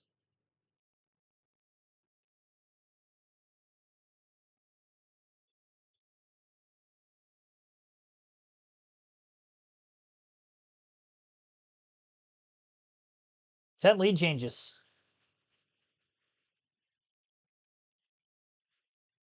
I'm waiting to see how many yellows we're going to get before NASCAR's like, all right, caution laps count.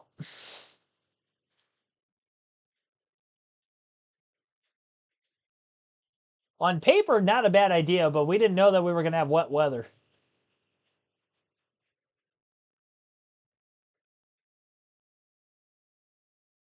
I don't think they're going to change it. They've got it. They're probably committed with giving these fans a show. But if these drivers don't get calmed down quickly,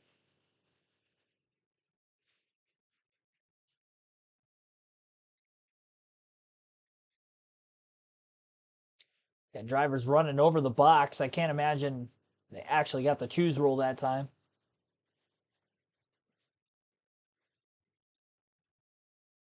Nope. Been a couple of occasions where it looked like we were setting up for a restart, and then it was kind of a false alarm.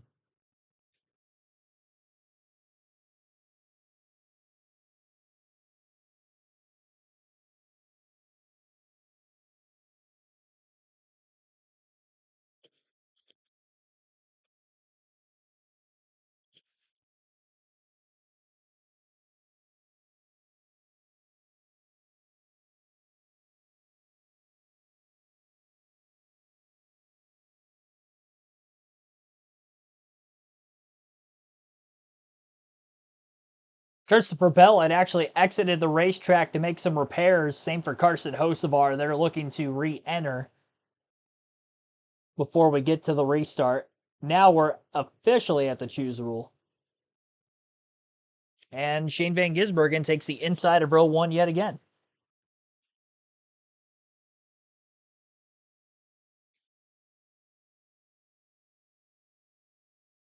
Our light goal was to get to 100 for tonight's race, Wednesday night NASCAR action. We're at 72 likes. Be sure to hit the like button. Again, if you haven't done so yet, subscribe for more NASCAR content. We'll be live with live commentary streams like this all season long. First of many. Cup Xfinity truck racing. Should say Cup O'Reilly in truck racing. Select ARCA races. Indy 500 in May. We did the Rolex 24 already throughout the course of that event. had a bit of a weather mishap there as well. Our first 2 live commentary streams of the year, mishaps with weather, 6.5-hour fog caution, and the Rolex 24, rain and caution, breeding cautions after a sleet storm coming through here at Bowman Gray. Green flag back in the air. Tyler Reddick on that restart tried to go all the way down to the bottom when nobody else is going there. Might as well try something different. Worst case scenario, crash happens up high and you're going to miss it. No, it looks like he is going backwards. I don't think it's going to end up working out very well for him. Shane Van Gisbergen pulling out to the lead. And I'm curious with clean air, if we get a long green flag run, is he going to be able to run away with this thing in the wet weather conditions? Or is Ryan Preece the short track ace, if you will? Hasn't won in the Cup Series before, but he is great on short tracks. This was his upbringing, modifieds. Is he going to be able to wheel his car to keep up and pass Shane Van Gisbergen? Chase Briscoe has led quite a few laps tonight in third. Side by side, most of the way through the pack. Daniel Suarez sliding up, trying to take the line away from Connor Zilich. And Haley's going to get to fourth. Bubba Wallace follows through to get to fifth. Zilich getting backed up behind Wallace. A lot of contact with Byron. Blaney right, but I don't know how Blaney and Larson, with all the incidents they've both been involved in, are inside the top 10, but they are. 8th and 9th.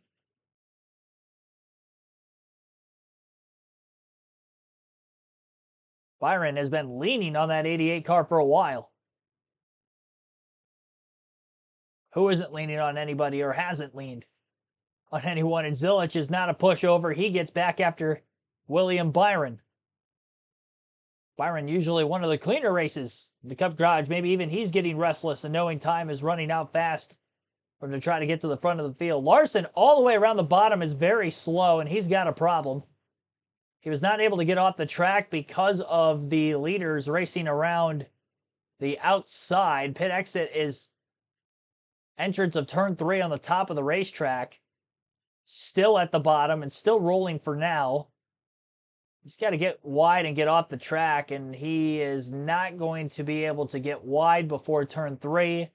He's down in the grass, and it looks like he is going to come to a complete stop. Not sure if he's going to be able to get rolling again. No. Looks like he's just going to sit there, and that's going to warrant a caution. Well, there were some issues there for Larson. He got back up inside the top 10, and now he's a lap down. Caution comes out. Actually, 2 laps down before the yellow came out. So he was stuck in the grass. Pole sitter Kyle Larson, might I add. Host of our going off the track for more repairs from the incident prior. 48 laps to go. All right, we got 8 laps in that time and then a caution. It wasn't a crash this go around. I don't know what happened to Larson, but he definitely had a mechanical failure of some sort. Lost an engine, it sounds like. Should be no engine issues. Well, he's got one of some kind. Out of power. We got drivers trying to truck their way through the grass to get around him. He's going to get assistance to get back into the pits, it looks like.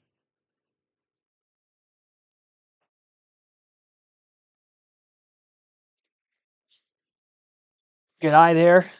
Irina Sayre, 17.26 for SPG the last lap. Yes, lap times are quickening. They were 18.9s just over 50 laps ago.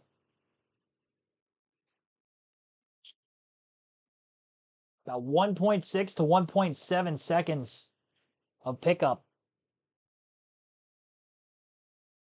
12 laps led for Van Gisbergen now.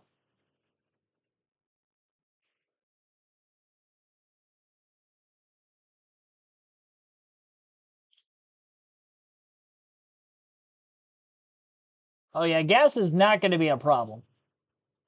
You got to figure at Bristol they can go over 150 laps on a full tank of gas, and Bristol's twice the size of this racetrack, which is roughly a quarter mile at Bowman Gray.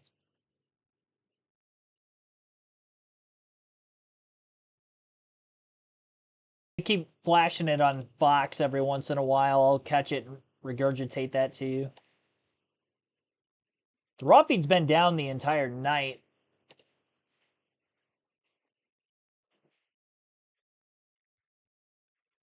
I missed the raw feed of a couple years ago. We had it for the Clash last year, and then it disappeared. And then we had it, obviously, the entire year before that, which was the first year of doing these live commentary streams on the channel. And then, well, really, the first year would have been the year even before that, but we didn't do all the races like we started doing back in 2024.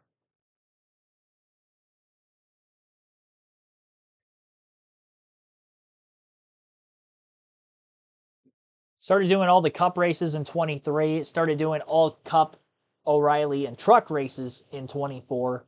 And then last year, we started doing not only all of the Cup, truck, and O'Reilly races, but also practice and qualifying for the Cup Series as well.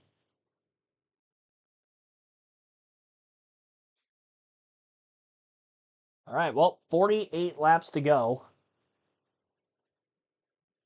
Lap time's a little bit quicker than what they would be running at Martinsville. A little under 18 seconds a lap here. To the next screen, here we go. Van Gisbergen and Priest, third time in a row. Both of them on the front row for the restart. SVG on the bottom, leans on Priest, and Priest gets knocked up against the wall in the center of 1 and 2. Over aggressiveness there by Van Gisbergen. And now he's bouncing off the wall in 3 and 4 as well after more contact. Only that looked like it was more Priest trying to run down on the 97.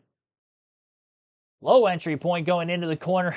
Kind of defensive by Van Gisbergen, maybe not wanting Priest to get to his back bumper. And Priest has a handful now with Chase Briscoe in the 19 all over him. Could allow for SVG to get away. William Byron slowly battling his way back up through the field as he's on the inside of Justin Haley for 4th. I don't think the bottom line near the curb is going to come in, but is the middle groove of the racetrack going to come in? And as it slowly works its way down to the bottom, maybe on restarts, that's going to lead for more of that bottom feeder racing, if you will. More of the traditional short track style, because those first 20 to 30 laps, they were all around the top. It was hard to kind of get bumper to bumper. Then it got dry enough that they were able to do that. And now, speaking of dry enough, Ryan Priest, and whatever dry conditions there are on the track, rubs and runs his way by Shane Van Gisbergen. For a short second, it looked like SVG was going to start running away with it, and instead it was Ryan Priest who picked up a ton. He was a half a second faster that last lap than SVG when he made the pass for the lead, and even the full lap after he made the pass, he was about 0.2 faster. Right before the caution, they had 17 O's, and now the lap times are in the 16 2s.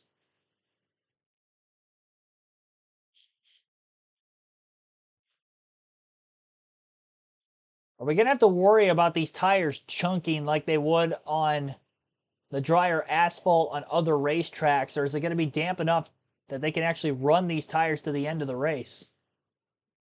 I wonder if somebody's going to have a failure because of the tires being bald. Maybe if they run a little bit too hard in the dries, and maybe that happened to Shane Van Gisbergen, and now he's starting to go backwards. Kind of somewhat similar to how the Bristol race tire fall off, where you don't want to run that faster pace. Because again, we have seen chunking with these wet weather tires before. Briscoe has been all over the back of Shane Van Gisbergen the last several laps after losing the lead to Priest.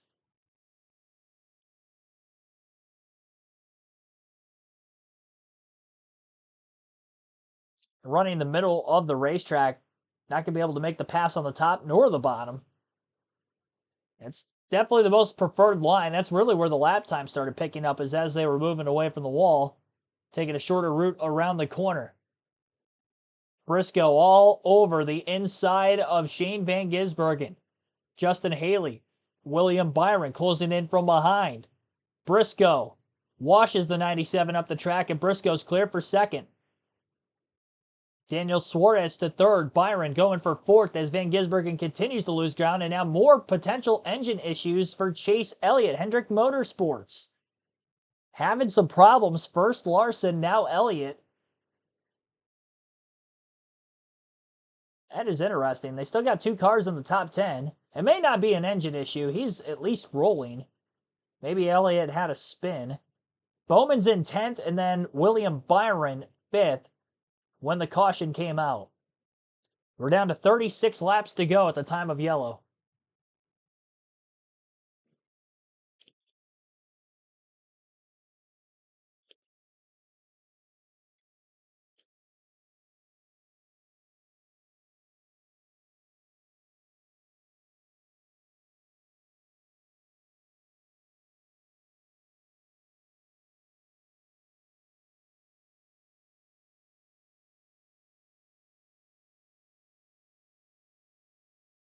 Talking about the cold temperatures in Winston-Salem.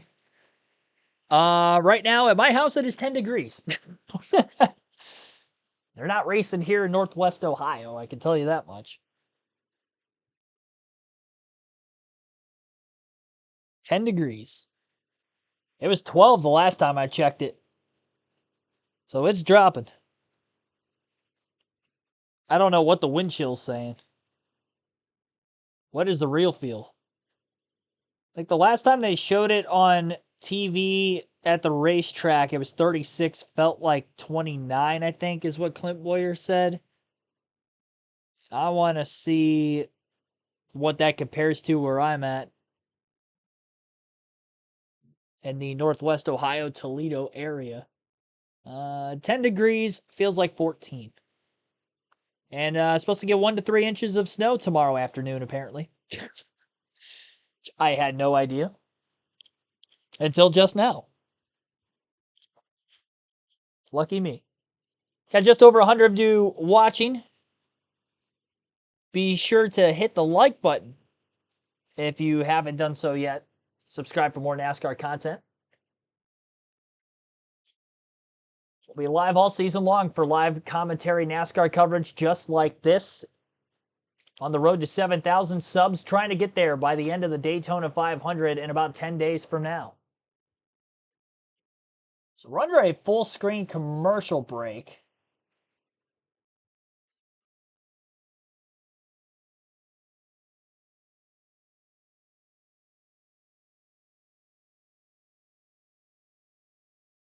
I don't think they were actually green.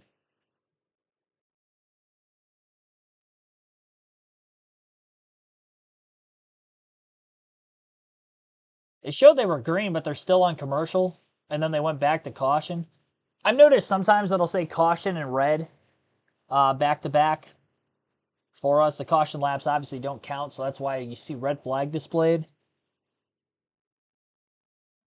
I don't think it was another yellow. I don't know. I'm still on commercial. I don't know what's going on here.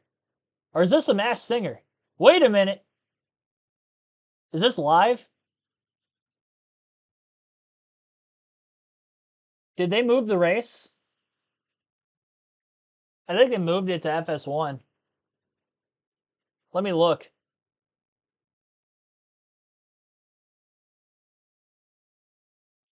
What channel's the race on? It's on FS2 now. I did not catch that.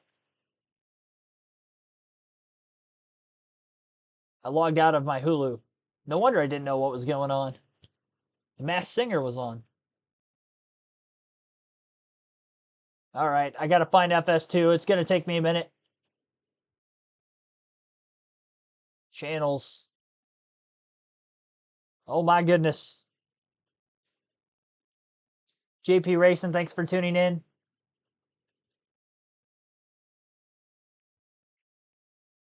Good old Fox.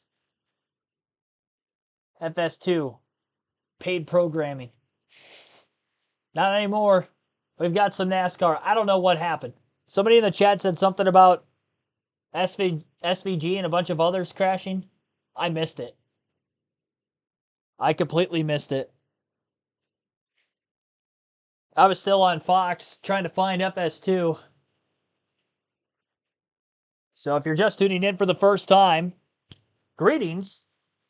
For those of you that might have fallen out of being able to watch the rest of tonight's clash at Bowman Gray Stadium, we're under caution for the 15th time, 35 laps to go. Looked like we ran about one lap, and then the caution came out, and I don't know what happened. SVG was involved, which is unfortunate because he was in 4th. I don't see him up there anymore. Definitely a wreck fest. NASCAR Wildcat fan, thanks for tuning in. Linda Bollinger, welcome to the stream. N4S videos. Many of you watching that are just tuning in for the first time, greatly appreciate everybody watching tonight's live coverage of the clash at Bowman Gray. The race has been transferred from local Fox affiliate or Big Fox to Fox Sports 2. So visually, that is where you can watch the finish of the race. About a full lane to a lane and a half above the bottom of the racetrack is where the lighter gray, if you will, is starting to form. As the track dries, the closer we get to the finish. We had 3 cautions before lap 100. Lap 100 was the 4th yellow for that halfway caution. Since then, we have had 11 cautions over the course of 66 laps. And again, caution laps do not count. That's an average of a caution every 6 laps. The pace that we're running right now since lap 100. I say the pace, I should say the lack thereof, the slow pace. The slow creeping, crawling pace.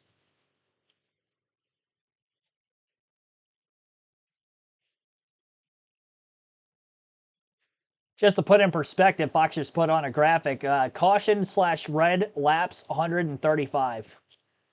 So if we were counting caution laps, we've completed about 300 laps of this race to a T. 135 under caution, 165 under green.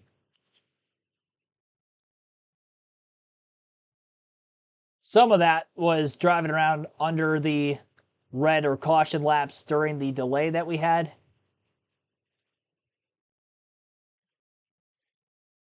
For the rain/sleet. Winter. 35 laps to go.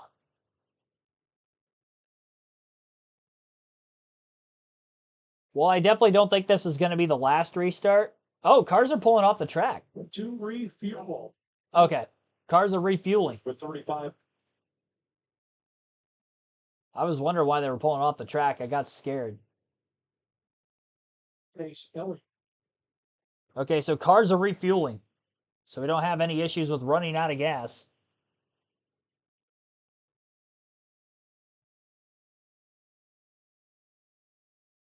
Since there are no live pit stops, that's why NASCAR is allowing the teams to come down, refuel without losing positions.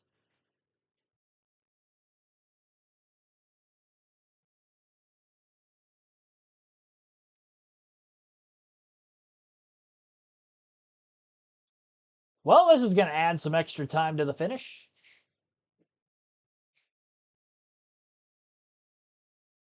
Greetings, all of you tuning in. Our like goal for tonight was 100 likes. We are at 82 right now, so be sure to hit the like button if you haven't done so yet. Subscribe for more NASCAR content. Hope all of you are well.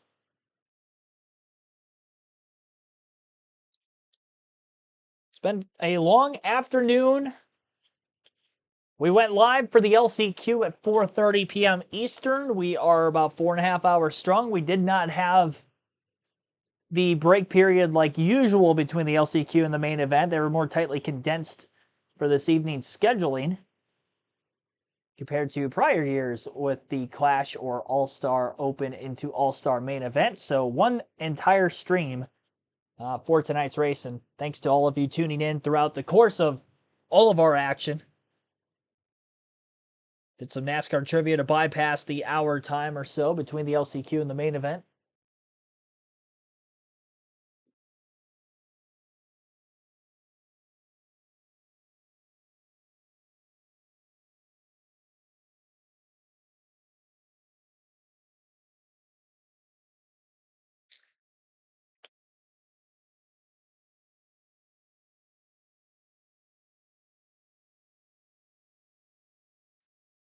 Now, there are some teams that are checking damage here. At least Carson Hocevar is. And it looks like he's putting slicks on. And I don't know how many more drivers are going to be looking to put slicks on, but Hocevar is doing that. So I'd assume that this caution... Oh, no, he's got to put the wet weathers back on. Okay. So apparently they were going to try a big brain idea and put slicks on, and then NASCAR probably told the teams, no, you're keeping the wet weather tires on. Nice try. They tried. They tried to... If you're not cheating, you're not trying, I guess. Even in this day and age. The more things change, the more they stay the same. That's great.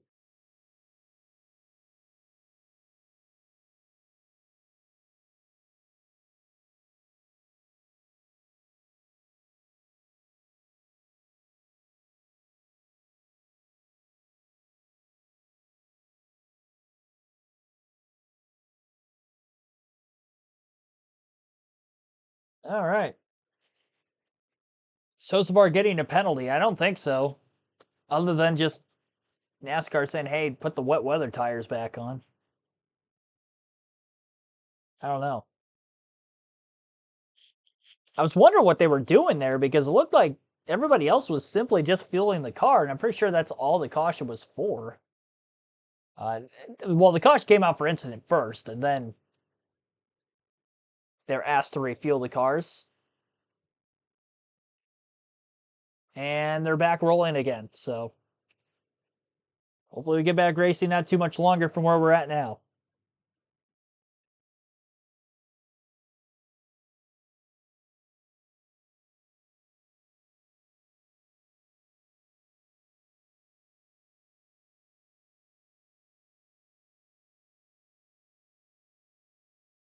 Our countdown to get to 7,000 subscribers before the end of the Daytona 500 is getting smaller. Right now, let me refresh the page. We have 166 to go. We have 166 subs to go to get to the 7,000 mark. Our goal to get there again before the end of the Daytona 500 in 10 days' time. So be sure to hit the subscribe button if you haven't done so yet. It helps the channel out a ton. And same thing with the like button. Helps push everything forward here on YouTube. Other related NASCAR content. Been live with the Clash at I almost said North Wilkesboro, at Bowman Gray Stadium for quite some time. 15 cautions, 11 lead changes. It's definitely been a long one.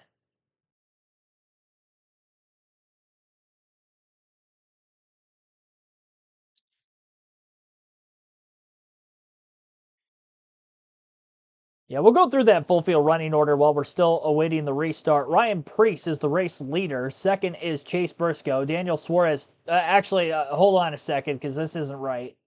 I think we're going to have to get another restart in here before I go through the running order. Because as of right now, it's still scoring SVG in fourth despite the fact he was involved in the last incident. I'm going to back out of NASCAR.com real quick and then go back in.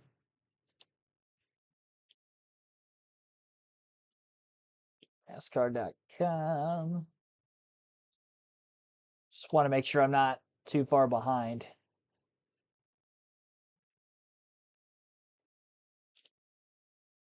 Is the raw feed not working now?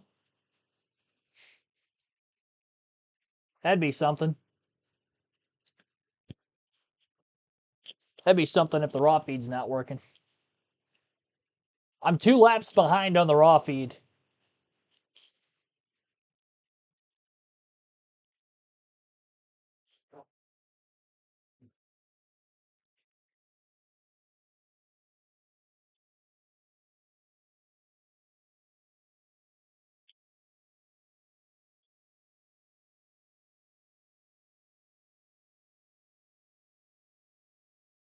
Looks locked here also. Oh boy.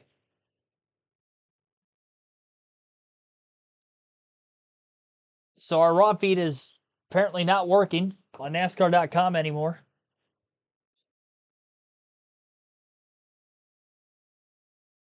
I'll have to give you a running order rundown when I see it on the TV screen then. I'm going to look on the NASCAR app just to see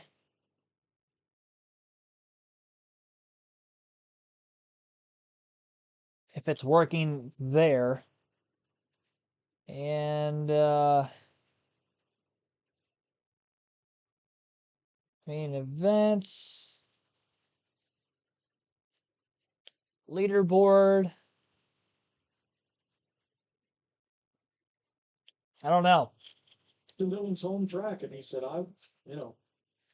Thought I'd unmute for a quick second. I wasn't sure why we're still riding around under caution, but everybody has refueled.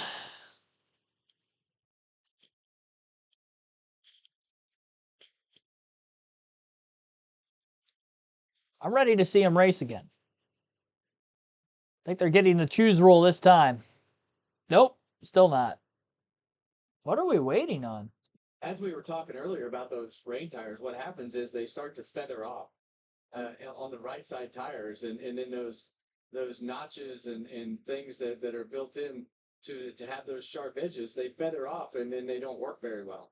Well, I'm starting to see dry patches in this racetrack along the front straightaway, and toward the entrance to turn one, up in what we would call the third groove. This track is drying. To the point, Larry, did you see any tire wear down there? Were you able to see any of that, Regan? Clint, it's one of the reasons I went to the project right there. A lot of the crew chiefs, their engineers, their car chiefs are checking tire wear. I think because we've not run any long green runs, that's helped it because you don't have near the tread patch, the treaded tire that you do a dry slick. But I just think they've had a chance to cool down. But I won't tell you, I'm with you guys. That dry, that will wear these rain tires out. Get your cheese grater out. And it's drying out. I mean, it's a little bit just gray right there where the right side tires are running.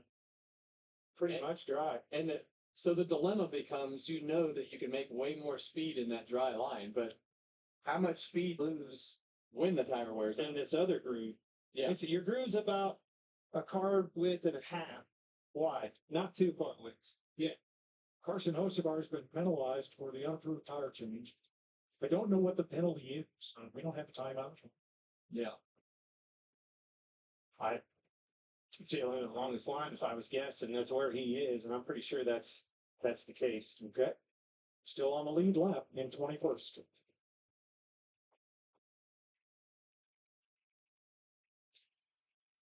So he will tag the field as we get ready to go back to green in one lap. This will be interesting. All right. Well, there you have it. We're going to be going green this time by. Field's already doubled up. 35 laps to go at Bowman Gray for the Cookout Clash in 2026. Priest on the outside of row number 1, and it'll be Chase Briscoe on the bottom of row number 1.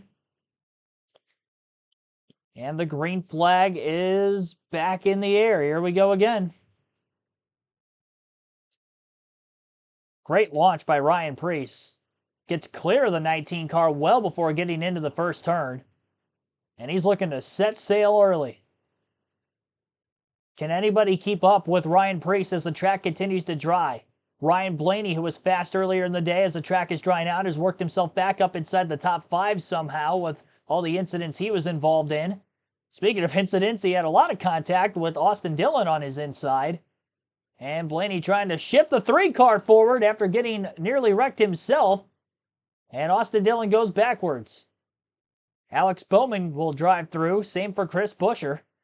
And Dillon falls from about 5th now back to at least 8th place before cutting back in line on the 11 of Denny Hamlin, the 1 of Ross Chastain, who runs side by side. 15.63 the lap time for Ryan Priest. That last lap, he was 0.3 faster than Briscoe. Blaney in 5th was the second fastest on the racetrack with a 15.64.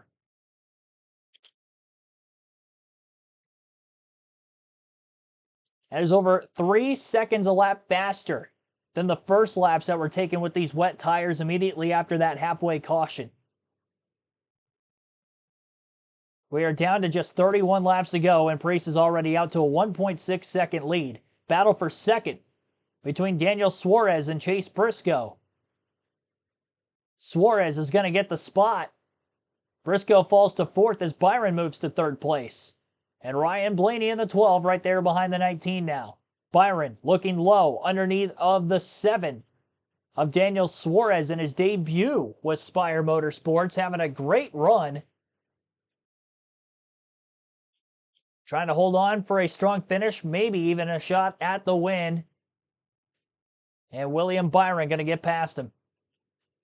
If anybody's got anything for Ryan Preece, it's going to be either the 24 or the 12, I believe. Immediately after getting a second, Suarez freight trained around the outside line, then he falls to fifth before getting back down in front of the 48. These drivers are not using the very inside of the racetrack yet, still more of that middle groove. Byron kind of widening up in the middle of the corner to the outer groove, and then kind of diamond cutting back down in the middle, and I think he's making up lap time that way because he was about 3/10 faster than Ryan Preece. And he is gaining ground fast doing what he's doing around this racetrack. Preece is seeing that. Now he moves up in turns 3 and 4 and trying to run a similar line to that of Byron, who's gaining ground behind him.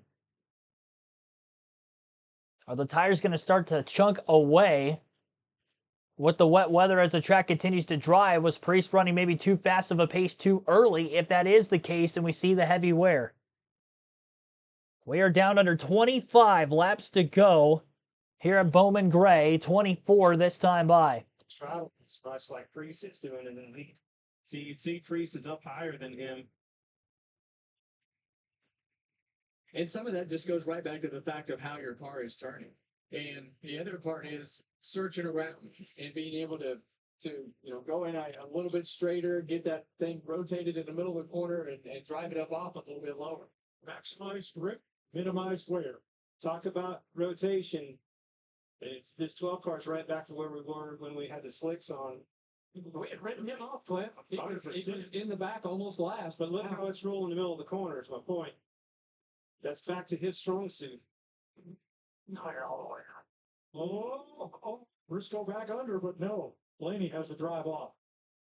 Well, the laps are clicking off really, really rapidly right here. We're coming back to 21 laps to go. So it's not going to take long now that they've calmed down, spread themselves out. But as this thing goes on, our leaders are going to catch the back of this field again. That's exactly right. The way we've got them spread out, I think you might see the leaders finally catch tail end of the lead lap here.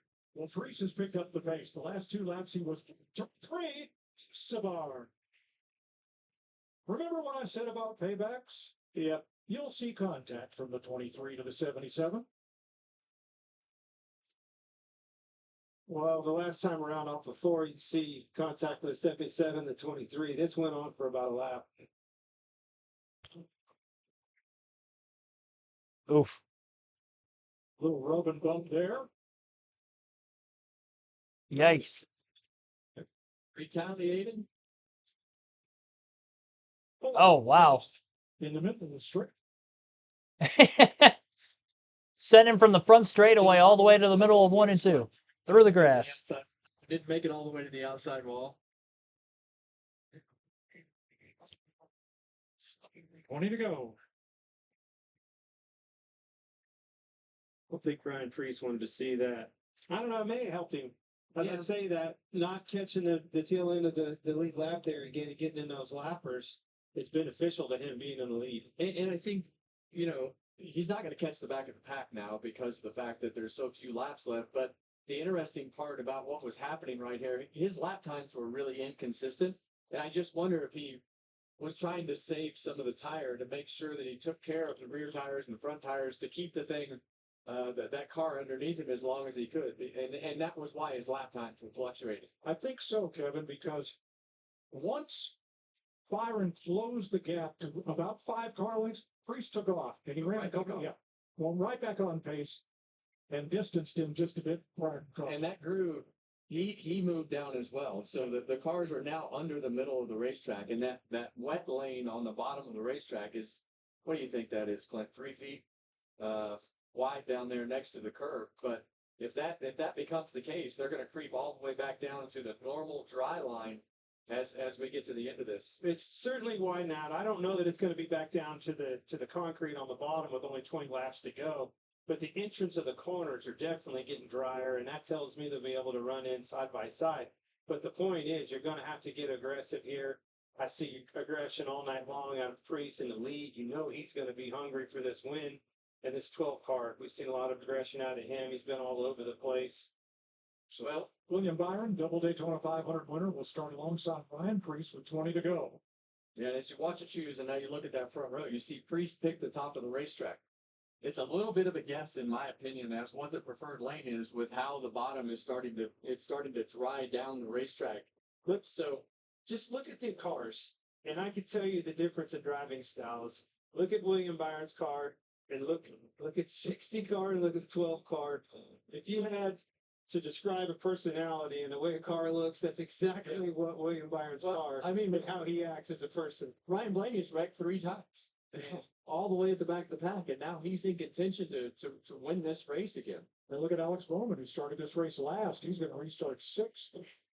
The last time Jack Roush won the Clash was 1999. Mark Martin went to victory lane. Ryan Priest trying to do just that, but he's got to hold off William Byron and more for 20 more laps around this flat quarter mile. Great flat. Great start. Exactly what he needed. Massive launch.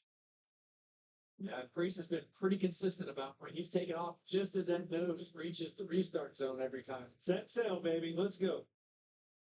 Blaney gets past Byron and Wiggles coming out of 4th. Car up in the wall at the exit of turn 4 where that ball jumps out, and it was Kyle Busch, and there was a lot of contact. And all torn up is Kyle Larson. I didn't even know Larson was back in the race. Amazing how fast these nights can turn on you. Kyle Larson led so many laps at the beginning of this race. Car kind of faded. Now he's turned around. See, Kyle is way up there by the wall, and squeeze play right there. Oh. 4 wide. You know, that never works here. I think the 54 car saw that 8 car in trouble and was Kyle kept coming up, and the 54 was coming down, and then they started jumping tires. Run out of real estate. For sure in a hurry. You could see he got way up out of the groove and was trying to get it back going. Yeah, and there was nowhere for Larson to go because he had a car below him, so And too many cars in one spot. Knocked Larson into the next car, into Kyle Busch. The next car being, I think, Ty Gibbs there. But, boy, there was enough contact there to go around. If I'm Priest, I didn't want to see in my rearview mirror Blaney making as quick a work over the 24 car as he did. Good point. Carson Hocevar, the only car 1 lap down, will get that back as the free pass car. 19 to go. What's for breakfast? Oh, it's just now bedtime all the time. It's 9:30. Not even 9:30 yet. You're worried about breakfast. Well, hey, I got a laugh out of you anyway. I was confused for a second. I thought my phone had quit when you asked it breakfast. I was that's right. expecting to look down at midnight. Yeah, we started at 6 o'clock, not the usual night race here. This is shaping up to be a wild finish. These 2 guys are extremely aggressive. He's starting right up front, right where we want them. All right, here. Next time, 3rd one. I don't think there's hardly a car here that has not run at least 1 lap in the top 5. I don't think even Larry could keep track of all the comers and goers that we've had here tonight. And cars that have been a lap down have gotten their lap back, and now everybody's still in it. Well, you definitely couldn't write a script for this one.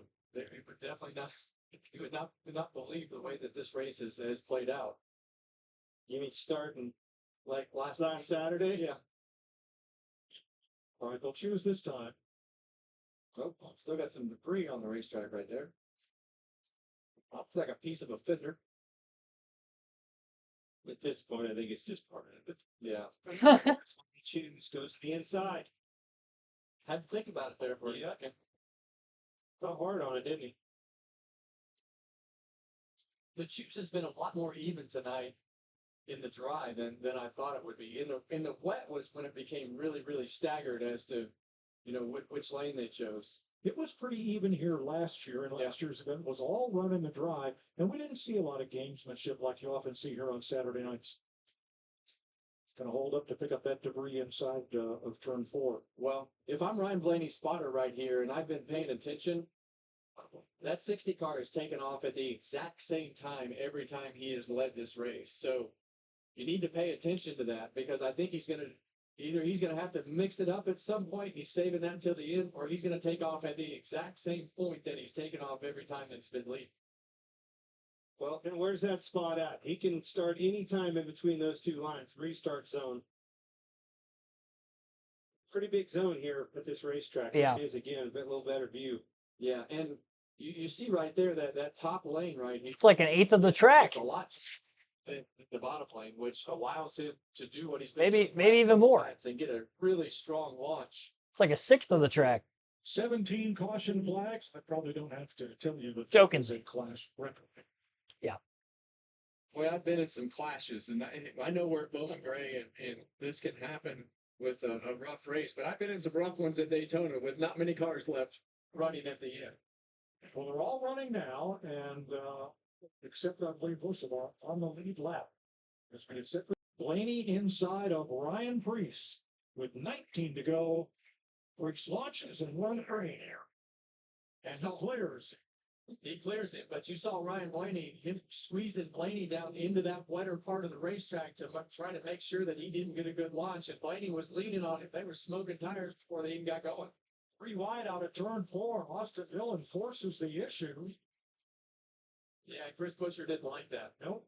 Sure kind of paid the price. Bell in the outside wall after contact. Keeps digging. And for second place, here comes Byron again. This is exactly what Ryan Priest wanted to see. Let them boys battle it out side by side back there. Slow them down. I'm going to drive off. William Byron got right back around him.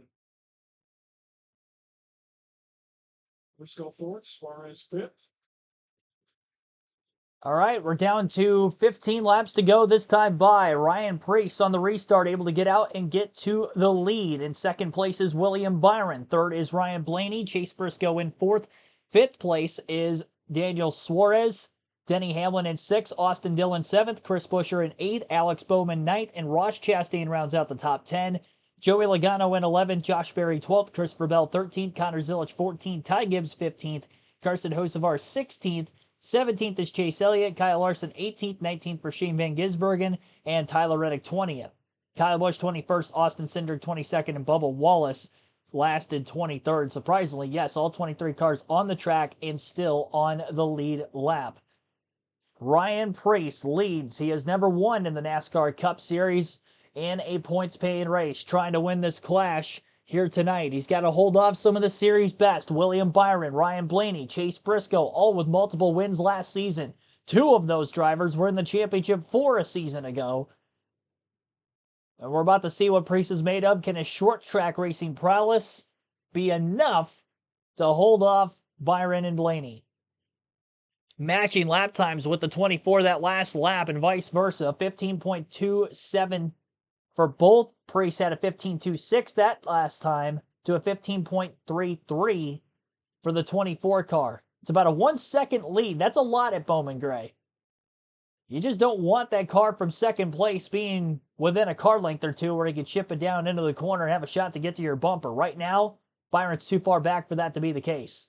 9 laps to go. They may catch the back of lap traffic by the end of this thing, and that could be a little interesting in and of itself. Byron way up the racetrack, over driving it quite a bit through 3 and 4. 1 and 2, sorry. Did a great job keeping it off the wall. Once he got up into the wet stuff, took him a while to get back going in the right direction again. He lost about 7/10 of a second on that 1 lap alone. And Priest has an even wider margin of a lead. And Byron's still struggling after overdriving the car. Ryan Blaney's within a couple car lengths of second place. 6 laps to go, this time by for Priest. This would be an 18-lap green flag run to the checker if we don't catch another caution. Got to get to the white for the next flag to end the race. A caution with 2 to go or more, and we'll rack them up for another restart. And again, caution laps do not count, which is the reason why we're still racing with the 17 cautions that we've had so far. Otherwise, the race would have ended a long time ago. All right, this time by, it'll be 4 to go for Priest. Byron was a 10th quicker that last lap, but he's still 1.7 back. He's going to have to be much quicker than Ryan Priest. Started in the back half of the field for today's race, but as the track started to dry up with the wet weather tires on, he was the first to make the most out of that lap time and made very quick work of the few drivers that were still left ahead of him, avoiding pretty much any and all incidents that came forward in this race as well. He didn't really have to worry about the war of attrition because he was ahead of most of the carnage. White flag in the air, 1 lap to go for Ryan Priest here at Bowman Gray. Still going to be looking for his first career win in the NASCAR Cup Series, but it's going to be a job well done here tonight. RFK Racing, and Ryan Priest will go to victory lane as he wins the Cookout Clash at Bowman Gray. 2026 Clash winner Ryan Priest, margin of victory 1.7 seconds over William Byron in second. 2.9 seconds back to Ryan Blaney in third. Daniel Suarez late was able to get to fourth, and Denny Hamlin rounds out the top 5 in fifth. 6th place for Chase Briscoe, Austin Dillon 7th, Chris Buescher in 8th, Ross Chastain 9th, and Alex Bowman rounds out the top 10. Joey Logano in 11th, Josh Berry 12th, Christopher Bell 13th, Ty Gibbs 14th, and Carson Hocevar 15th. Kyle Larson 16th, Chase Elliott 17th, Connor Zilic 18th, Kyle Busch 19th, and Shane Van Gisbergen in 20th. Austin Cindric 21st, Tyler Reddick 22nd, and Bubba Wallace 23rd. Wallace was the only car to finish off the lead lap. He fell a lap down with a couple laps remaining. Quite a few had damage, 17 cautions, 11 lead changes. A lot of laps under yellow that did not count towards the 200 laps total in the race. Under green, 57 minutes and 18 seconds. Obviously, again, the caution and red flag time not accumulated with that. You'll get to hear from your race winner, Ryan Priest, here in a couple of moments, and then we'll be out of here for the rest of the night. Appreciate everybody tuning in. Stay tuned here for this next couple of minutes as Priest will get his interview from the front stretch at Bowman Gray after winning the 2026 Clash. Our next live commentary stream will be Wednesday night next week of Daytona 500 qualifying. So 1 week from today, Daytona 500 qualifying. And that will kickstart our Speed Week coverage of live commentary content. Will be live Wednesday, Thursday, Friday, Saturday, Sunday. 8 p.m. Eastern next Wednesday. 7:30 p.m. Eastern on Thursday for the duels. Friday at 7:30 p.m. Eastern for the truck race. ARCA race at noon on Saturday afternoon, followed by the Xfinity race at 5 p.m. Eastern. And at 1:30 p.m. Eastern, we'll go live for the Daytona 500 next Sunday, 10 days from today. I'll put the community tab start time schedule for those streams up this weekend as we get closer to that said weekend. Priest is still burning it down on the front stretch. It might not be his quote-unquote first career Cup Series win, but I'm sure it still feels like it behind the wheel. He's been waiting for this moment for a while. And he beat the sport's best to do it, Byron and Blaney down the stretch.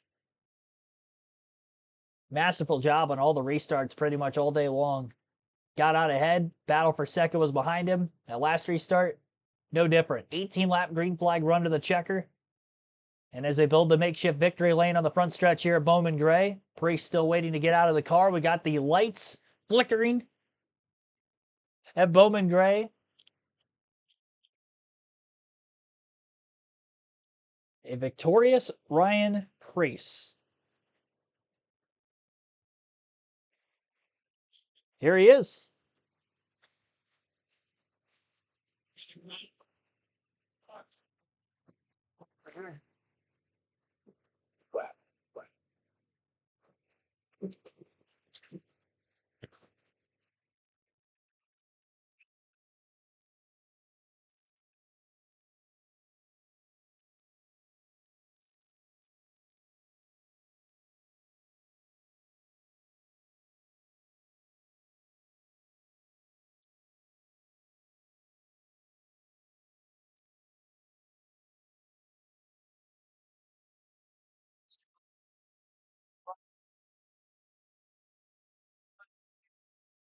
Don't take it. No, it's all right. Here's Regan Smith. Well, what a wild night it was here at Bowman Gray for the Clash. Ryan Priest, you have worked your entire life to be in victory lane in a Cup Series race, and you get it done tonight in all kinds of conditions. How did you make that happen? I don't even know what to say. To be honest with you, it's been a fucking long road, and it's the Clash, but man, it's just been years and years of grinding, and I'm just super thankful for Brad Keselowski, Kroger, Coca-Cola, all our partners, BAM, Break Open the Pappy, and Jack Roush, the Fenway Group. 2 years ago, I didn't think I was gonna have a job. I thought I was going back to Connecticut. And I'm just super emotional. Well, we can appreciate that emotion, Ryan, and the hard work that has gone into this point to get here. Everything that you've done through your career. Let's talk about the race tonight. Really, really quick when it was dry early. Even quicker when it got wet later on. Was some of that short track experience paying off with these different conditions that we had? Just a good group. Yeah, we had a really good car, and I felt like we were fighting adversity all day. Trying to come from the back, and we got a lot of good spots. And when we were putting rain tires on, man, this is as much of a mental game as it is anything, and I felt pretty beat up. So we had a couple restarts go our way, and then before you know it, you're in the front 2 rows, and then the claws just come out. So yeah, man, I can't thank Kroger, Coca-Cola, all our partners, every single one, Celsius, Tad Geschecter and Jody Geschecter and BAM Marketing. And, I'm speechless, man. That last 2 laps, Ryan, congratulations. Ryan Priest wins the Clash at Bowman Gray. Thanks, Regan. Remember, he was in the first practice group with the back marker cars. Great job done by Ryan Priest. Led 46 laps of tonight's race here at the Clash. Most laps led, I believe, was Kyle Larson with 67 from the pole. Congratulations again for Ryan Priest, and thanks to you all tuning in. We did get to our like goal of 100 likes in the late going of the stream. I think we're at 103 and counting right now. Be sure to hit that like button if you haven't done so yet. Subscribe for more NASCAR content. We'll be back at it again 1 week from today, and that will start our Speed Week coverage. 5 consecutive days of live commentary coverage right here on KRC. Have a good rest of your Wednesday night, everybody. Hopefully you enjoyed today's coverage, and I will see you back better than ever in 7 days' time. Have a good rest of your weekend, everybody. Enjoy the Super Bowl. Stay safe out there.